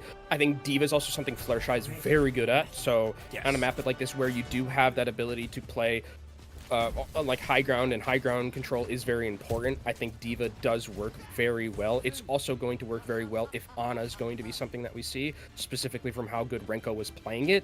You have that ability to eat sleeps, eat nades, makes it a little bit easier to pilot against an Ana matchup. gonna say, I don't expect Rinko to stick with the Moira, but funny enough, we have actually seen Moira starting to come back in, but it's not in any way Say like it it ain't used to so. play. Yeah, no, it's like the Nolan Corona hyper aggressive backline Moira is kind of the thing. Oh no. Say Yeah, it ain't yeah, so. it's come back. Yeah, it's come back. One. Attackers incoming. I mean, I think it's definitely possible, especially if you're going to be like running like super aggressive, like you mentioned, like just diving onto the backline. But I think like with the Hazard in particular, you definitely want the Kiriko, and against an Nana or against an Ana, you definitely want the Kiriko to be able to cleanse any antis that are going to be happening. Because without a diva on the other side, there's going to be a lot of antis that most likely hit from Hutch here. So Renko has to be crisp and clean with these Kiriko Suzus. No, the Moira pick was definitely a meme. It was not as big a meme as it once was, I guess. Oh, quick attack from Ryan. I mean, Cinnabar just gets caught up there. Was trying to help out the Diva, but ends up far too forward. And not only does the Lucio go down, but Fluttershy's going to get demeched immediately. Big Earls falls, and it's a very swift attack here from Supernova. Still a chance for a recontest. That was really good from Ryan. The Ryan, I think, basically one-clipped Cinnabar at the start of that fight, and without the Lucio, it's just going to completely fall apart. Radicat should be able to get one last recontest with Fluttershy back here on that Diva, but now the positioning is all in favor of Radicademy. Trying to take the high ground. Astro's just right in their face, keeping them contained, it feels like. Does let Fluttershy through, so able to move on to the car, and Lich comes in from the opposite angle, down by the billboard to try to regroup, but Fluttershy gets demexed, and as Rinko throws in the damage, I believe Jutsu was pouring a lot of it in there as well. And now it's just die on card from Radicat, and Supernova are going to pick this one up, added 2:30 to the clock. But now you can see a little bit of, and Hutch is going to switch off the Ana, but you saw there exactly the problem with Ana in a scenario like this, where it's like if you just throw up the wall in front of an Ana, like they can't do anything, and they could, like Fluttershy couldn't get healed, Lucio's not going to be able to do it, so now you're going over to the Kiriko to make sure that if Fluttershy does get caught on the opposite side of a jagged wall, you have Swift Step, you have Suzu to get out and help, because Ana's just not going to be able to do that, especially on a part of this map where you really need to be able to maneuver quickly and crisply. Astro holding up on that top walkway for the moment. Fluttershy dropping down under garage. Looks like Superstar is trying to take the top of this garage. Actually, an eat onto the jagged wall. Pretty important eat there from Fluttershy to allow him to get out. But you have given up some of that garage space, and Supernova are slowly tightening their grip around it. Now they've actually dropped in low. Fluttershy drops down inside the garage to help, and I think that was a bait. Fluttershy gets surrounded, lucky to get out of that one in one piece. Kitsune Rush, I mean, we have all 5 check marks for Supernova. This is about to get messy. Kitsune Rush is going to come out over the top of the garage, but Ivory finds the kill. Downpour from Astro. Now I got to... I don't know if they were caught in the downpour. It's just with the Kitsune Rush that is able to net those picks, and Supernova are able to hold on to their other 3 holds. Yeah, it was basically just a free fight for, I mean, they basically walked all into that downpour, as now it's just Fluttershy staying here, trying to hold firm to be able to get back onto that cart and stall before they catch second. But look at the swarming that's happening right now from Supernova. Oh, no. Oh, that's not good. The Sound Barrier obviously hopes to try to get a good fight here. You got to get the touch in before the cap, and that just doesn't happen. So it's a wasted Sound Barrier, and it's a wasted fight. I guess the only good news for Rat Academy fans is, well, Grapes use theirs as well. Yeah, that's really good news, because now at least Rat Academy are going to have 2 options with their DPL ultimates to basically win this team fight. I mean, there's nothing to really deal with it on the other side, besides maybe like a Pulse Bomb, or if Jutsu goes first with their own overclock and is able to take out the fight before Rat Academy can get their DPS ultimates online. After trying to open things up for Jutsu. Create a little space for that overclock to find Pager. Hutch wants to shut it down. She goes right up main. She says, no. You can't give him that corner for free. And quick disengage here from Supernova. Yeah, really good. I mean, this ultimate's going to get nothing. I mean, it's going to create space for the team, but like overall, no kills. And now it's just going to be Supernova running back onto this point. They do have, again, very key DPS ultimates in their back pocket, so do Rat Academy. Ryan is trying to sneak in with a pulse bomb on the top. Lich with the blade, shut down, gets absolutely nothing. Barely even finished the voice line. Red Academy trying to make things messy here, but Supernova kept him contained. Fluttershy drops, and Supernova are just sauntering forward. They've got the road trip music on. They're rolling 3 points in Dorado. Now looking to hold the door. Catch on to Ivory, staggers things out even worse. I mean, again, it's Supernova who are going aggressive there. They use the overclock first. They also use the pulse bomb first, and there it felt like Rat Academy were just trying to buy back in with that Lich Dragon Blade, but gets hit by an overclock shot and then ends up getting no value. Now Supernova are going to hold this positioning until they get their sound barrier, but here comes an overclock from Ivory. Can it find some picks? Ivory sitting on top of the truck. Yeah, there's nothing to be found. Supernova are just all high. They turtle up immediately, wait for it to fade, and now they're going to respond with Rinko's Kitsune Rush. Now, do you throw it over high ground, try to go take the back at Semi, or are you just going to throw it right up mainstream? Might depend on where this downport is. Okay, looks like we're going to go towards the Mega. There's the Kitsune Rush in, but it got stopped by a Fluttershy's wall. So, brilliant wall to neuter that Kitsune Rush. Still, Supernova doesn't look like they needed it. Actually, look at all the care. They used that tiny little rush as a sidewalk. And still all the assists there for Rinko in the feed. Yeah, it doesn't go all the way through, but it gets just enough to get them through that team fight. And Astro had a great ultimate on top of that with the downpour. And again, the way the Supernova team is playing right now is just feels like it's so proactive, right? They're the ones who are setting the tempo every single time. It feels like Rat Academy, whenever they're pulling out ults, they're just always reactive. They're not kind of getting that tempo that they really would like to set up on these dives. And really, they're on the back foot the entire time. I think, like, I'm trying to think of like an ultimate that ended up working for them from Rat Academy. Like on third, we saw two ults. Like we saw the Kitsune Rush just get disengaged. We saw an Overclock just get disengaged. Like the way that Supernova is playing around those ultimates is very effective, and they're totally fine with just being like, hey, you want to use this one ultimate? We'll just disengage. We know we have like a huge time bank, and then we'll re-engage with our own ultimate economy. The macro play is really good from Supernova here. John, now that you mentioned, I don't know that we saw one successful ultimate. You got me thinking on that. Like, I'm starting to think that, like, I don't know that we actually saw one successful ultimate out of Ratacat on that. Oof. And it's just because they're playing. I mean, they're playing like reactive, right? And that's really not what you want to do in a composition like this, where it's like you want to be continuously proactive, right? When you're pulling Blade after Overclock, you're kind of like coin flipping to be like, this is either going to hit pay dirt or I'm about to get railed by the Sojourn, and then I don't get to have fun. Like that's kind of how it feels like it's working a little bit right now between these two teams and how they're being proactive versus reactive. And it really is Supernova who always seem to be on the front foot, and we have to see from Rat Academy them try to make a little bit more happen and be a little bit more proactive. Gotta fight their way. Gotta make things happen. Yeah, can't just wait for something to happen. Ooh, aggressive positioning on Asher. Sneakily hiding in the 45. Trying to ambush. Looks a little outmanned here, but Ryan's there to back up Astro and ends up getting out with one piece. No, actually a kill to boot, so there you go. I guess the close hold successful with Cinnabar going down.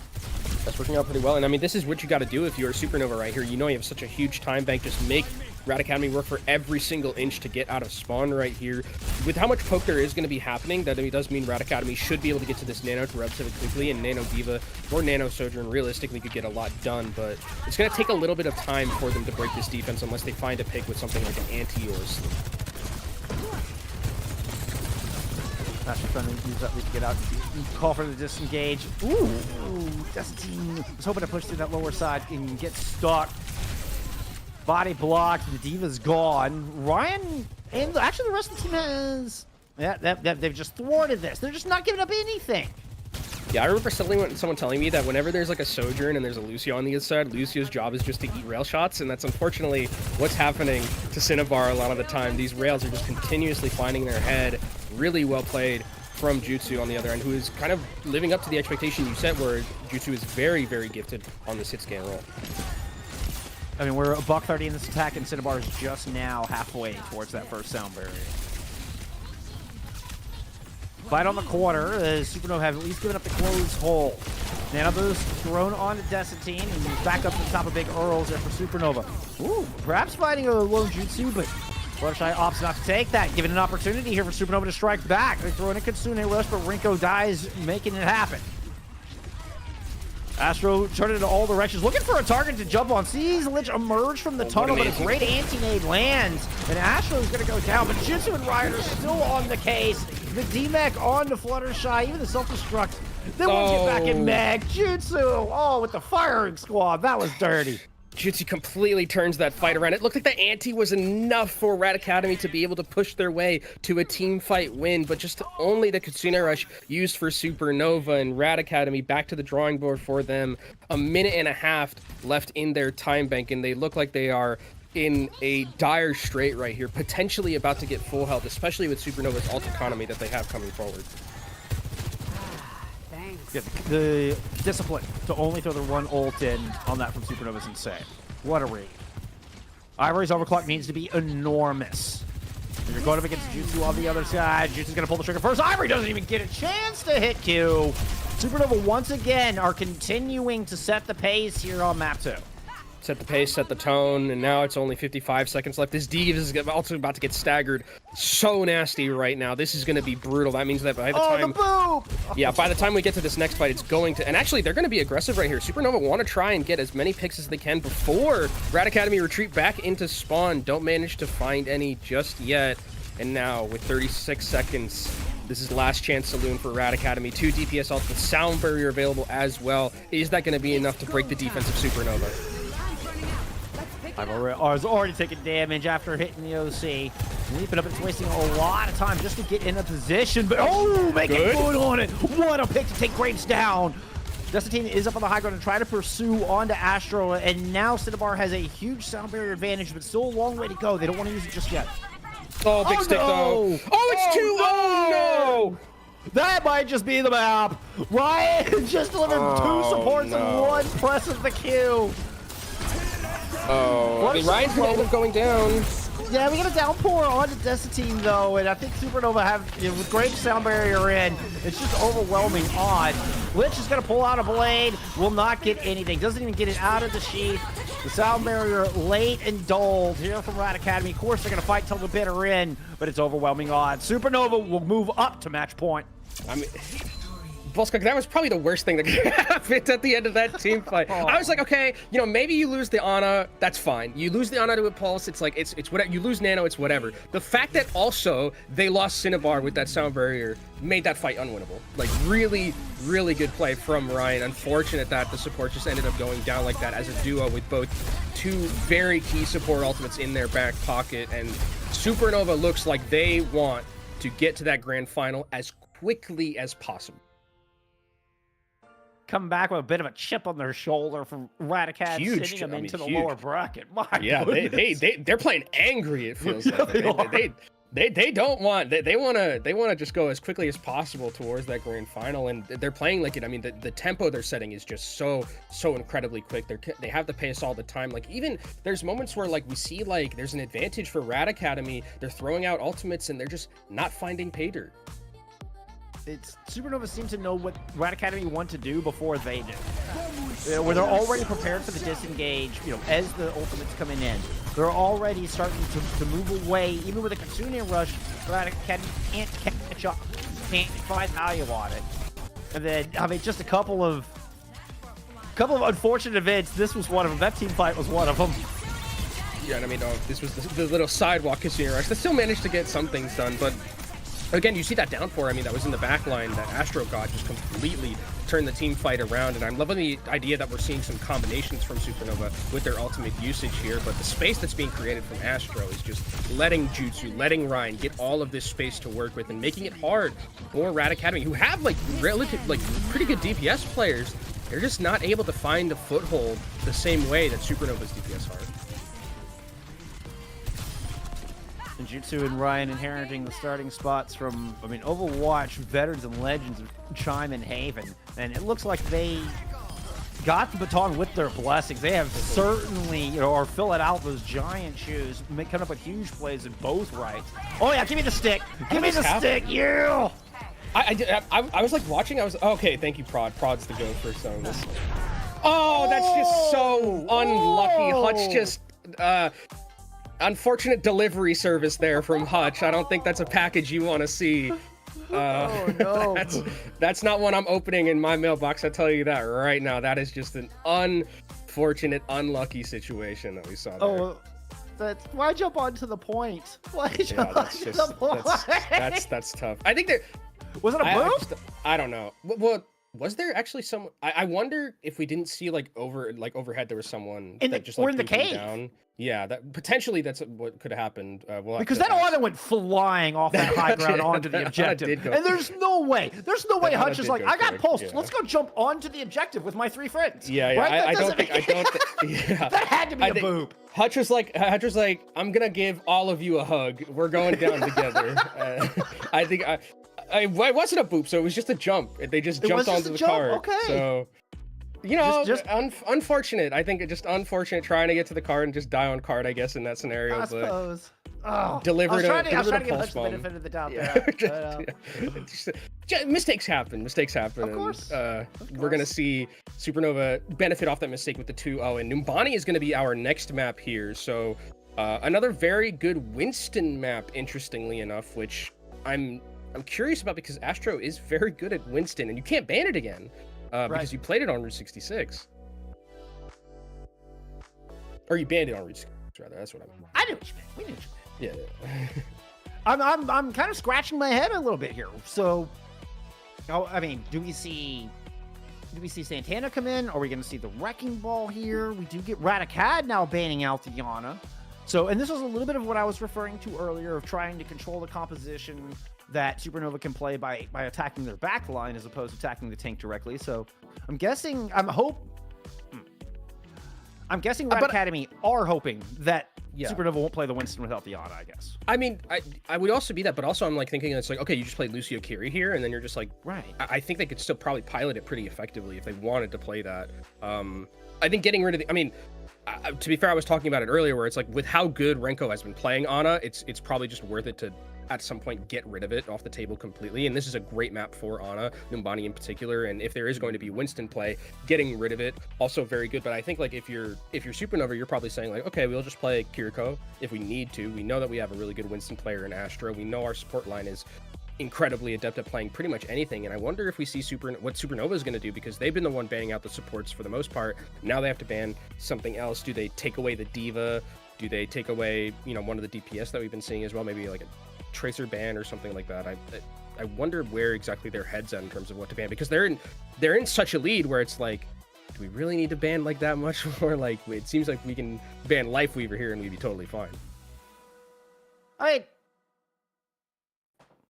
You also don't want to get, too much hubris on it. But it does, you probably want to say something in your back pocket. Just in case Rat Academy try to turn this around. We did see a Lifeweaver ban, though. We did see a throwaway Lifeweaver ban. We did see that. And honestly, it wouldn't surprise me to see Supernova just going for the jugular here and trying to come out with the most effective ban they can. I mean, maybe I don't even know. The thing is I can't think of like. I think you could attack the Genji, but like also I'm like thinking of it's like, okay, you could ban Sojourn, but also Juice is playing really well on it. Yeah, like, you just hurt okay, yourself it's gonna on be that the one. Hammond. Okay. Okay, so like this is a good ban, because I think that this was the one thing that when we saw Supernova lose, it was because of the chaos created by this Hammond, just taking it off the table completely. I think this is a pretty decent map for Hammond as well, so it's gonna pretty much negate that ability to really get this fight a little bit more muddied, which doesn't seem to be where Supernova wants to be. Supernova wants to be the one setting the tempo, and if it's against Hammond, it's a lot harder to do that and kind of play with your flowchart. Man, I was thinking this does eliminate the one dive tank that Desta team can play going into a very high ground oriented map. So would not surprise me to see changes. I'm curious to see how Rat Academy respond. Of course, the bans do come through first. So Rat Academy knows what heroes are banned out before they decide which lineup to use. So we had talked about at the top of the series, they do run 2 tanks here, and Santana, who we haven't seen yet on the battlefield today, tends to run more of the Winston Diva style tanks.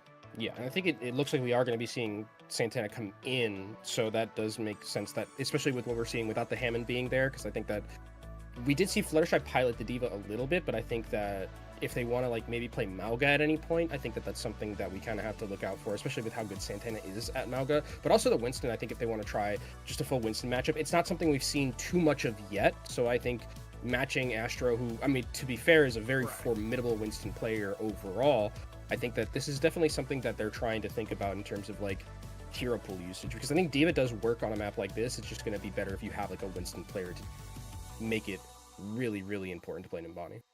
It's a bold choice. I mean, you're trying to match Astro in the Winton. That's what this is looking like. Also, it's hard. That's hard.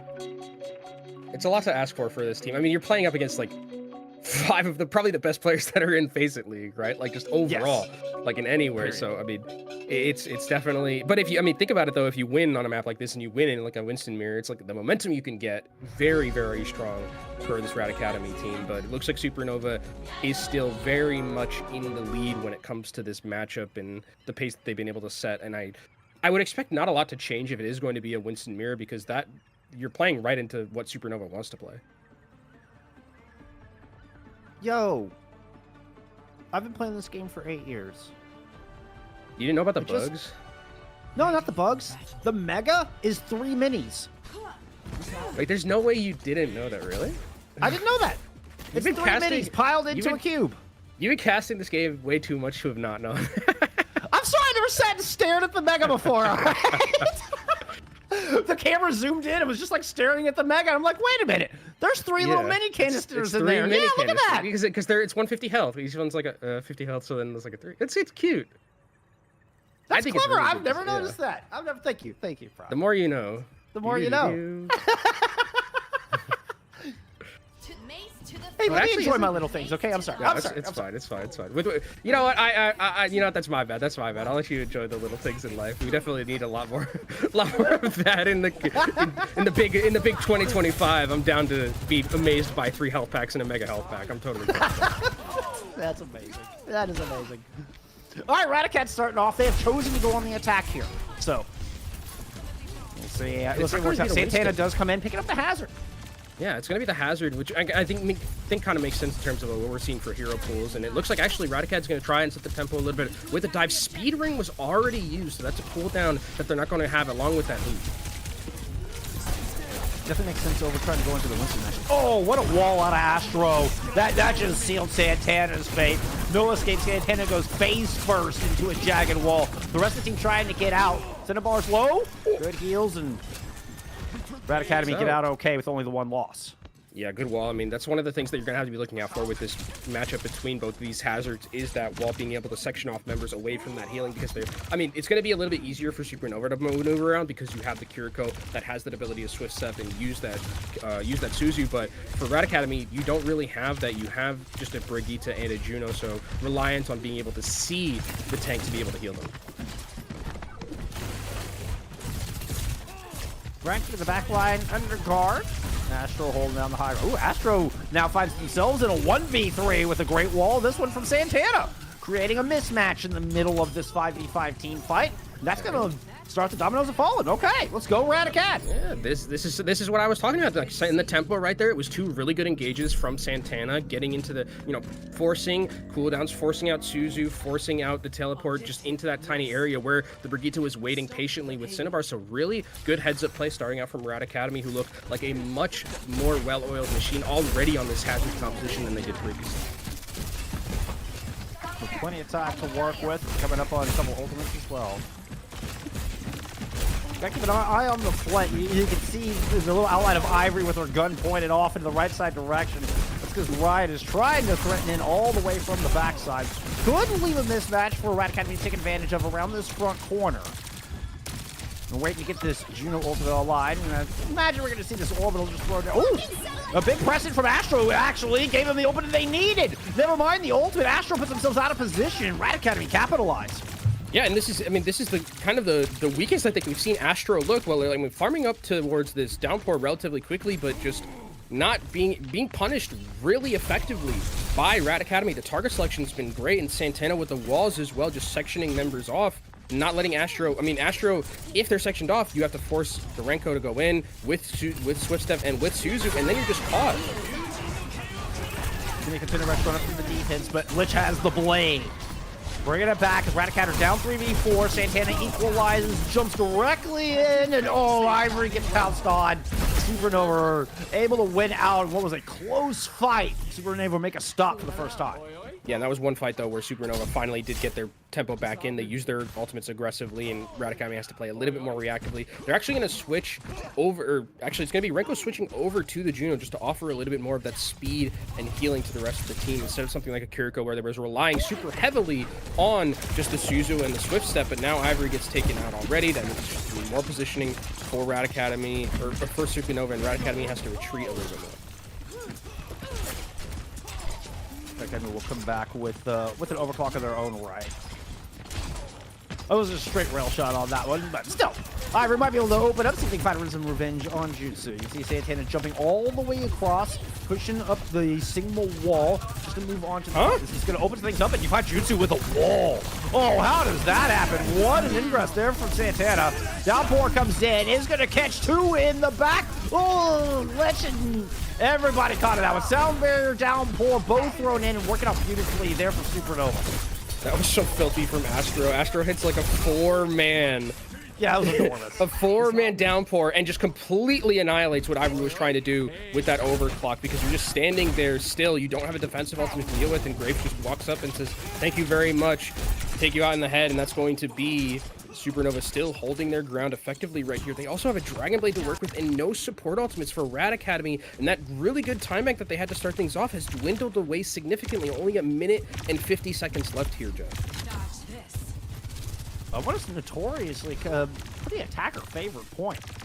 There's one point in our life cycle where body second just didn't exist. Rad Academy, no ult here. Watch out for the Ryan Blade playing through inside of Axiom at the moment. Could push out towards Dorado and have free access onto that backline. Our Hazard's just going toe-to-toe right now. Astro's able to dance around the jagged wall. Santana's trying to take some more space around the Jeep. Got to be careful not to get surrounded, though. Gets booped out from the cover and has to use the violent leap just to get away. He's opening things up for Ryan to move in. Goes onto those squishies. Finds two with the blade. Both supports are gone. Santana one, no chance. There's the finish. A flawless hold. Nice three-piece from Ryan. Love that positioning. A pincer maneuver from Ryan going in towards the back line, just taking down Hutch early.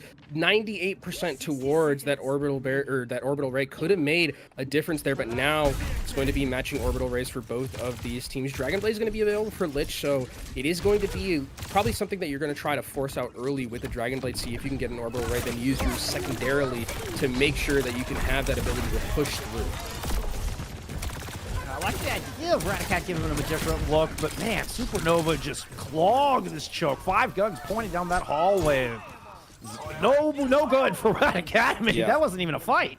Yeah, that was, and then now that makes this last fight for sure. Luckily for Rad Academy, they are coming up on some very key ultimates to match the ultimate treasure trove that we're seeing from Supernova. Both support ultimates online. It's really going to have to be Santana finding a way to get this downpour in time, because Astro's going to make this fight very difficult to maneuver with downpour.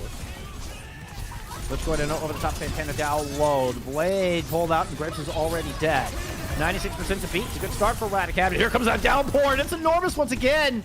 Gets into Mars. Rally, keep him alive. Looks like they can. Lich is able to counterpunch and take Astro out of the fight. And the rally hangs on here. It costs Rad Academy everything, but they get it done. And that was all. I mean, that was all Santana. If Santana doesn't find that pick on the Grapes, that fight looks completely different with the sound barrier. That was really, really well played. And there have been a couple of times where Santana has just at the start of fights been able to find someone with the jagged wall, take down a very key member, and that's going to give an extra life to Rad Academy to start moving through second here. They also have an overclock to work with, which is fantastic for them. Maybe force out that sound barrier and force out an overclock and then come back in.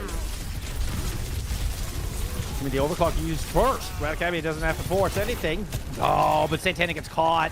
Looked like they were trying to dance around as the Lego bricks got built, but Astro was better at playing that game. I mean, play more builder games, apparently. Yeah, play more Minecraft. It feels like always, though, that we're seeing again, these ultimates from Supernova are just always the ones that are being used first. Taking down very low. Ryan goes down. Great pick to start things off for Rad Academy. This might be a chance for them. Look at the overclock from Ivory to find Wrinkle as well. This is a great chance. And the pursuit. Now it's just Supernova just yeeting in Dion Cart. What a wonderful opening pick. This is going to turn the final corner here for Rad Academy with 30 to go. And Graves still hasn't used the sound barrier. Like, Graves has been holding on to the sound barrier for a very long time, just not having a good moment to do so. This should be enough to make sure that Rad Academy don't cap, but Graves needs to be careful and make sure the sound barrier does not get Ajax. this point, yeah, just gonna run a beat blade attack. Exactly what they're gonna do. Bolstering the katana, right? Easily cuts through Cinnabar like a knife through butter. 3 slashes onto Ivory. Will end this map.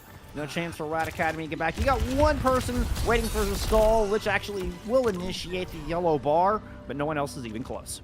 And I mean, if you're Rat Academy, though, you got a lot of extra credit, I feel like, in a couple of those fights. Like, it was very easily, like, holdable halfway through first, but getting second, getting all the way almost to third, like, that's pretty good, considering how dire it looked a couple of times during some of those team fights and some of those engagements for Rat Academy. Getting that far is definitely good, setting a win condition for them.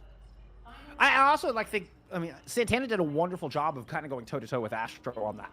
Astro had some better ultimates and, you know, probably...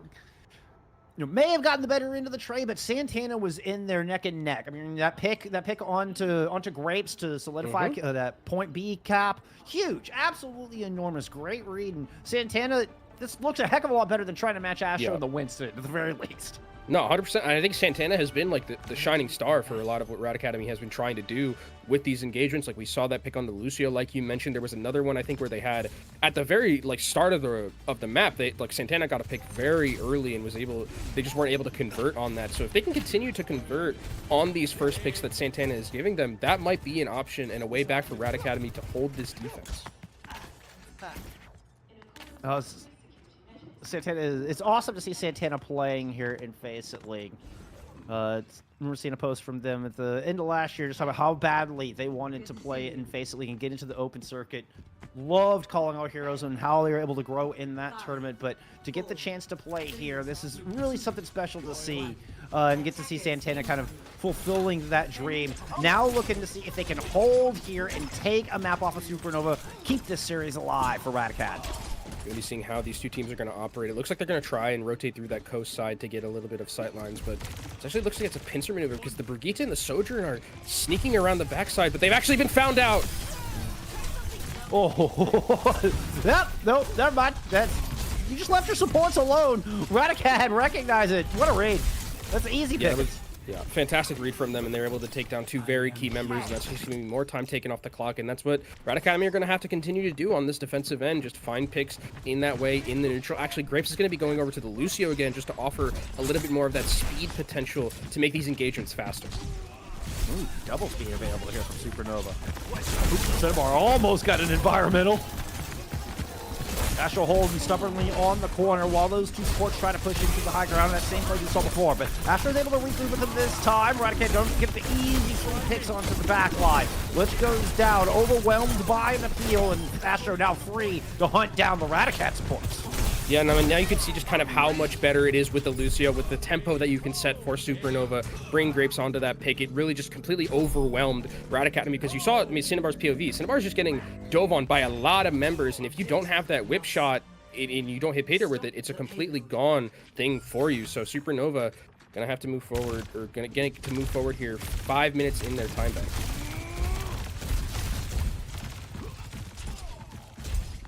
Look at all the space they're picking up. Just a little bit of poke. They're going to go ahead and draw back. I think they were hoping to find somebody out of position, catch somebody sleeping.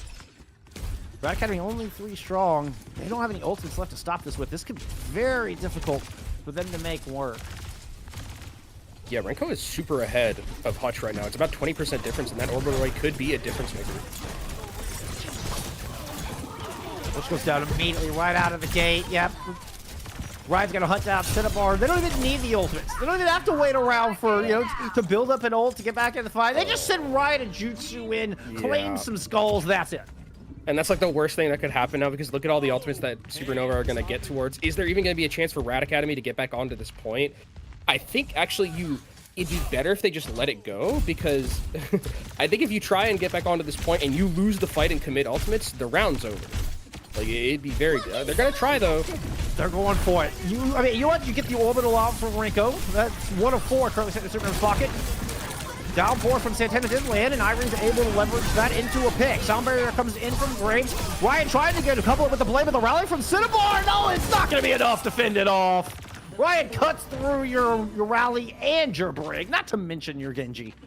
I mean, you do get 4 ultimates out of Supernova, but it's still a 5-minute time bank for them, and they don't even have to get it. They basically just have to get it to the end, and they're going to end up winning. Luckily, though, they have the Orbital Ray comboed along with the Dragon Blade. That should be enough to stall, but with Jutsu having this overclock, there's not enough long-range damage on Rad Academy to deal with it. They have to play very carefully around the space that's going to be created. Rad Academy are trying to just convert from multiple sides on the back of Lich's Katana. The Dragon Blade up to the high ground, and quick disengage from Supernova. Really, really good disengage. I mean, the speed ring and also the speed from the Lucio just completely negating whatever that blade wanted to do. Yeah, there's the F1 racing we're seeing on Supernova right now. And just as quickly, they're right back on the attack. But Ringo gets isolated by a good wall there from Santana. And Lich is just going to dash through, continue getting reset after reset. Lich will get 4. And that's one, but if you're Supernova, that's one you're totally fine with taking. You get out the Orbital Ray. Now this is really where the Orbital, the Overclock is going to get a lot of value because you have to disengage from this. You can't stay in front of Jutsu because you have to respect that incoming damage. So this Overclock, if it doesn't find any picks, it will definitely secure space for the rest of the team of Supernova. Seems like Rad Academy are anticipating it. Everybody already back up to the second corner as Supernova makes the approach. There's the speed ring and wall. Ooh, an overclock. Everybody goes to the left side. It was a bait from Astro while the entire team goes to coast. Ryan finds Cinnabar. The overclock is popped. Couple shots into Ivory. There's the third one for the finish. Supernova claim 2. Full strong. Not only do they create space, they get kills on the back of that OC. And are looking to move all the way into the grand finals and the OWCS promotion relegation matches. Is there time for a touch? I mean, there's potentially one. Ivory's going to be coming back with the Molten Core as well, so it could make this fight a little bit risky. Core onto the point, and Lich is able to stall, but only momentarily. A good shot, a good deflect will be the end of the flex DPS and the end of the road here for Rad Academy. Supernova take the 3-0. We'll see you in the grand finals.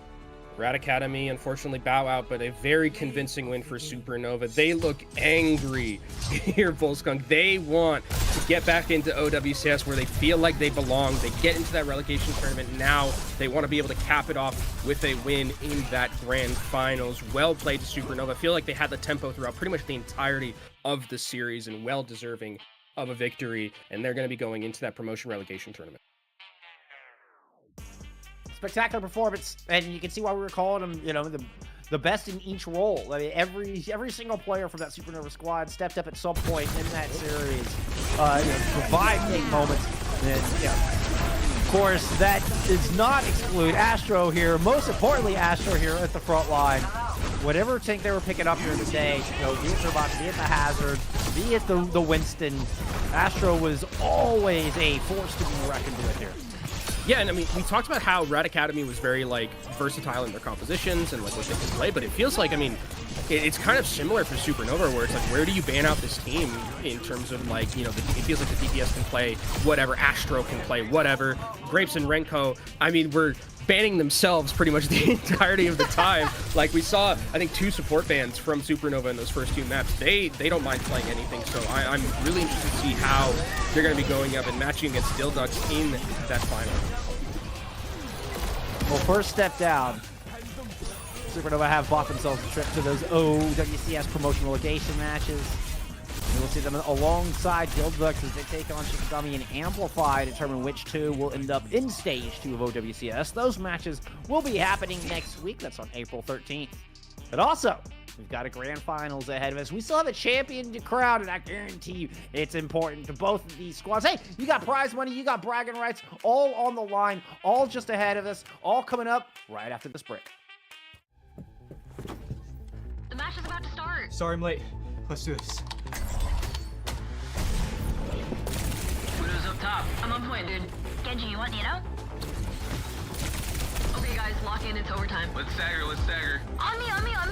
Yeah, I'm dead. Down. My ult's ready. Xander. Dead. Pushing, I'm pushing.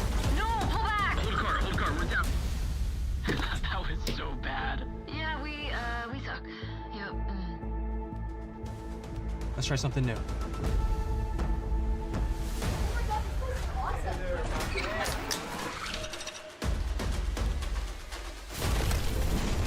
Diving back line. No, I'm dead. Widow's down. Matrix, back Oh, ultimate. no. I got pulse bomb.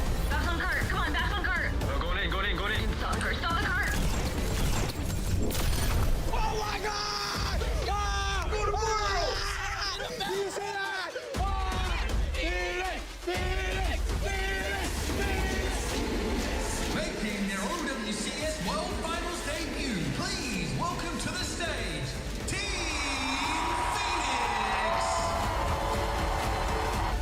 Are you ready? Yeah.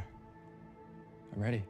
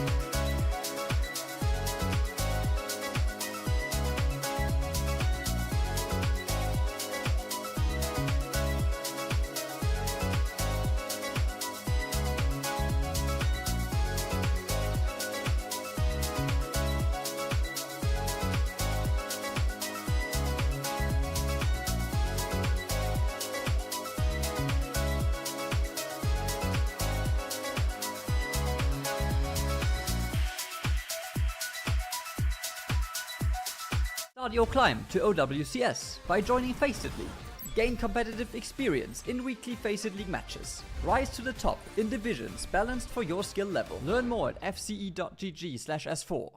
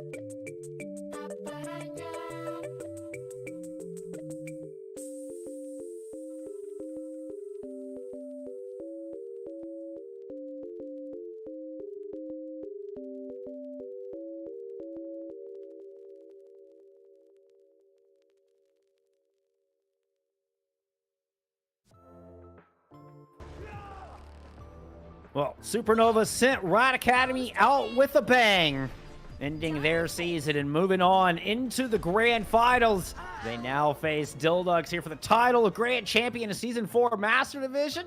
My name is Jeff, back here with Kenobi as we guide you through our fourth and final match of the day. Man, they say time flies when you're having fun. I can't believe we're already on our fourth match. What an amazing day this has been. Yeah, I was hoping that we weren't going to get too many 3-0s, but it feels like all these, the teams that were on the lower side just want to get to those grand finals, man. They've been playing angry back in EMEA and now here with Supernova, but hopefully this last match that we have here between these two is going to give us a banger grand finals. Dildux versus Supernova. And Supernova, we've seen from them, I mean, already how crisp and clean they looked earlier today, but Dildux is a team that you were telling me during the break, a little bit of a silly team, and a team that based on who is on this roster, I'm very familiar with a lot of them, going back into the Contenders days. This feels like like a classical Contenders match between Supernova and between Dildux, and I'm very excited to get in it.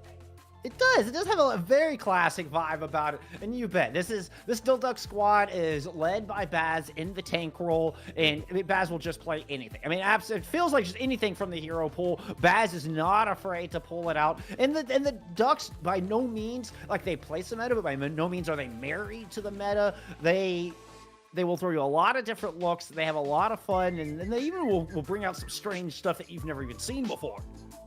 Yeah, I think this team, it's so interesting to me with the people that we have on that roster, and with the players that we have. We can look at the rosters here relatively soon. I love their logo, by the way, but yes. Razor, I think Baz also is there, and Redix, and a lot of these players that I'm kind of very familiar with. They've all played with each other kind of like in mishmashes of Contenders teams and things like that. So I think that they all have a very good cohesion to them. They had a brutal, run through the upper bracket. They 3-2'd and then they 3-2'd again, I think, to get here, beating a very good Extinction team that you were telling me about. That potentially should have just already been in a position like this, but Dildux never saying die. And I think that one of the things that I was really impressed with when I saw them play was their coordination. And I think that's because that they've been around the scene so long. They all know each other very well. And I think that I'll be interested to see what happens when they play against Supernova, who probably also knows some of their tricks, right, going into this, because they are definitely that old tier 2 vanguard that does have experience with a lot of these players. And and they've played each other throughout the season. Yeah, Supernova was able to beat them in the regular season, and was able to take that one. Now coming back here again, yeah, Supernova very aware of what Dildux can bring to the table, and I think it's just going to be Supernova trying. I don't know if they're going to change too much to adjust. I think Supernova are going to continue to do what they do and leave it up to the Dildux to try to find an answer, because we talked about it before the lower bracket finals. It seems like every one of these players that were on your screen just a second ago were all best in class in their roles. Yeah.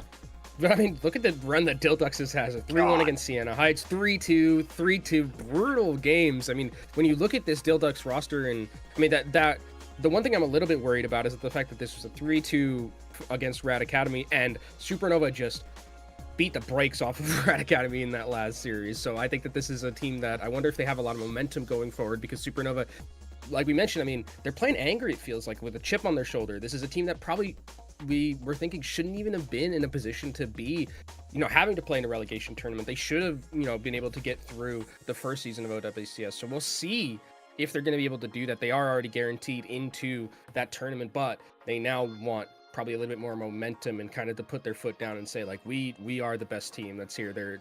Let's there's no breaks about it.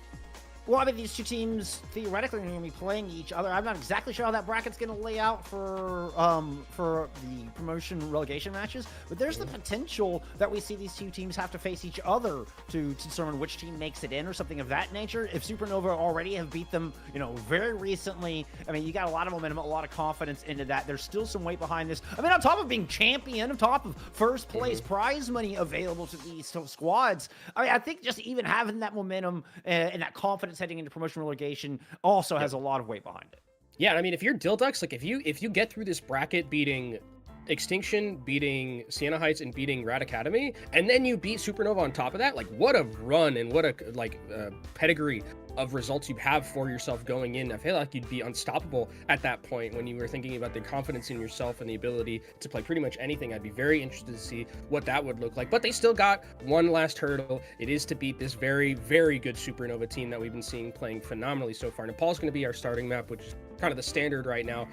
I would expect probably a Farah ban, especially with Razor on the other side. That's definitely something that I would want to take away, especially on a map where this, like, Farah is just really good in Nepal. Like, I've been talking about it all day since we've seen Nepal as our control map.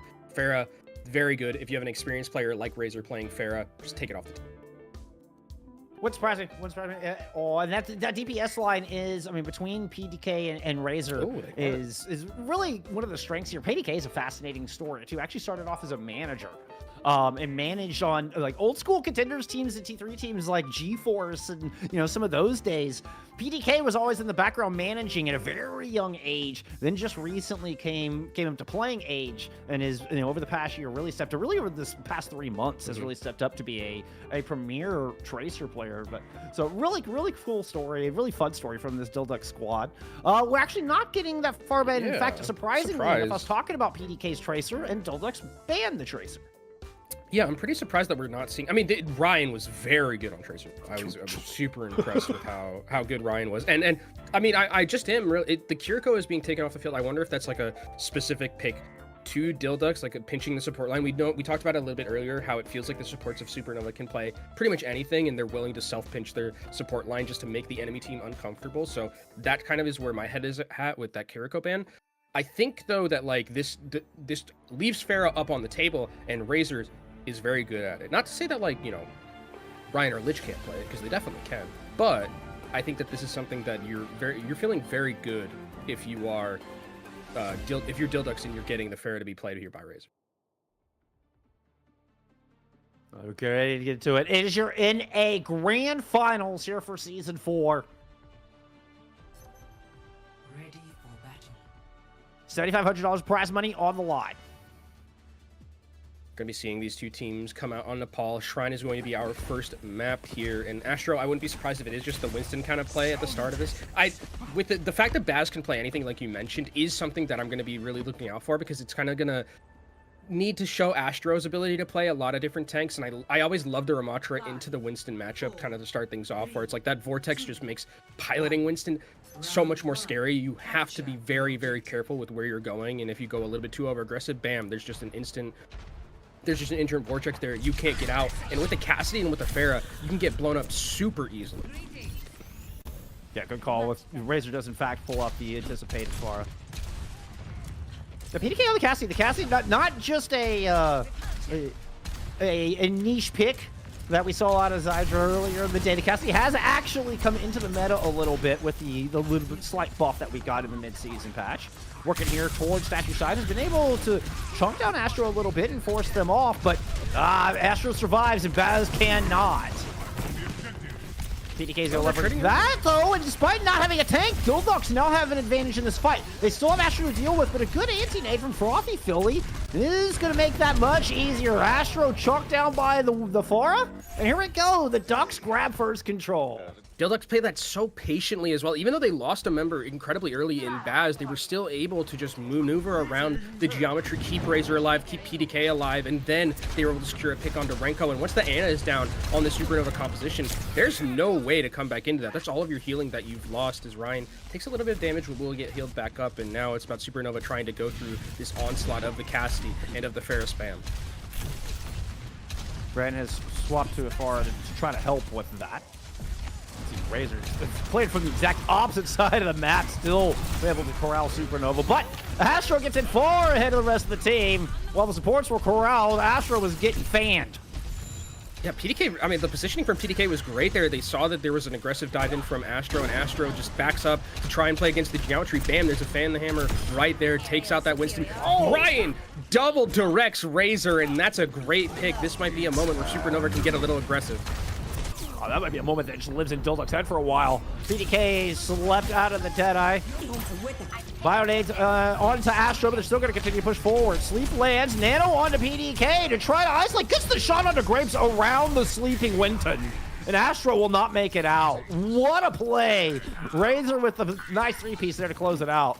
Really good peel as well. You saw the sleep was on the PDK during that high noon, but a nade from Frothy Philly was perfect. It hit and healed up the Cassidy, but also was on the Astro. So the anti forced Astro to pull back and use bubble really early. And then Dildox, after all those cooldowns were out, could re-aggress. But Supernova have a very key amount of ultimates right here. 5 in their bank, but they need to win this team fight. It's 85%. Supernova with the nano boost onto Ryan. Direct lands. Astro's down. Astro really playing off of that top side. 93% counting here for the Ducks. Oh, an aggressive push. BDK is just going up close and personal, and Jutsu wasn't having any of it. There's the push over the front line from Astro and company. So we will get Supernova on the board for the first time. And I think that was actually like pretty decently played by Dildox, where it's like, okay, we know we're at such an ultimate disadvantage here. Let's just try and see if we can find any picks, and they don't manage to do so. The biggest thing, though, is that Supernova played that so patiently with the rest of their ultimates, right? They're going to have now 4 still in their back pocket. Only having to use that nano means if they continue to rotate these ultimates effectively, they should be able to maybe even get to a point where they can match the percent of Dildox or even win the map, because they have 4 very key ultimates in their back pocket, and Dildox don't have, they have to wait a little bit longer for their support ultimates to come online. Yeah, so some support ults that are so key. Although Razor's strong enough on the farm, maybe he could use something with the barrage. We'll see. Astro, Primal Rage on the coast could be nasty. Just using the Primal to isolate Bass. Bass has to pop the Annihilation for the extra armor. Ooh, try to catch PDK. They're able to roll out from the juggle, but Baz never gets the healing they needed. Isolated off that side, and a boop onto PDK puts them down in the drink. Razor does end up popping that barrage, but it's too little too late.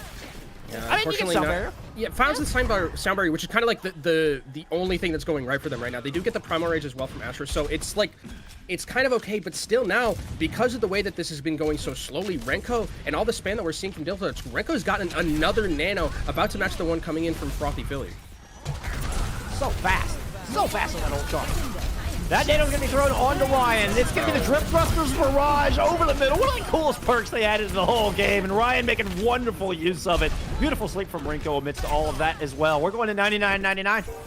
99.99, and Red X is like 20% away from this sound barrier, and it's last fight territory for both these teams. Supernova have nothing to work with, so if there's a way for Red X to farm up towards this sound barrier in time, that's what they're going to need, but they don't have a lot to work with. It's 9%. Look at Renko on the flank, looking for a nade potentially to ruin this fight.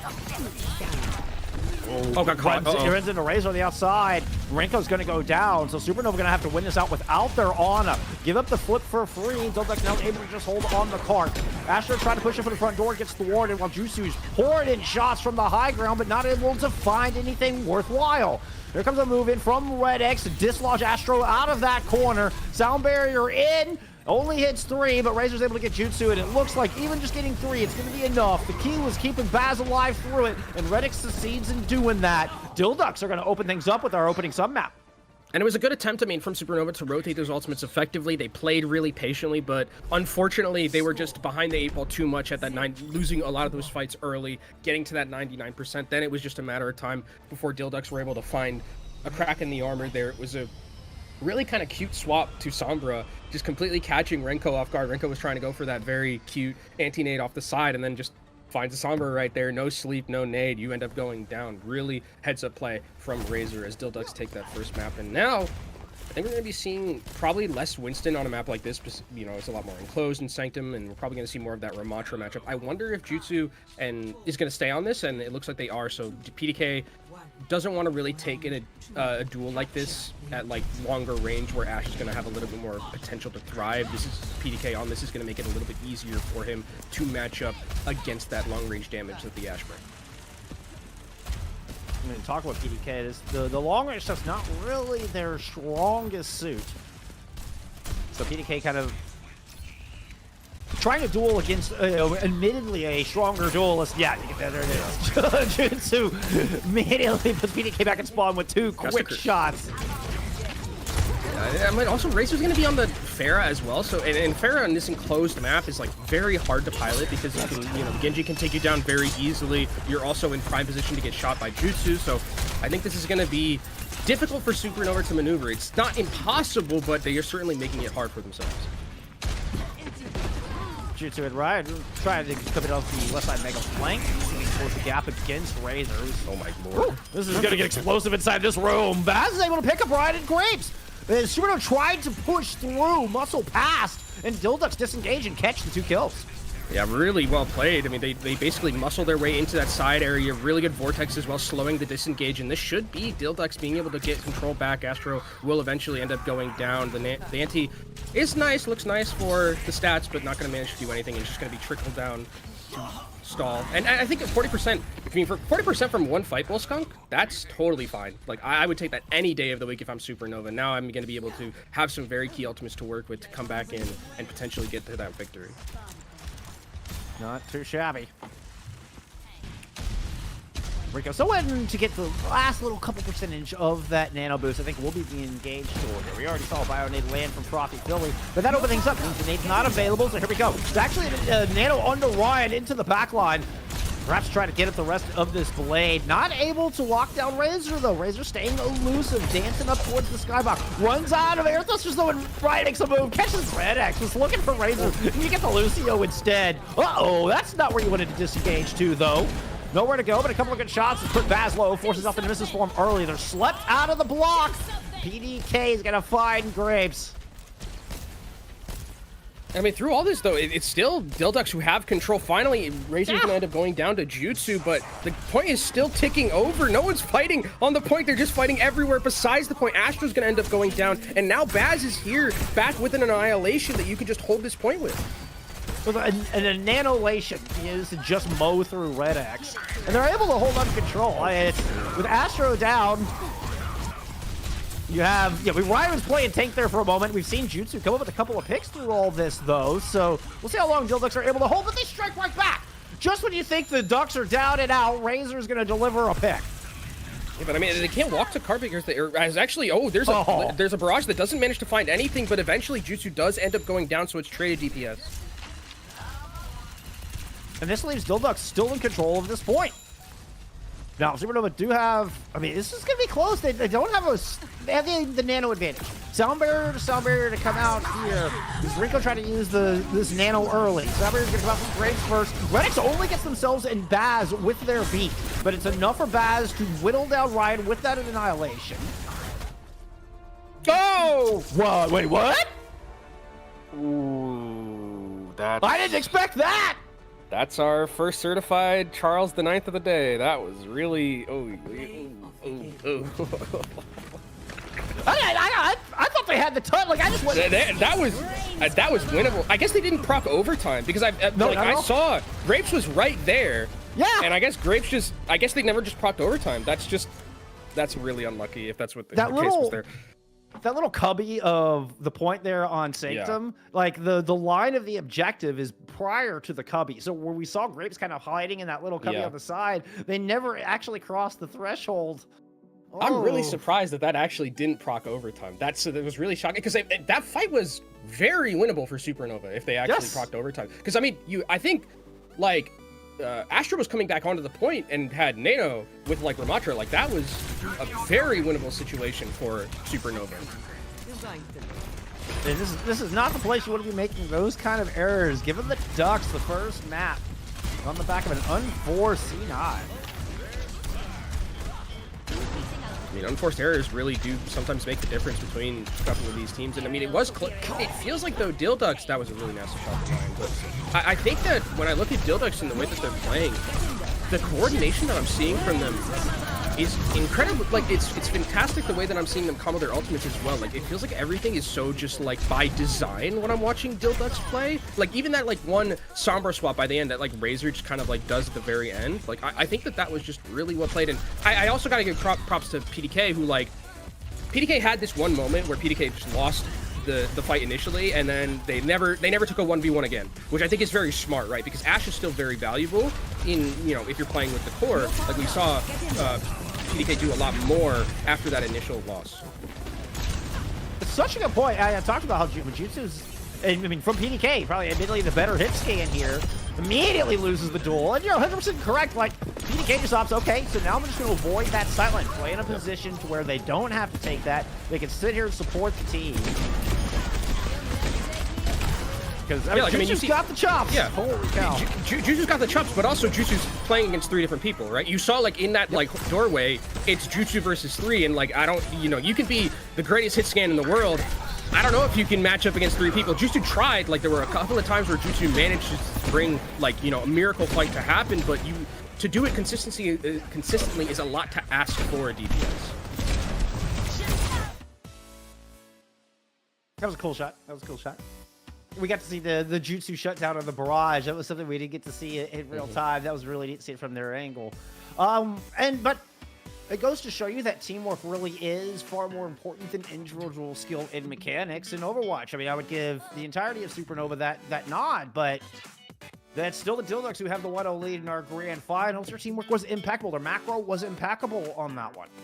I mean, it makes the dream work. That's like the whole quote, teamwork makes the dream work, and it's working really well. I mean, even like the mid-set adaptations that we're seeing, and just the playstyle, like, I mean, again, I really did like that the second that PDK lost that first initial duel, it's like, I don't want to ever duel that again. We're just gonna make sure Jutsu is like the target, because they know that like Jutsu is the respect that they're giving over to Jutsu being able to be that carry potential player. I think just like understanding that like if we push Jutsu out of the fight, give a little bit more help to PDK, that's gonna really enable us to get a little bit more value. And instead of like PDK playing by himself, maybe play the Genji by himself with Razor or something like that. I think it was just really good understanding from them to kind of like not shoot themselves in the foot necessarily when they're playing a composition like that. And our next map is going to be Dorado, it looks like. So we are going to be seeing that one, a very Winston heavy map, long range hit scan map as well. So Jutsu versus PDK will be another interesting matchup. The Zen is going to be taken off the table.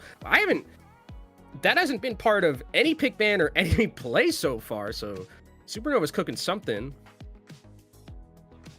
I couldn't tell you what it is. What do they know? I mean, they know Ducks play some weird stuff. Yeah, it is a map but where I don't have Zen in my notes. Yeah. It is a map where it's like if you have like long range volleys on Zen could like do a lot in terms of like, but like also I don't feel like Zen works really in like the current meta. It feels like Zen would just lose pretty hard. So Interesting ban for, but I mean, it does kind of fit the MO of Supernova, where they're just like, we're gonna pinch the support pool as much as we can. It feels like. I'm surprised they didn't take away Ana, but maybe that's just one because they're just like Renko wants to play it, and I would hesitate taking Renko off of something like that where he's that good. We did see Supernova banning out a few supports in their lower bracket final series as well, so it just kind of seems to be the game plan here for Supernova and company. Winston ban too, which is, I think the Winston ban makes sense on this map in particular as well, where it's like now it becomes like, is Diva going to be played? Is Hazard going to be played? Those are like kind of the tanks that we really see start to thrive, because I think that the way that we saw Dildux play around the Winston, specifically Astro's Winston, was very good. Like the Cassidy, I think, from PDK was really, really impactful in making that Winston hard to maneuver around, and I think it's something that Supernova, or that Dildux probably just don't want to opt into, because even though they like had some success against it, it's probably Astro's like best hero. So forcing him off of that into something else like a Hazard, where you can feel a little bit more comfortable with your own matchup, I think is good. Ready for battle. We'll see if it shakes Supernova up the way that Dildux were intending as Astro rolls out on the Wrecking Ball. Jutsu is sticking with that Ash here coming in, and we are going to get Rinko into that comfort pick of the Ana. I say comfort pick as if Rinko can't play everything. Just Rinko. It is his best. I think Ana is his best hero though. Yeah, exactly. It's like you know the pick where it's like, you know, you can play everything, but there's always that like one hero that you're just like, man, that one has my heart. And I feel like that's probably Ana for Rinko. I feel like that's how it is honestly for like most flex supports, where they're just like, if I could play Ana forever, I'd be happy. I will say I tend to see a lot more carry out of Frothy Philly. Although, I mean, they are playing the Ana here, but it kind of made sense with the carry ban we saw last map. I feel like that more rings true, but you know what? The carry was available, and Frothy's still going for the Ana. Still picking Grandma here as they come out on the attack. We're seeing some Hammonds coming in from Astro, so this is something that, you know, we were talking about Astro and how much he's able to play a lot of different things, and this is just another, you know, layer to the hero pool that we've seen from Astro, and it's going to be able to create a lot of disruption with this composition, but already an aggressive push from Dildux. They're able to get one, but it's traded back in for PDK. Baz low, I think Dildux. Ooh. They can keep Baz alive, they might be okay here. Big Biodate lands in from Rinko. Ryan's hoping to pursue, but Redix is able to survive. So still 4v4, and of course that big spot advantage for Dildux is going to get him PDK back into this fight sooner than later. Yeah, Grapes also isn't going to be in the fight, which is a big deal, because that means that Grapes is going to be behind in terms of ultimate charge as well for those support ultimates. Frothy Philly getting very close towards a nano here, 81% farming it super quick. Might need it too. Basil, one health, gets stunned, gets DMAC. Yep. Oh, the headshot almost got the pilot for him. There it is. That's going to hurt a little bit not having that Diva. Now they're going to have to retreat a little bit. That's going to give Renko... Oh, Jutsu is on one right now. I mean, this is going to give Renko time to get towards a nano boost. Renko does actually end up going down. I don't know. Ana's a little bit slow in terms of getting back. The granny legs don't move as fast as they used to. This might be a moment where I think Dildux can probably take a lot of space away here, especially with the nano engagement. Renko should be able to be making it back in time. Yeah, it's not like they even have a Lucio to go taxi. Yeah, I think he's going to be. Thankfully, because if Renko's not in this team fight, it looks way worse. But actually, look at all the positioning they had to give up. Yeah, and I mean, and Dildux, you know, happily take that. They don't try to over push. Dildux just take what they can get. They take the courtyard area, this high ground, and keep Supernova back in, you know, with their back against the fence. PDK able to find Rinko again! Rinko is once again got to put their walking shoes on, but no Anas are allowed in this fight, apparently. Sound barrier now thrown in from Dildux to try to counter the rally on the other side. A bunch of burst healing was going to be enough for the ambush on a PDK. Just caught completely blindsided up there. Yeah, PDK was trying to go for a flank and just didn't manage to find anything. Got found out completely, and these fights are very chaotic here, Jeff. Not really kind of the way I think Dildux wants to be playing. They're playing into a little bit more of that chaos that Supernova's bringing to the table. With these engages, Astro is doing phenomenal with these engages, comboed along with Renko with these anti-nades. Every time we see a pile driver, there's a nade followed up. Nano boost thrown on to Razor. Rinko gets the nade down, but still the slices come through with the nano. It only took two.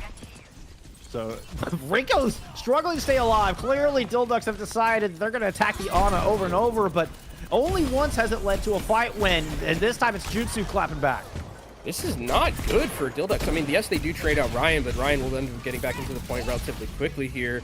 Self-destruct going to have to be used from Baz just to keep the tempo, because now there's only 48 seconds left, and this offense from Dildux has been completely stifled right now, and Jutsu has a bob to make this a 6v5. Unless there's some miracle high noon coming in from PDK, this looks incredibly full holdable for Supernova. And with 30 seconds to go, it's the last opportunity for the Ducks on point A. As we just heard Athena say. Astro with a little chandelier cosplay going to drop onto the back line. PDK with the dead eye almost got somebody. Everybody avoided that. Now he's going to come back onto the point. Ryan finds Razor immediately. That bomb is thrown out, and we're in the 6v5. Almost gets the one clip. Won't quite get the poles, but the second round will do it. Frothy Philly is gone. Dildux just have no more staying power left on this point. What a hole that Supernova dominate here on their map pick.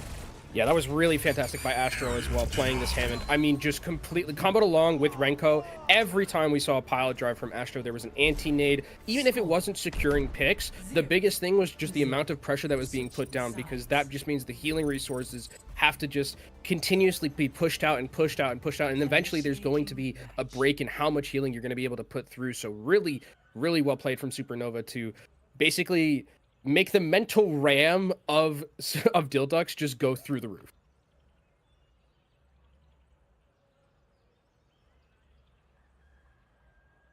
I'm curious how Dildux would approach this. I mean, what do you even do at this point? you thinking about map 3 now? You try for a full hurl. I think the problem is now that like this is a map where it's like Jutsu just seems like they're on one, and it's like it's a lot harder on a map like this to just forego the hit scan matchup. You could do it on a map where it was like what we saw in Nepal, where it's like you can kind of circumvent and move your tank around a lot easier to deal with the hit scan.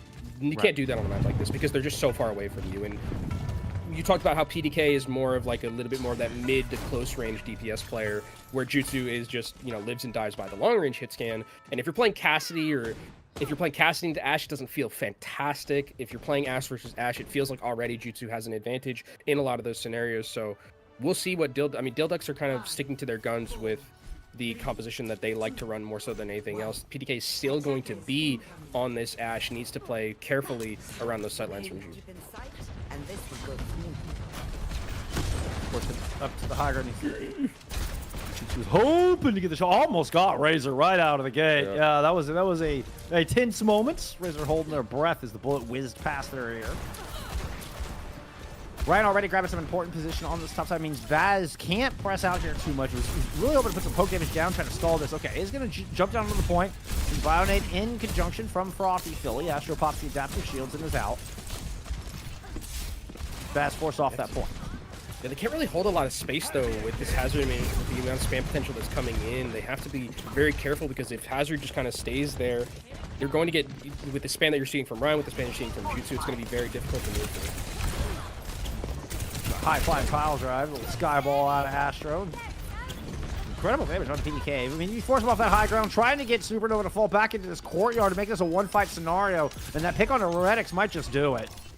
Yeah, this is going to be difficult. I mean, the good thing is that Frothy Philly is starting to match Renko in terms of that ultimate charge, so they are going to have a nano to work with, and you can throw that on the Razor, who is looking for a flank here, but actually might have been found out due to looking through. Oh, gets the headshot! PDK just backs away from the window, has to get some healing. What an angle here from Razor, though.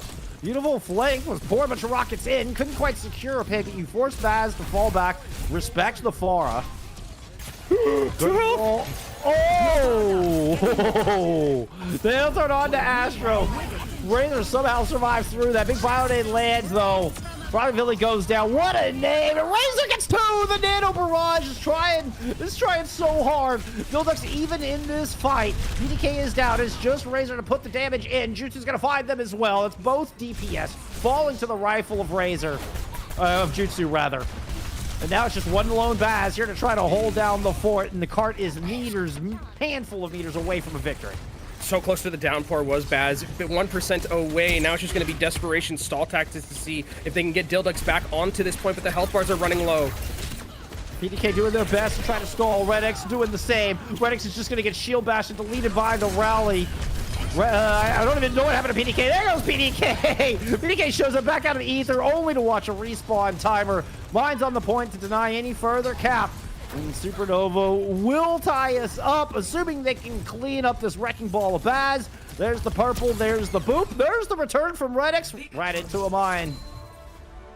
It's going to be Supernova with a very convincing win from Supernova. Also, I mean, that Hammond play from Astro really making the difference. And this is where I'm going to start being like interested about what they're going to do about Jutsu, because it feels like the long-range hit scan battle is very in favored right now of Supernova, and it's going to be on the Dilducks to find a way to deal with that, because if Jutsu's going to continue to play like this for the entire if Jutsu plays like this for the entirety of the series, this should be a 4-1 in the next 3 minutes. Like, this is going to be very problematic for Dilducks to deal with it. They have to probably take you to maps where it's like you can't play. I mean, first off, banning the Ashe actually might be an option, but also just like you can't play these long-range hit scans. You have to play on maps that are a lot more compact, where you can get onto the backline DPS. I mean, you know, banning the Ashe is an option for perhaps one of your wins, but what do you do for the other 2 maps, assuming you win that one? Goodness is, I mean, I think I think at that point, though, yeah, I think at that point you just still have the map pick to work with, but like, yeah, I think it's probably worth trying to take Jutsu off of this, just to be like, you know, with how good he's playing so far. Like, and maybe just really, interrupting the momentum is enough, yeah, you know? Interrupting the momentum is good, also because of the fact that, like, it doesn't, like, PDK, I mean, has, like, been playing well on, like, the casting and stuff, but the matchup in the Ashe v Ashe is not working out. Not in, like, a solo matchup. They need help to usually cover, and Jutsu seems to be playing, like, very alone, very much for themselves, and doesn't need as many resources, and if you're throwing a lot of resources into winning the Ashe matchup with Jutsu and PDK, you don't have resources for the rest of your team. I mean, we see that one little clip, and Jutsu gets opening pick on the front line, peels and kills Razor to clear off the back line, then goes back and helps in the tank do all a matter of like 10 seconds. Jutsu's everywhere. The other thing is it makes the Pharah a little bit harder to play as well, right? Because if Jutsu's playing as well on like the hit scan rule, Pharah starts to drop in value pretty significantly, and that's something that we've seen that's Dilducks is really want to play a lot more of in terms of not. So I think that this is like where you were talking about some like composition where it, I think you called it the glitch composition, where it's like Sombra I think would be like really good actually to kind of like deal with Ashe or something like that. I think that that's definitely where my mind's going to be going, because I think just like going mono-y-mono with the hit scan just isn't working out for them in that map. I don't know, maybe it is time. Maybe it is time for Dilducks to bring out the glitch comp. We'll see. It's a funny one. It's a funny one. You'll know it when you see it. It is definitely, it's got some Sombra in there. It's wild. It's wild. We'll see. It is Razor, see. so Razor's a very good Sombra too. So I think if there was any player that I think would, or any team that would bring it out, it would be Dilducks. But that was a very convincing map for Supernova. A lot of momentum is on their side. I wonder now if you're like thinking about banning the Hammond as well. But I mean, if you do play Sombra, like Sombra's really good into Hammond, so I think there's a lot of opportunities for Dilducks in terms of just like picking map or ban, like really where you can go in terms of trying to negate this composition from Supernova. Because Supernova, I mean, that wasn't close to, let's call a spade a spade. That was a complete wipe. I mean, and I also think, here's what I'm thinking when I was talking about. You've got so many maps you still have to get through as well. I don't think you can like choose a short range map and ban the Ashe out at the same time. Like, you've got too many wins you need to get through. You've got to parse this out very wisely if you're a Dilducks to try to just choose a home. You know, you've got your map pick now. Hopefully Seraph is the pick. Okay, a little bit more mid-range, and try to save that Ashe ban for a Supernova map pick. I think is going to be ideal, because Supernova are going to want to take you to more of those high ground style maps. I think you've got to save the Ashe ban for that. You can't spend it too early. Yeah, I think you're definitely right about that, and that kind of comes down to the strategy as well as how much I like bans, where it's like, okay, when do we kind of pull the trigger on like dealing with this? Do we give it another map? Do we have anything else we can ban? And it looks like we are going to be going to Servasa, which is a lot more of an enclosed map, and I think that it's good against the like longer range hit scan don't perform nearly as well on a map like this, as it is going to be Dilducks banning the Hammond, which I think makes sense. A lot of the value was by Astro on that Hammond, and it is one of the most annoying heroes to deal with, I think. So just getting it off the table completely is going to be good. It's going to not be as great as like creating space for the rest of the team, because one of the things that you can do on Ashe that's so impactful is like once you hit that pile driver, it's basically serving someone up for you in terms of being able to get a headshot, and with how well Jutsu's playing, just that space creation and that layup is very, very adept. So I think getting rid of that makes a lot of sense. Interesting though that it is going to be the Lucio taken off the table. which I do actually agree with, because if there is going to be this like Ashe play, one of the best things that we saw Dildux do was use the Lucio speed to rotate around and try and get to that Ashe and get their, you know, tiny T-Rex arms onto it. If they can't do that with Lucio, that means they probably have to bring out Juno, which means, I mean, there's still going to be one for Supernova to play with, and they can maybe use that as well to move around that Ashe when these engagements come through. Well, and the Juno, I mean, though they both have speed, the Juno is not nearly as adept at going on flanks, as helping out your flex DPS or your tracer. If you want to try to go into that 2-3 split, you need a Lucio to accompany your flex DPS on that kind of 2-3 rotation, and the Juno just doesn't provide that. The Juno needs to stay with the core. They need to stay with the tank. Yeah, they do, and we'll see like if there's going to be some. I mean, sorry. Kiriko is still something that's like an option. I think I think you have to play Juno, just because of the fact that like speed on this map in particular is so strong, right? Like you need to be able to rotate, especially on like flashpoint maps where you need that ability to get onto the back line, set yourself up, and make sure that you are able to get sightlines for your DPS. And we'll see exactly how these two teams are going to be using them, because I would assume that Dildux are probably going to use it a little bit more aggressively to get onto Jutsu and the backline, whereas I think Supernova will use it as a disengage tool more so than anything. Initial flashpoint. Marking. Good stuff to watch out for. We're all knotted up, headed into map 3. Dildux map pick. Grand finals here for NA Masters Season 4 FACEIT League. Supernova was definitely the favorite pick from y'all out there. I saw much more people think if Supernova going to take this, but look at Dildux. They're going to go fast, just as you're talking about. But the disengage is good. Supernova back away, but they give up important placement doing so. Important percentage.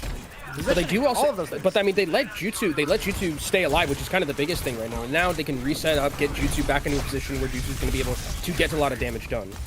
I was worried they were going to give up first cap, and Dux would just be building percentage this whole time. But Supernova make it back. Unfortunately for them, PDK is already picked up an important one that's led into 2. There's the attack in onto Jutsu. Nice cap there from Dildux. Good first fight. Yeah, now this is where I'm going to be a little... Because Rinko died actually so early in that team fight, I'm a little bit worried now about the chances of Supernova winning this point entirely, because they're going to be so far behind the 8-ball in terms of that orbital ray charge. And also, look at the brig charge as well. Like, Dildux have such an advantage right now with these ultimates. Supernova didn't really get anything done in that team fight. They just disengaged with the speed ring, and then it was Dildux taking all that positioning away. So Supernova have to make something happen here in the neutral, potentially with a pick, to find a way to beat this macro advantage that Dildux have. Razor and Astro both kind of fending off their own individual duels. Now trying to see if they can make it up the stairs. Oh, the pulse, that was a millimeter off from landing on Grapes. They're wiping some sweat off of their brow right now. Dildux throw down their speed ring, looking to engage with this Deadeye. That's one skull up. Doesn't quite get the dash out from Ryan just in the nick of time to avoid disaster. PDK still trying to push it on that side. I thought better of it. They got all the spacing available to them, and now it's going to be a rally coming in from Reddick so far ahead of Grapes, and Jutsu's going to end up going down. Oh, and Astro's not going to survive this either. That is going to be a 100-0 here for Dux as they take market. What a start, Flashpoint. Yeah. Flat back from that shellacking they got on Dorado. Yeah, and now I'm really a little bit worried about like this Ashe pick, because it feels like Dildux are doing a fantastic job so far of just like neutering it completely in terms of the value that it was getting on those, just playing around the geometry, creating that space. Dildux also get very lucky with this respawn of the point, because now they have all this positioning to work with, and it's Supernova who have to be the aggressors and moving into a lot of these scenarios. Oh, and this can be such a tough flashpoint to take. Dildux already have the defender's advantage. Unfortunately, they're not able to set up on coast. This coastal side is going to be so important. We got the orbital rank coming in for both of our squads. Griff's is going to go and pop the rally. Flies forward with a shield bash, and it's enough to assist with that kill into Red X. With Ryan's blade, they're able to pile on. Hey, that was pretty. Oh, is it going to be enough? Baz has got a Nemesis form in, but they've lost Frothy Philly. Astro able to kind of cut the knees out from underneath Baz's Ramatra. Block is up, and they're going to stall for as long as possible, but Supernova will take this. Yeah, it was a really good pincer from Dildux, but the way that Supernova was able to absorb a lot of that pressure made that fight go back in their favor, and Supernova's finally going to get rid of the Ashe. I think this is a good decision. You need something with a little bit more mobility, and now you're going to have that so Juju just doesn't get instantly pounced on every single team fight. You have some escapability now, and you have some mobility to work with on this as you continue to accrue this percentage up for Supernova. Good news for Supernova. Well, Delux don't have any ults on. Well, at least not yet. PDK is not far away. This one's going to have to be done in the neutral. High noon's not a real ultimate. It's fine. Yeah, that's true. Hey, maybe we'll mix with the speed where you can get something done with it. This coastal position, though, very definitively favored. A really advantageous position that Delux have managed to kind of sneak away for free. Not to mention control of the point. They have control. I mean, PDK is art. I mean, PDK got a lot of space with that high noon, and now they have control of that point, like you mentioned. So it's going to be about these two teams pushing and pulling with the spam. It is going to. I'm wondering to see what Jutsu is going to be doing. Has the rail available? Can they find the pick? Using that speed ring to engage this time. They know they've got to get aggressive. You can't just ebb and flow with the Ducks now. You've got to push. The Nemesis form is fading, and Astro's not able to get much done, but Ryan finds a limited angle to work with off of this side, clears it out, and ends up with a kill onto Razor before it's all said and done. So 5v4 as PDK tries to equalize with the Deadeye, but Redix and Baz are both so low. Nemesis form goes right through that bridge shield. Redix never stood a chance. Supernova on track to take the second flashpoint. And I mean, they did get a lot of percentage out to Dilducks. I think there is going to be a chance to get back and recontest. Maybe not. It's going to be very close if they want to try. Razor's going to try to, though. Razor's going to try at 90%. Oh, Ryan didn't scout. They didn't scout it. Razor can get a touch here. Check your corners, Ryan. There's the touch. Ooh. That went past the air of Jutsu. Yeah, the yellow bar. No. Oh, so close, so close. Good attempt, good attempt. And unfortunately, the pulse bomb ends up going away, which is just really unlucky for Razor, but it'll be one back in the pocket. As now, actually, it's time for Supernova to get a very favorable defensive position right now with this flashpoint spawn. Yeah, Ruins couldn't have gotten any better. They're just going to back up and start to lock this one down. Another heavily defended flashpoint. Yeah, Razor just go over to the far, rally up here from Dilducks to try to get past that big defender's advantage. Nothing to it. Barely even get through the front door with the rally. The rally's going to fade. I believe Riot is still hiding behind him. Yeah, Riot is still positioned behind the Ducks as they move on to this point. Orbital rail available for both of these teams. This fight could get messy here in the middle of this claustrophobic objective. Give me the orbital from Dilducks thrown in. The beam from the other side in response. The Annihilation and Rally piled in with it. Redix never stood a chance. Late Annihilation from Baz. Just back up against the wall.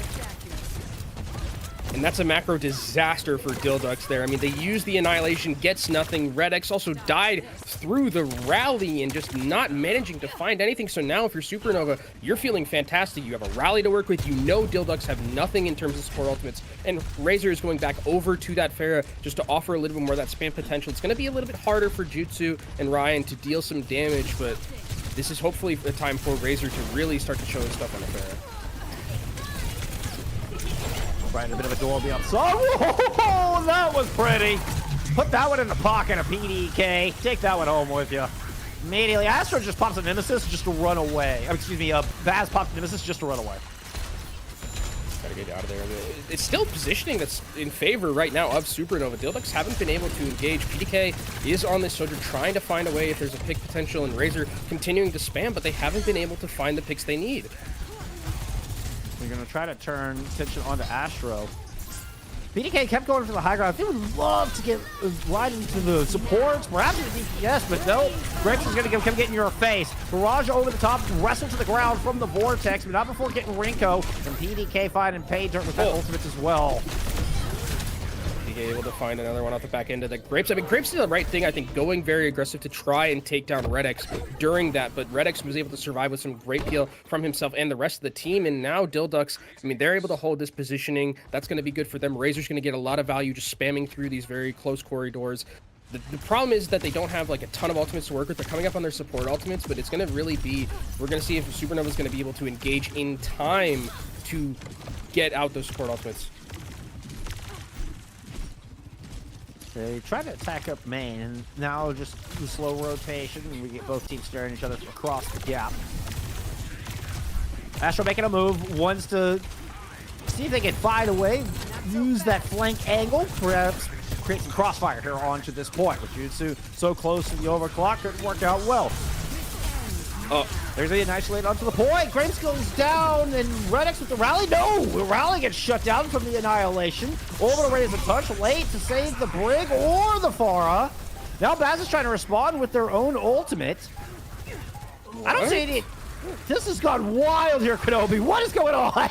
Yeah, this is going completely awry for Dildux. I mean, Dildux looks like they had all the advantages with their support ultimates as well, but it finds nothing. It's a complete disaster. Redex died during Annihilation from Astro, and that means the rally isn't there to just continuously prop up the team with the overhealth, and that's one that Supernova completely robs from Dildux at the very end there. Now they're up 2-1. They have the support ultimate advantage going into this last flashpoint that potentially that we're going to be seeing from both of these teams, and I think Dildux just completely misplayed that one.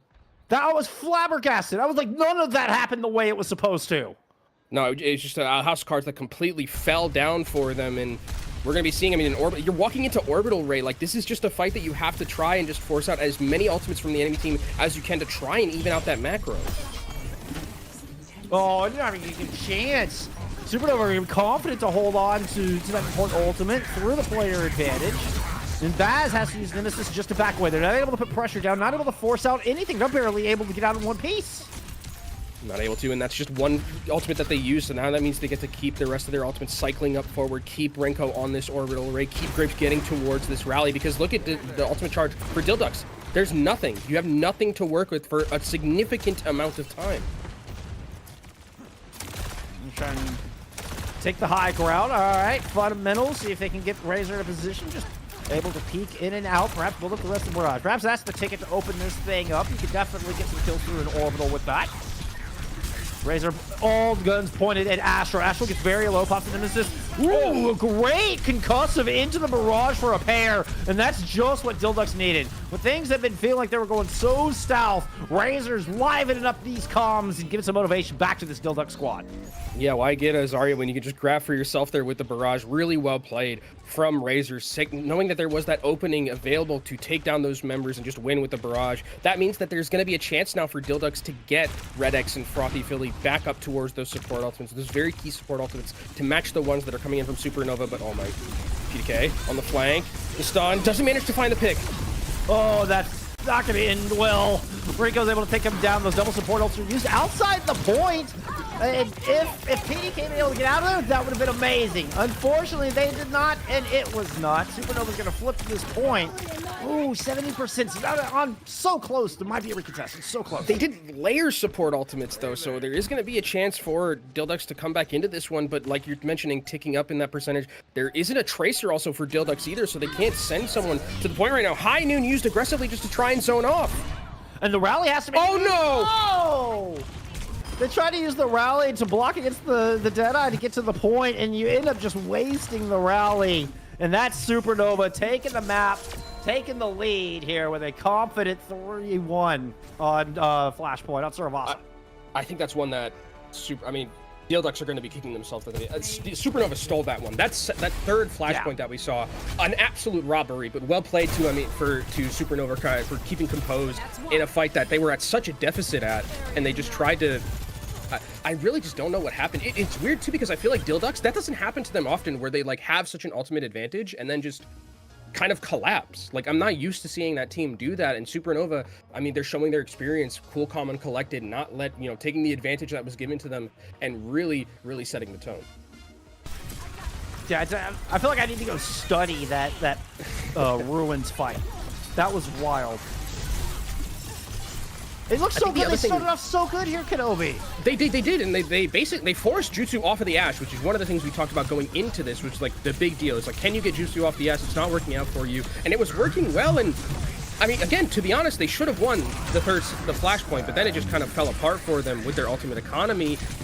I think PDK looked a lot better on the Cassidy than we saw. Like, they were using the high noons effectively with the speed ring to create space, but Jutsu, to the credit, had like going over to Cassidy themselves, going over the soldiers themselves. It didn't look as as bad as it could have, especially with how well there was a difference between the way that Jutsu was playing that Ash and the way that Jutsu was playing the other one. I thought PDK was absolutely looking a lot more comparable in the duel, even with the Sojourn. But I mean, Ryan steps up in a big way on this map, and well, Astro just as good as Ramatra as they seem to be on every other hero. Yeah. God, Astro is good at everything. Stick after stick. Yeah, Astro is really just good at everything. Yeah, this was a nice, really good play from Razor. I think I like the decision making from Dildux here. I know it was like they were going for that like little flank kind of play, but they knew that they were in such a disadvantage with their ultimate economy that like the only way they were going to win this team fight is if they did manage to find a flank at the very end, and then it's just desperation for Redix to try and get on the point. I mean, even if they don't die there, I don't think they proc that overtime anyways, so it was just a very difficult one. And I think, again, I think that's just Dildux making a mistake I'm not really used to seeing them make like that on that third flashpoint. I mean, they had no speed. You know, they had. I mean, I guess they had a Juno, but they didn't have a Lucio, didn't have a Tracer, didn't have a Genji. It would have been very difficult to get a touch on the end. And definitely, I mean, it just goes to show you the strength of Supernova. They're able to force Dildux to make unconventional mistakes, to make, you know, to look a lot more uncoordinated than we're used to seeing out of Baz and company and from this Dildux squad. And honestly, I just gotta tip my hat to Supernova for that one. That's what we're landing on that. That's just how darn good this Supernova squad is they made the Ducks look disheveled.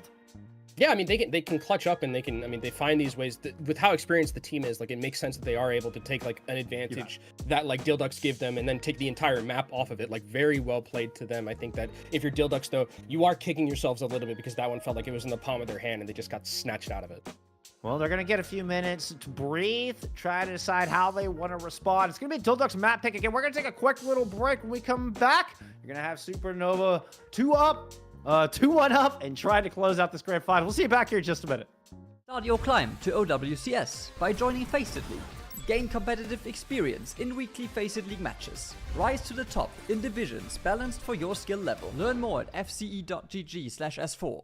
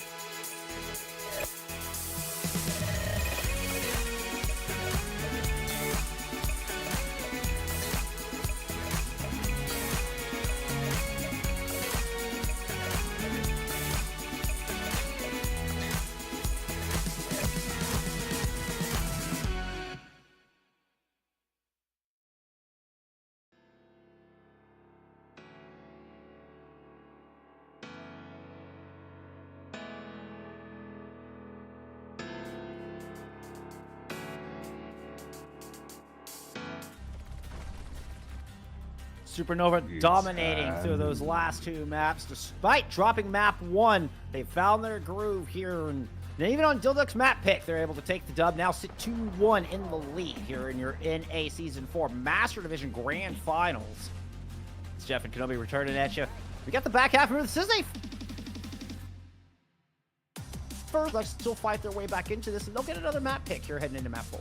Yeah, still a lot to play for, and I mean, this is a team that we've talked about, you know, brings the silly a little bit sometimes, does Dilduck, so they definitely have some tricks up their sleeve that they, you know, can bring out now and really make it difficult for Supernova to take this a 4-1 victory. But the way Supernova are playing right now, I think that, you know, we were talking about it before the break a little bit, that Dilducks probably feel a little bit hard done by losing that last Servasa, especially because it was their map pick. But now we're going to Esperanza, one of our push maps, and this is going to be interesting to see what we see in terms of tank play, because I think that this is a map where it's like Junker Queen is really viable, Hazard becomes really viable. I think also like Hammond is like pretty okay on a map like this too, so I wonder if that's what we're going to be seeing from Astro, because we saw the way that they were able to really get value with those pile drivers from Astro, the combination with the Annonades, and also just serving up shots to Jutsu on the Ashe, being able to really get a lot of value done. As Supernova actually takes away the Sombra, which is something you talked about, how it's like, you know, this team loves Sombra on Dilduck's side, and it seems like Supernova knows a little something about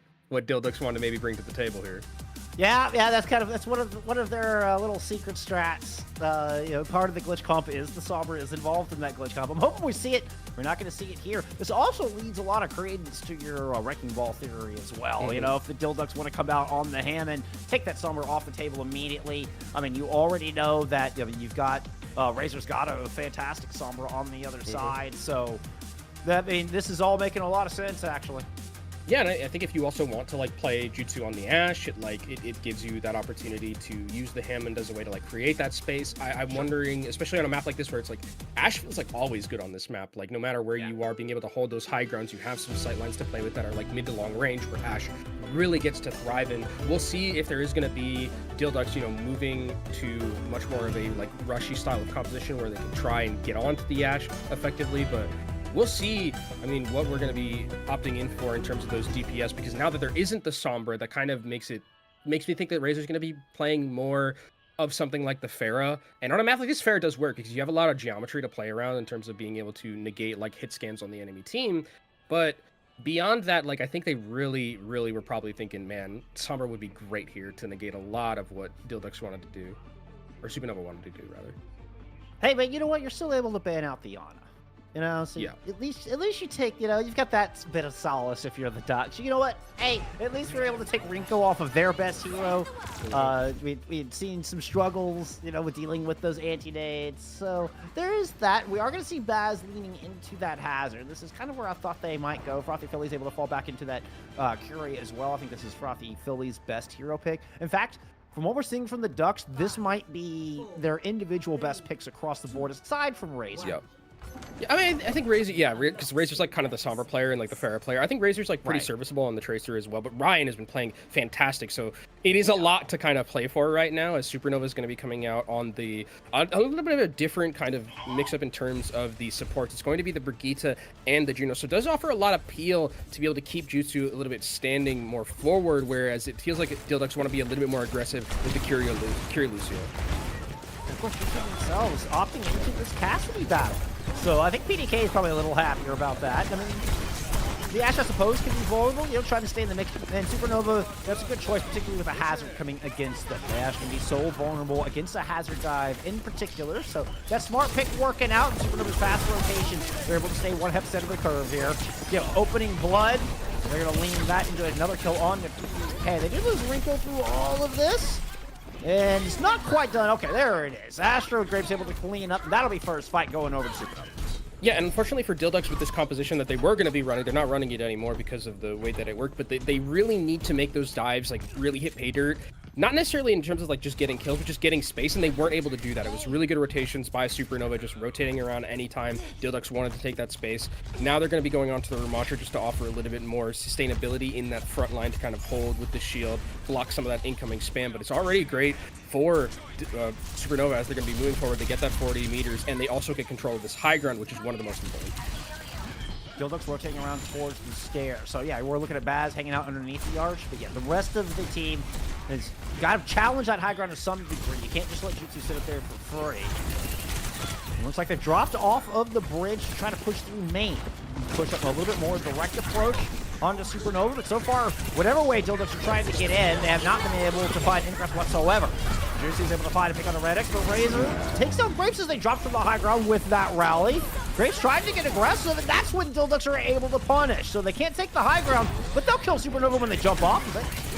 Big clutch up there from Razor, being able to take down with the Pulse Bomb, take down that Brigitte. That means no rally throughout all of that. And actually, Astra's going to switch over to the Hazard just to offer a little bit more agency with the potential to create space for this team. Don't want to be opting in for something else. As we're going to be seeing now, it's the high ground controlled by Dildox. PDK gets to have a good time up here. But, I mean, I think with Supernova's ultimates, they can come out of this spawn and create some space for themselves, especially with that high noon. Good attack from Astro, and there's the Deadeye from Jutsu. They're able to get Jutsu onto that high ground with an orbital ray, but a wonderful disengage. Dildox noped out of there so fast. They're rotating back here towards the tiles, but Rico and Astro are there to cut them off. The incredible speed out of Supernova gets them in front of Dildox and intercept that rotation. They disengaged, but they basically got corralled into an area where they were just easy pickings for Supernova after that. And I love just the patience of just using that high noon with the orbital ray combination, just moving members out. And once they knew that they had the advantage, they didn't just stand there waiting for kills. They got into the backline, got that engagement, and they should be able to be rewarded with a first point cap. And they're probably just going to leave this one, go back up to that high ground above the bridge, and then just continue. Actually, it looks like they want to fight on point. And I mean, with the Hazard, why not? They made the read that Dildox were trying to push through Mega Room. So Dildox didn't push through Yellow Bus main, which means Supernova all drop and can take a bit of an advantage where they've lost Astro. So a great ambush out of the Ducks to get on top of the tank and give them a clean advantage in this 4v4, although they are missing their sound barrier. And it's just both teams just got to back up to the respective quarters. Supernova's heading back to the high ground. Yeah, Dildox actually were able to steal the bot, which is a big deal because now they're not just kind of down in the muck over there by the enemy team, and they can start accruing some percentage themselves. They have the hog run, and they're actually going to be using the Kitsune Rush to go aggressive. Try to continue to push downstairs. Astro gets in front of the rest of the squad, get the block up. So everybody else get behind me. That Kitsune Rush phase. Oh, but Red X picks up Ryan on the point. Able to loop back around. And what a great read. You abandon the 4v4 up top to go help out and create a 2v1 on the bot. That's got to feel really good for Red X because Ryan has been bullying Red X pretty much the entirety of the map so far, and finally Red X is able to get one back, and now all of the control is here for Dildox. They have a high noon as well to make sure that they can hold this high ground and get the bot. Block will negate some of that damage from the Deadeye, but Astro still, yeah, he's not going to survive that. This is going to be some free progress here as Dildox are just going to clean up on the point. We are going to get a late stall, but they get this checkpoint early enough that this bot's going to get moving before Supernova has respawned. PDK, lighten up the feet. Yeah, I mean, Jutsu tried to use the high noon there just to buy back into that fight, but it didn't manage to find anything, and I think as well, like, that's an ultimate that you want to have to be able to create that space. Luckily enough for Supernova, they still have 4 in their back pocket, so it's not going to be totally disastrous for them, but I think that's one that they, in an ideal world, would want to have back. I mean, the Deadeye would team up with Ibot here. A great wall from Supernova means Baz does not get that sound barrier. Orbital Ray onto the point, but Baz is able to muscle through Jutsu. Right coming back into the fight. Trying to isolate Red X inside the small room. Beautiful accuracy to track Red X as they're falling in from the sky. Turns their attention onto Razor as well. Ryan is just so nasty. My goodness, I can watch Ryan Pive all day long, man. And this is really where I like what I'm seeing from Supernova. The patience when they have these like big ultimate fights to just use one and then just try and win the fights off of that. They're so patient, and it's so important for their macro because now they have a sound barrier to work with against the Kitsune Rush from Frothy Philly, and then they also have the downpour if there's going to be an aggressive engagement. So they really have a great ultimate economy to deal with whatever Dilducks are going to bring. So tempting to throw an extra ult in. There's the Kitsune Rush. Red X is felled. The sound barrier from Graves hits all 5. So far, so good here from Supernova. It's happening just as they drew it up. Annihilation up from Baz. Deadeye thrown into the mix as well. Astro gets caught in that Annihilation, so not able to get out of there despite the heavy mobility from a Hazard. And then Deadeye, well, that's forced away all of your squishies. So for 2 ults, Dildox are able to buy some space, but Jutsu comes up with their second kill of the fight. Razor running away with this bot, though, is going to give Dildox extra meterage and stack onto this lead. Really good heads-up play. I mean, Jutsu's getting a lot done in the backline, but it doesn't matter because the bot has been stolen throughout all of this, so a fight win kind of just doesn't end up mattering whatsoever. Jutsu's heroics kind of go to the wayside, and it's Dildux with a really good heads-up play from Razor to be able to negate any of the value from that team fight win. And we'll see if what Supernova wants to do. I think they're going to try and hold this high ground. Jutsu's getting close towards that overclock. You can use it to create that space and try to get back a little bit more even kill. They don't have the checkpoint yet, or no, they do. Oh no, they haven't actually gotten it, so they need that checkpoint to continue to try and get back in. Jutsu gets a nice shot onto Razor. That's a great start. Hello. Good to see you.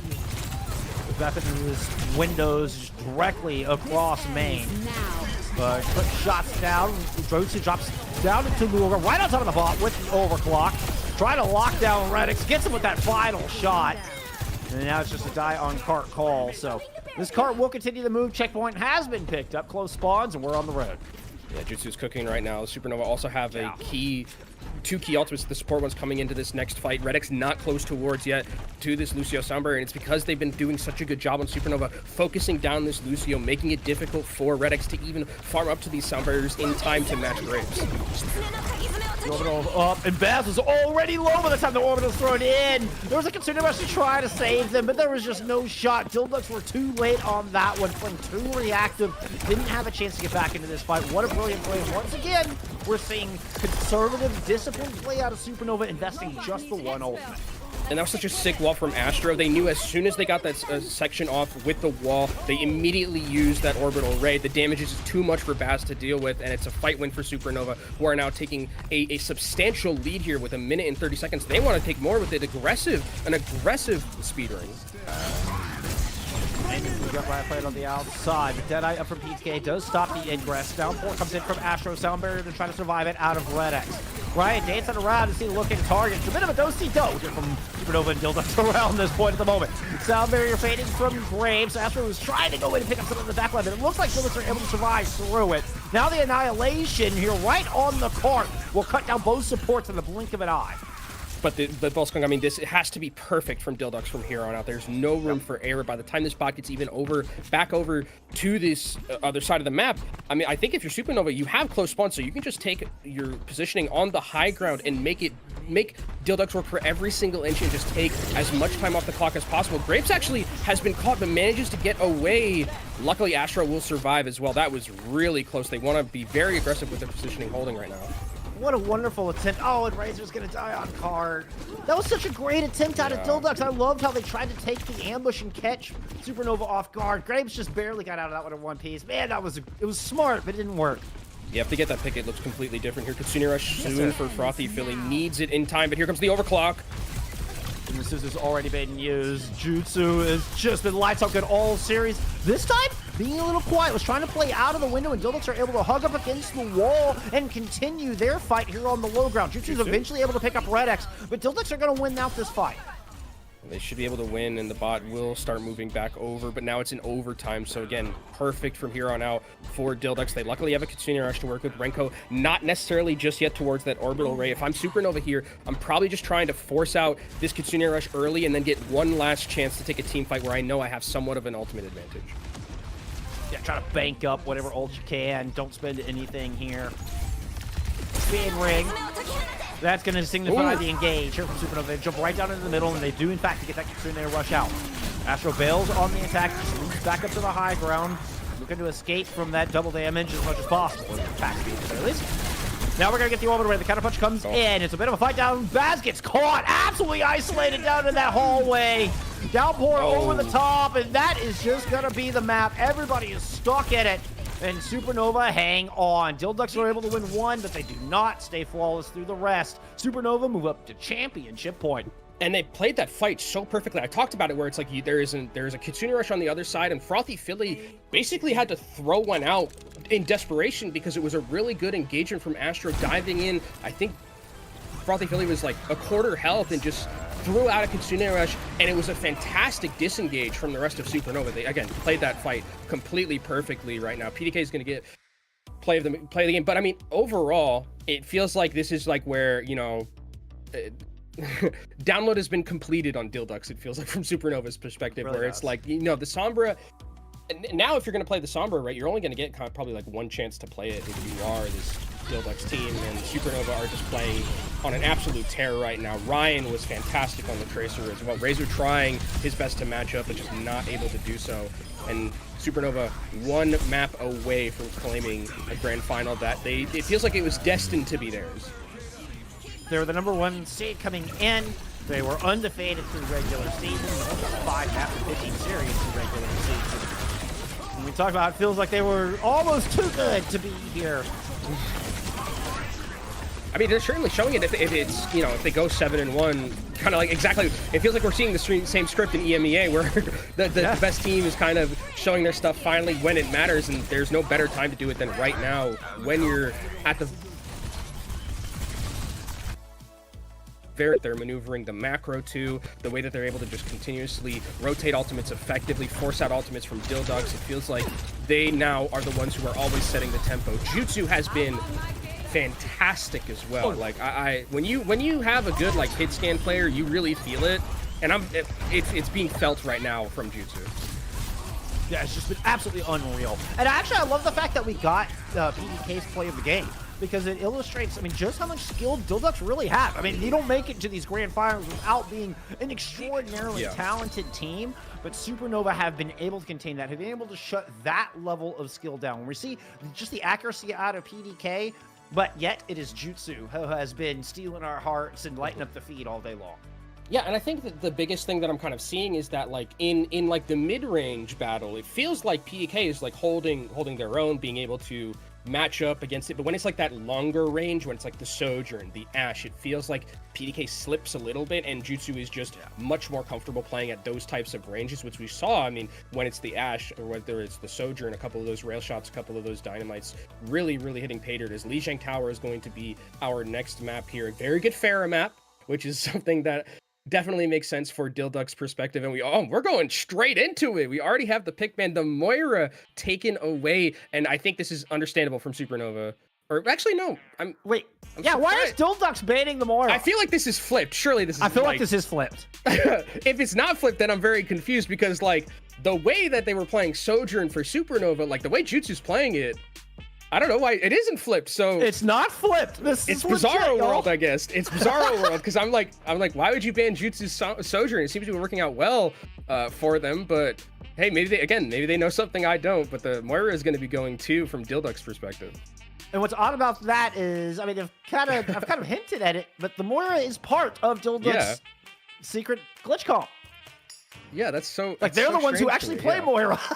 Yeah, that's why I was like befuddled a bit, where I was just like, Dildux is the only team that I've seen play Moira, and they're self-banning it. So maybe there's something we know, or they know, that we don't. But this is the map pick for Lijiang Tower for Dildux. It's their last chance here. If they want to start the reverse, it has to come on Lijiang Tower, a map where they can play Sombra, they can play Pharah. I can't think of really a better map where you would throw down the gauntlet if you're Dildux to try and avoid elimination. It seems like here is better than anywhere.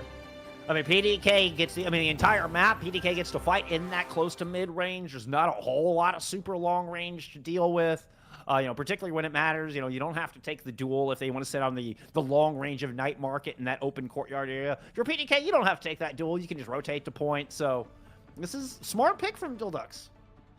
I think so too, and it's gonna really allow them to play more to their comfort at the very end here. And I don't think, man, I would love to see Mei, but Razor honestly, I feel like can just play anything.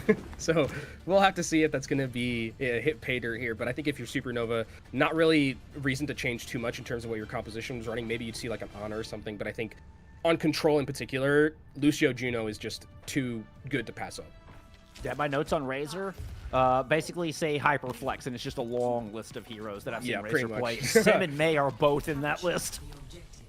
Yeah, Razor's been playing everything for a very long time. Yep.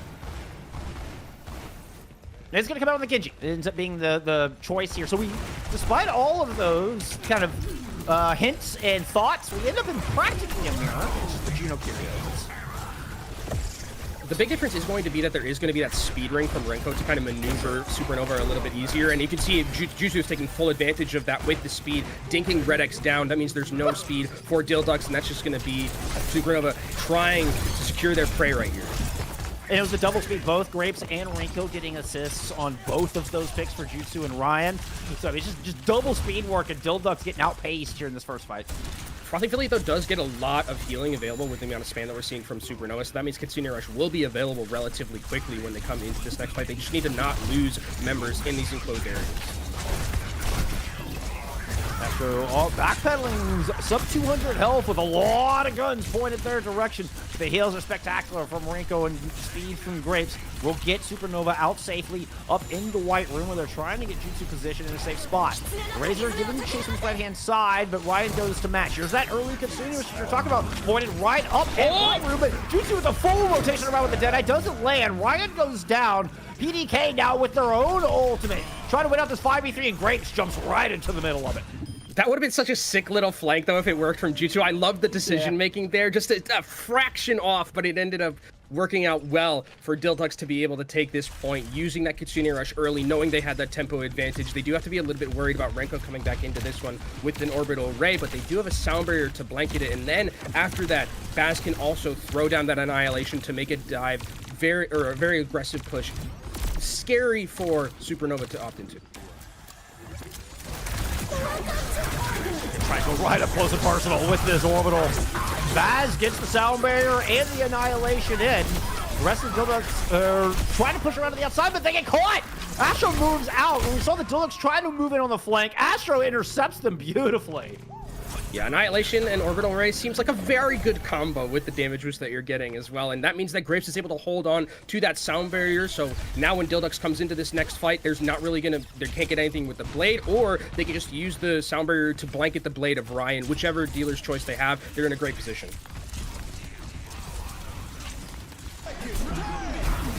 Not holding too close until the sound barrier comes in. They totally baited that one. That was ridiculous. Supernova, they kind of back up from the door, like, no, we're not going to hold choke. We're backing up from the door. Sound barrier bait, engage.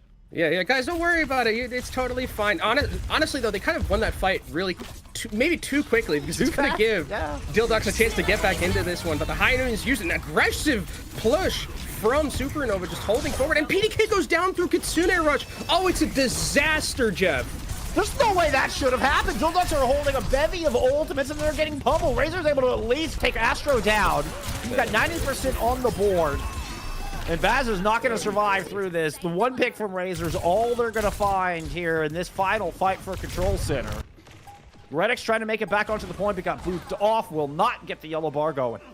Yeah, tempo, proactive versus reactive. That's your Supernova being so reactive. Like, their Dilducks use Kitsune Rush as a way to just disengage from a High Noon, which is not the best way to use a Kitsune Rush, in my opinion, Jeff. I think you want to be using it probably with a little bit more value in that regard. And through even all that, PDK just gets instantly blown up. So really heads-up play from Supernova, being able to just push the pedal to the metal, grab the game by the scruff of the neck, and never let it go. And they are one sub-map away from being our winners here in the NA Grand Finals FACEIT League season bracket. It's not very often you see one team throw a Kitsune Rush and the other team try to use it. Yeah. Like, that's how that You usually don't see teams walking into Kitsune Rush. Very rarely. I think that's usually the enemy team is not trying to get into those foxes. Never mind threw a choke in towards the enemy spawn. Like, my goodness. All right, Hazard versus Ram here. And I mean, Astro's going to be able to use these walls effectively and try to create and hold space, but you do have to be worried about the poke damage that could come through as Jutsu is getting taken down low, and PDK already taken out. I mean, the way that Astro just gets aggressive with that engage works out so well. Yes, it's traded back in for Renko, but it's not going to matter too much, as this should be a very quick and clean cleanup for Supernova, as they're going to be able to take this first point and now have all the positioning to work with. This is exactly where they want to be. And a scary place for Dilducks. This is a tough map to come in. You only have two ways in. You get a flank side to control or go up main. I suppose you can go over the top, but it's not very useful. It's going to be difficult. I mean, I think the other thing about it is now you see Frothy Philly goes over to the Kiriko just to offer a little bit of healing to Baz if they get caught out by someone on the end with that wall, as Razor's trying to deal with the Tracer in the air. Suzu already forced actually very early, but Frothy Philly manages to find Ryan. Yeah, really good catch. Perfect prediction on the recall. The moment they came out of recall, Frothy Philly gets the headshot. Baz now chasing down the Hazard of Astro. Couple of good punch. Puts them back at spawn. PDK going down. Not ideal here, though. I mean, Baz needs to give his supports a stake there, because Baz was like 1 health, and the supports really clutched up and healed it. Because I think if the ramp dies there, that fight looks completely different. It's potential that Supernova comes back in, but now it's Dildux who have all the positioning, or not Dildux to have all the positioning. Actually, they flipped the map weirdly enough. That was a weird little rotation. Oh, Asher is trying to go get his jutsu. He just gets punched in the back. Asher just kind of shows up out of the Hazard can just has the ability to just appear anywhere. Hey, there's a little boop. A little consolation prize for Redix. Doesn't matter too much, but I mean, it's about to be an ultimate bloodbath here, and this is Jeff what we call smacking them with their wallets potentially if you have these many ultimates. And we know how good Supernova has been at rotating their ultimates effectively. If they can just take these 5, like if they win this fight with 1 or 2 ultimates and make Dildux use everything, that's going to be curtains for this map in this series. I'm really picking the Astro with an ideal for Dildux, so they don't have to spin to win this. But once again, fantastic kills coming through from the Supernova backlog. Rinko, the absolute just legend all day long with the Kitsune Rush. One of the many of ults available. Dildux patiently approaching as they have managed to get up those 2 support ults they need. The great Jagged Wall denies the Kitsune Rush, completely stopped it. And Rinko's got the only rush up, and what a Deadeye! Astro, I mean, just eats a piece cake right to the dome. No! Redix, we needed that sound barrier! The Ducks needed you! No blade either. Just you sets them both down. And PDK and Frosty Philly. What was that? Oh, it's a complete disaster here. Redix is going to be coming back from spawn as well. And you can look at Jutsu trying to take down this Lucio. No Ajax yet. And actually, the plate's coming in from Razor. It might be enough. Jutsu's able to get Red X. We've got to get a touch. There's Razor on the point with the blade. It wasn't time to initiate the overtime, but Baz is coming in. Supernova wanted to claim the championship right here, right now. And with the down point, they might have just done it. Baz is gone. Razor in a last-minute hold uses everything they've got to try to keep the Ducks in this game. Sneaks away, but Jutsu will hunt him down. Ryan's going to pick off PDK on this side. And it's looking like Supernova can do it. They just have one last little stall. That's it. Nobody can stop the power of the Supernova. They are your Season 4 champions. Supernova right the wrong of not qualifying for OWCS and get all the way back in to the relegation or to the promotion relegation tournament and do it through a lower bracket run, beating everyone in their path. Extremely well played. This pick from Jutsu onto Redix won them the round completely. That sound barrier wasn't there, and then it just all fell apart for Dildux. Supernova deserving to be your Season 4 champions. Great play in our first series, fantastic play in our second series. They looked unstoppable, Jeff.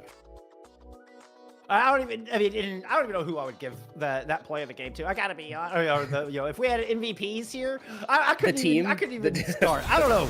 Maybe Jutsu. I don't know. It seemed like just everybody at some point. I think it's Jutsu. I think it's Jutsu. I would do that. I mean, I'd give it to Jutsu or like Astro. But actually, I mean, you're right. I think overall, like everyone had their moment. I think, like, you know, unfortunately, Ryan had an insane map. Yeah. Rinko Ryan had a great map. Yeah. Unfortunately, it's like Grapes just kind of gets like left to the wayside because it's just like Lucio channel, and it's like, Lucio, yeah, your job is to not screw up. Your job is to not Ajax a lot of the time when you're Lucio, right? If we're not talking about you Ajaxing, you've done a great job as Lucio. So Grapes definitely deserves some credit as well. But I think the way that they were just so proactive throughout the entirety of this last map kind of just showed how decisive they were. I loved the way that the tempo they were playing at. I loved how fantastically they played their ultimates with the macro and the patience. Like, this was just a well-oiled Supernova machine, and they are looking scary going into that relegation bracket. Yeah, there is Jutsu. Yeah, we'll end up. We'll settle Jutsu as the star of the show here. We'll just love watching pump. And whether it was on the Ash, whether it was on the Sojourn, or even in the Cassidy, where we thought, that's where Dildux wanted Jutsu to be. They thought that's when they had the best chance for PDK to kind of stay alive in that matchup. And even then, no. Here's this 4K. That is beat off the table. That's Blade off the table. Let's take out, here's 2 more kills and 2 shots. You betcha. Yeah, I think DPS bias kind of would, if I was to give an MVP, DPS bias would change it probably more towards Jutsu more than anything. But I think you're right that everyone had their moment and everyone had really fantastic play from that team. I think that they are well deserving of this championship going forward. And I mean, it feels like we saw the same script in the MEA. We had a team who was taken to that lower bracket probably earlier than they would have expected, and then just ran the gambit going all the way to that grand finals, winning 7 maps in a row with that momentum going from that lower final, and just very much putting their stamp on each of those brackets. Well played to Supernova. I think that's kind of the Supernova that we expected, right? The way that they played today, for the most part. If I'm in the relegation bracket, I'm like, I don't know if I want to play Supernova. It's a bit of a difficult situation to play them. I mean, I could add a little bit more to that one. Is Supernova are going to go into Amplify in particular with some added Vimsy, you know? Dude, that's one to mark on the calendar right there. Yes. 4 OWCS slot as well. The same stakes against the team that sent them out of OWCS 3 months ago. Supernova will have their shot at that revenge next Friday. 13th. That's Friday, right? I think it's the 13th. I don't do math on broadcast, so I don't know. It's the 13th. I don't know what day. It's the 13th. I'll believe you. I'll believe you. It's the 13th. I'm not gonna risk doing math on stream with the amount of days. But yeah, I think this was just a great showing from Supernova. Definitely, I think it kind of showed us to like how good they were, and even though they had their hiccup going into the lower bracket early, I think, you know, the way that they finished off their tournament, definitely it's not about how you start, it's how you finish, and they finished off very, very fantastically well against some pretty good competition. I mean, that, you know, the team that took them down into that lower bracket, right? They beat them handedly. They beat Rad Academy. Like, Rad Academy didn't stand a chance, and then they beat Dildux, who was on a tear themselves going through that top side of the bracket. What a turnaround! What a turnaround! It sounds like we're gonna get an interview. We're actually gonna get Ryan in here for an interview here shortly. Okay. And we can Tracer pick the brain of our Tracer player here today. I mean, you know, formerly he was kind of your air specialist, is now kind of turned into the Tracer player. Yeah, I mean, I think Ryan like had a lot of good. I think it's overshadowed a little bit by how good Jutsu was on like a lot of the hit scan rolls that we saw, because, you know, sometimes the kill feed just doesn't lie. But I think Ryan had a lot in terms of like winning those side matchups against Razor, forcing Razor off Tracer. A lot of really good sticks that we saw coming out from him. I think there was one stick where they just got rid of like a rally or something like that. Like, those big key stakes are really, really important and impactful. So I think Ryan definitely showed his stuff as well, being able to make a mark on a map like this, where I think everyone kind of on Supernova did. It wasn't just the, you know, one-man show as much as we hyped up Jutsu. Everyone really had their moment.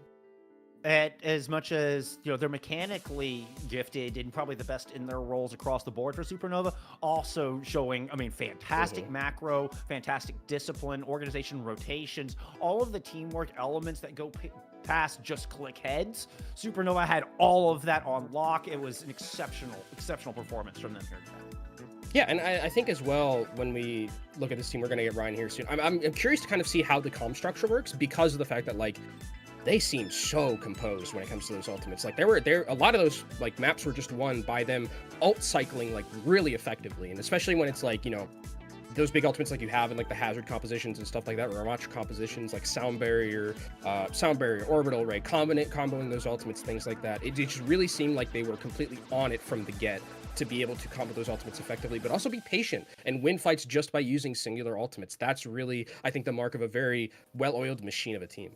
So tempting just to throw one extra ultimate. You know, some of those fights were so close on those. It wasn't like a dominant fight where you're like, you obviously don't need any more ults. They'd be close fights, and Supernova would have the ults and not invest them, still win it out. You know what? We get, you know, it's enough of us. Let's get to talk to Ryan. We're gonna get Ryan in the call. This is gonna be an audio only interview. So hello. No camera here. But yes, hello, Ryan, welcome. Thank you so much for joining us. Congrats on the dub.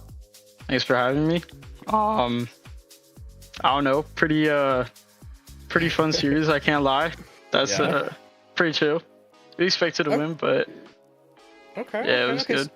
So walk me through a little bit about this, because you went to the lower bracket relatively early, I think, in like the tournament that probably you were expecting, like, and now you make the salty run back all the way through into grand finals. Were super convincing today in both of your series. Kind of, where was who was holding the mental together for your team, you know, and being like, you know, because you guys are all very like experienced players in Overwatch Tier 2. You kind of already know that. Was there someone who was like, you know, being the rah-rah person, or was it just all of you kind of like understanding like, okay, we know we're good enough, we'll take it through the lower bracket, no problem?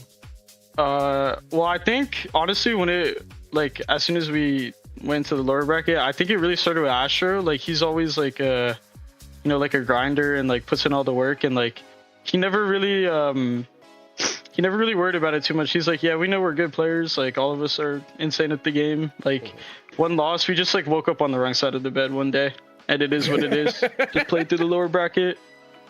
I mean, you saw today, like, yeah, we lost, but it was domination. I can't even lie. Like, they couldn't play. I guess you're allowed one loss every 3 months, you know? Yeah. Yeah, for the content, we got to get drops for everyone on stream, you know, that's yeah, exactly. Exactly. How does it feel making it back into those OWCS quals? Was there ever any doubt? And way off my shoulders. Way off of my shoulders. Jesus, you guys don't understand. Like, no, literally as soon as soon as we lost to Amplify, like, obviously we didn't expect to lose or whatever, but like it happened. It is what it is.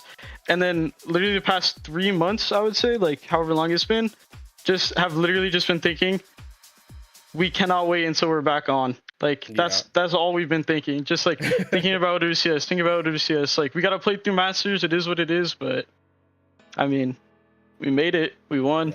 Got relegation next week, I think. Yeah, should be good. On the 13th, I believe, is what Jeff said here. But I so kind of like walk me through a little bit about like when you guys like won this, because like, is it like a weight off your shoulders where you're just like you said it was a weight off your shoulders, but like when did it become real to you, when you're just like at the end of the series, when you're just like you can finally just like we did it now, like the mostly like one of the hardest parts is over, one of the longest parts is over. Do you feel like now you can play with a little bit more freedom now that you're going into that relegation bracket? Definitely. I think the weight of my shoulders didn't even happen at like the last match at all. Like it was just Rad Academy. Like as soon as we won that match, played it out 3-0, we all were just like, thank God, guys, it's done. I set on OWCS. Yeah, 100%. Okay. Any special preparations for next weekend?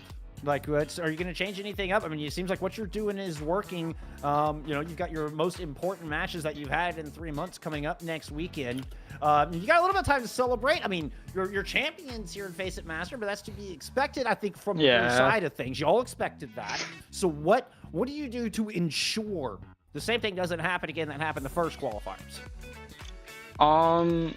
Honestly, just no leaks, you know, obviously, because it is next week. But yeah, that's not what I meant. I didn't mean strat wise. You know, no, I know. But we're just gonna take a lot of time to prep. I think that really helped us again today. Like, honestly, against Strat Academy, we didn't even win off of like gameplay. We kind of just won off of hero bans, because like they like to play a lot of like off meta things and whatnot. And we just banned really well. They couldn't play what they wanted. They played our game and 3-0. So hopefully we can do the same in relegation next week. And then you do the same thing to Dildux. To be fair, like you true. You're banning Sombra, and it's like, oh, that's a Razor special right there. I know him well. You know, that's definitely one. Yeah. Dildux wanted to play more so than anything else. I bet they were just like, darn it, man, we can't do it. But kind of like walk me through a little bit about the team dynamic, like in comm, because like it feels like whenever you guys have like ultimate advantage, you guys are so crisp with like your macro and like ultimate rotations. Like, is there someone who's like the particular shot caller for like ult tracking like that? Like, how do you guys kind of operate in that? Because you have a lot of like really, really talented people on the team that have been playing Overwatch for an incredibly long time. Like, where does that come from in terms of being able to, you know, be very composed in these very macro heavy compositions? Astronex, to be honest, like he's just honorary Korean, you know. Our push pull has gotten very good. We know when it's our turn, we know when it's not our turn, we know when it's time to fight, when it's time to make a play, when it's time to live. Like, he's just been really good at making those like really important calls and like those plays, and we kind of just like our minions and follow him into battle and then win. Like, I don't know. He's puppeteering you guys? Is that what you're trying to say? Yeah, kind of. Like, sometimes we'll load into a fight and it's like, someone will be like, oh, I want to make like a flank play with this fight. And then Astronex will like say like, yeah, do that, then do this, and this, and then live that ult, and then we can go back in with our own. We're like, all right, say less. Okay, Astronex got a big brain on him. Okay. He's playing 4D chess here. Yeah, he definitely is. Okay. Oh, that's amazing. That's amazing. Oh, wonderful insight. I really appreciate you coming to talk with us. Congrats on the huge championship. Go enjoy it. I know you've got a big match weekend. Go celebrate. This is awesome. Thank you so much for taking time. And yeah, good luck next weekend in the relegation matches. No problem. Thanks for having me, guys. Yeah, appreciate you, Ryan. Thank you, Ryan. Goodbye. Oh my goodness, that's amazing. Good interview. Good interview. That's We a got good great interview. for Ryan there. I love that one. I love that it just feels like Astronex is just puppeteering the entirety of the team, and it's like it's just a mind control. It's like, okay, that's really where we got to go. But no, it feels like that team is super coordinated. I mean, you heard it. Like I could hear it in the voice of Ryan, where it's like as soon as Ryan said amplify, I was like, oh, it's on when we get to that relegation. Yeah, I like think they want that matchup so bad. I think I hit a nerve with that one. I didn't even get that question out. Ryan was chomping at the bit to mention the amplify match. Like Ryan, we could have picked anyone from that roster, and they would have been like, we want to play amplify. It's what we want. We want to right that wrong. And they'll get their chance. They have earned it. They have fought hard all season long through 16 matches in regular season, and then here through this upper bracket, all for that opportunity. And my gosh, they got it. Supernova have got it. They will play in those promotion relegation matches next weekend. They have first place, $7,500 in prize money here from this tournament. And man, I can't wait to see what they've got for us next week. Maybe we see them in OWCS for stage 2. You'll have to turn in next weekend to find out. But that is going to do it for us here tonight. Oh man, what an amazing day of games. Big shout out to our huge staff behind the scenes, observers, producers, and everybody bringing this fantastic match. And from Kenobi and myself and everybody at FACEIT League, thank you. Thank you so much for hanging out with us for this awesome season. It has been spectacular. We'll see you next weekend for OWCS promotion relegation matches. Have a wonderful night. Bye, friends.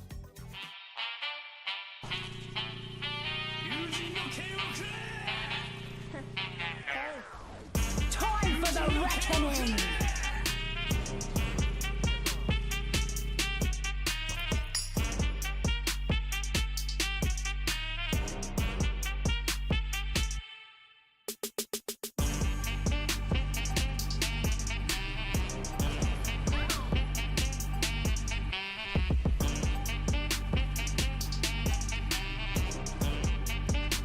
Justice reigns from above!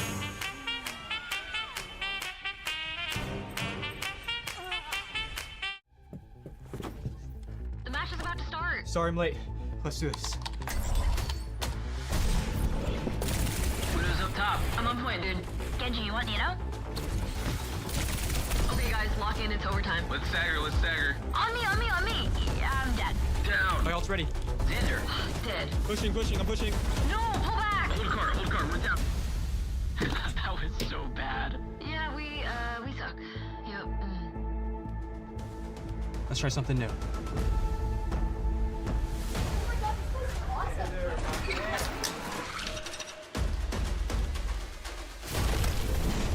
Diving backline. No, I'm dead. Widow's down. Matrix, battle. Oh, no.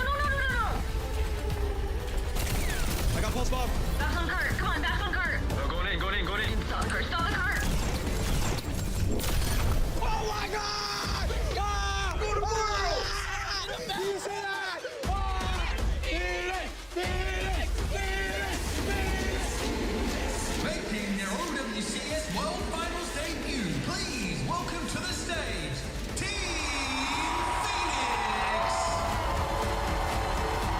Phoenix! Are you ready? Yeah.